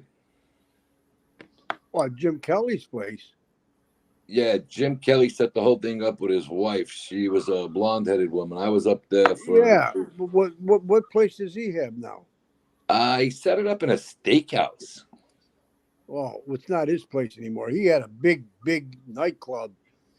Right after he retired, maybe 5 years after he retired. No, I'm going after he had the cancer. He set it up with somebody who had a big place up there. Oh, okay. I'm going back to like 17, right after my son passed away. Oh boy. In 2017? My son passed away in December of 2016, so I was up there the following year. It was December of 2017. We were up there. I want to say it might have been Daryl Talley's place. Does that name ring a bell? He was Say it again. Talley. He was a linebacker for the Bills. Daryl Talley. I believe that's it. Daryl Talley was the linebacker.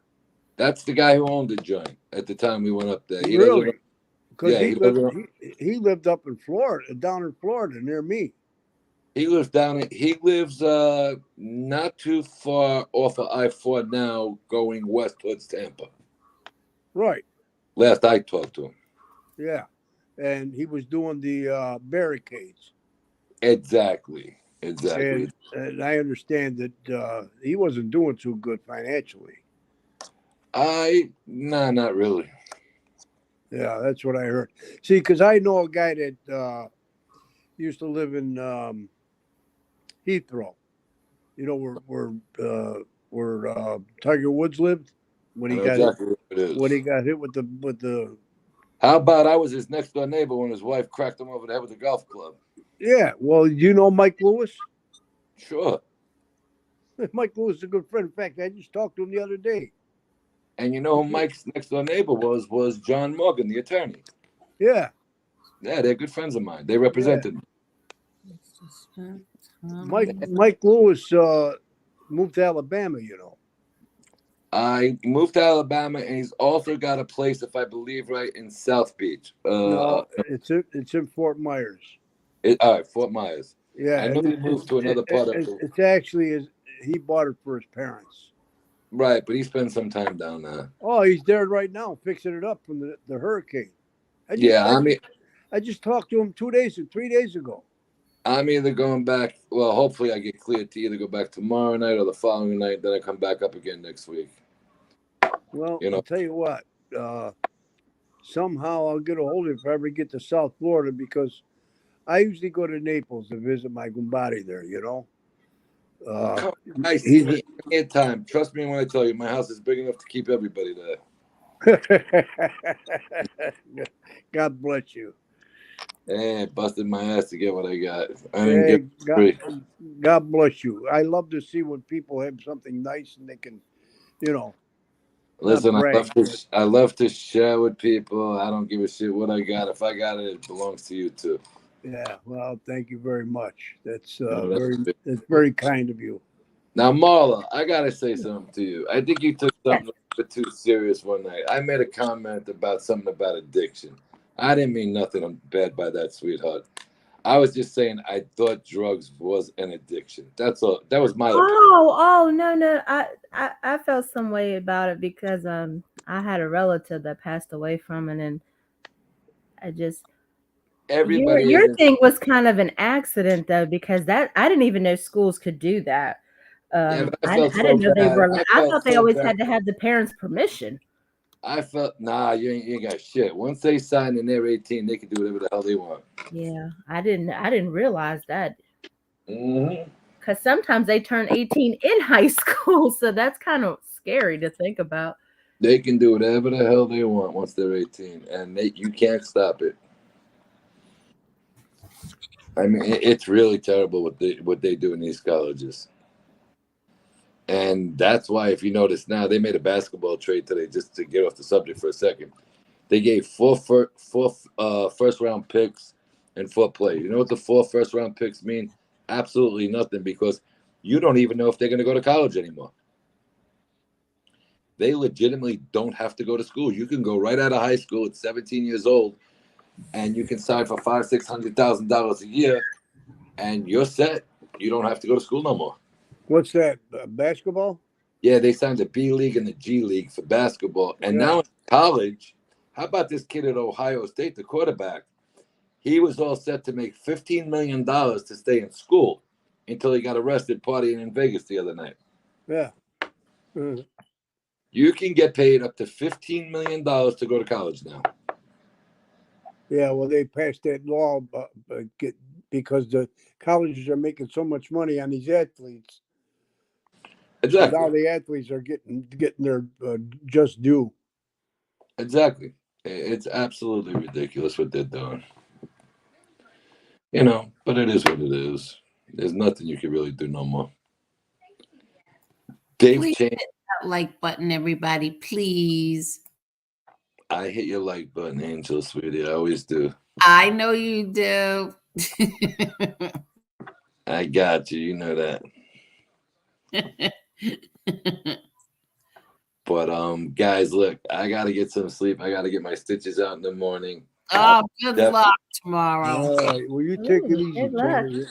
I would definitely like to join you guys again, but I gotta get some sleep tonight. I love you right, all. well, Take care. Oh, Good we night. love Love you too. having you anytime. Come back. Yeah, You got take it. care of yourself. You hear? All right, take care, Tommy. And don't All right. forget, tell Vinny come back. I promise you I will speak to him Tuesday or Wednesday, and we will come out together. Thank you. You got it, baby. All right. Bye, Tony. Oh, let me get ready here before you show your face. You showed your face like 3 times already. I was sitting here, I'm on the phone and I'm muted and I see his face and I'm going, you're showing your face. You're showing your face. I heard you saying that. Oh, you did? Yeah. You weren't muted. He was. No, I muted myself. From backstage? Yeah, I muted myself and I was on the phone. Oh. Because I fell asleep and Jerry rang the phone and woke me up.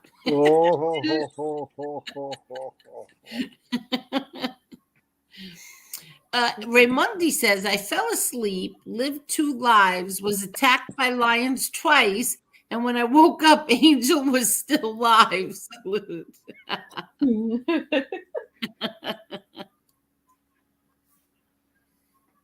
Yeah, he kept showing it, I know.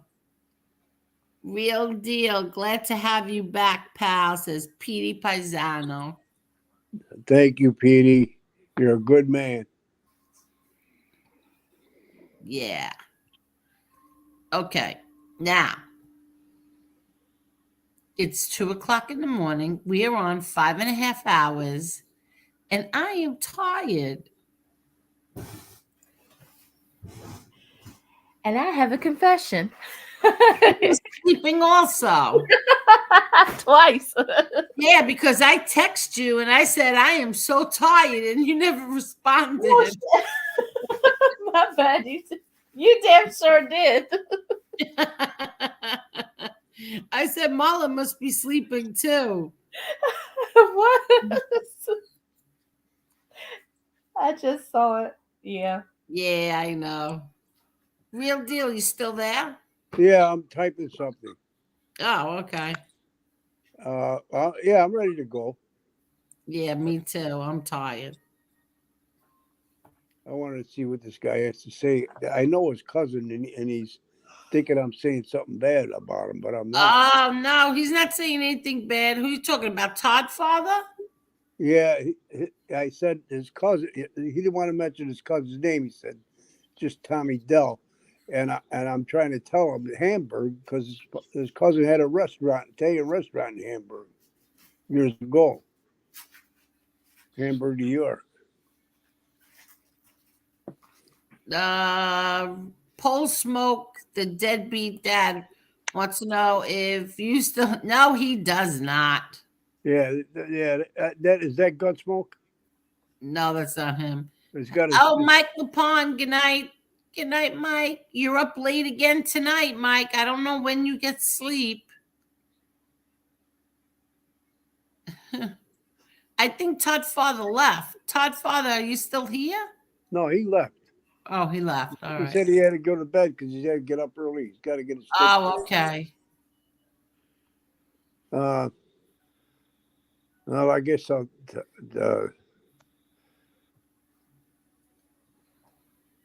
Oh, good luck with your dad's surgery tomorrow. Ron Gross. Oh no, he said no, I'm not, Tommy. It's all good. Todd All right. said it's all good. All right, we're good. I don't know what he's talking about. You just said you wanted to respond to him about. No. I do, but I said an Italian restaurant in Hamburg. He said no, I don't think so. He had a Vietnam restaurant. He's a Vietnam vet. Oh, okay. So I really don't know which Tommy Dell he's talking about. Oh, okay. I didn't expect to be on this late again tonight. Yeah, you've been on 6 hours. 5.5 hours. 5.5 hours. I know these things go so long. Actually, 5 hours and 22 minutes. But who's counting? Yeah, exactly. All right. Well, good night, my beautiful Tommy, lady. thank you so much. Everybody else, thank you so much. you. And Marla, thank you so much. Have a good night, Tommy. Have a good night, you guys. Good night. Good night, Angel. Good night, everybody. Good night.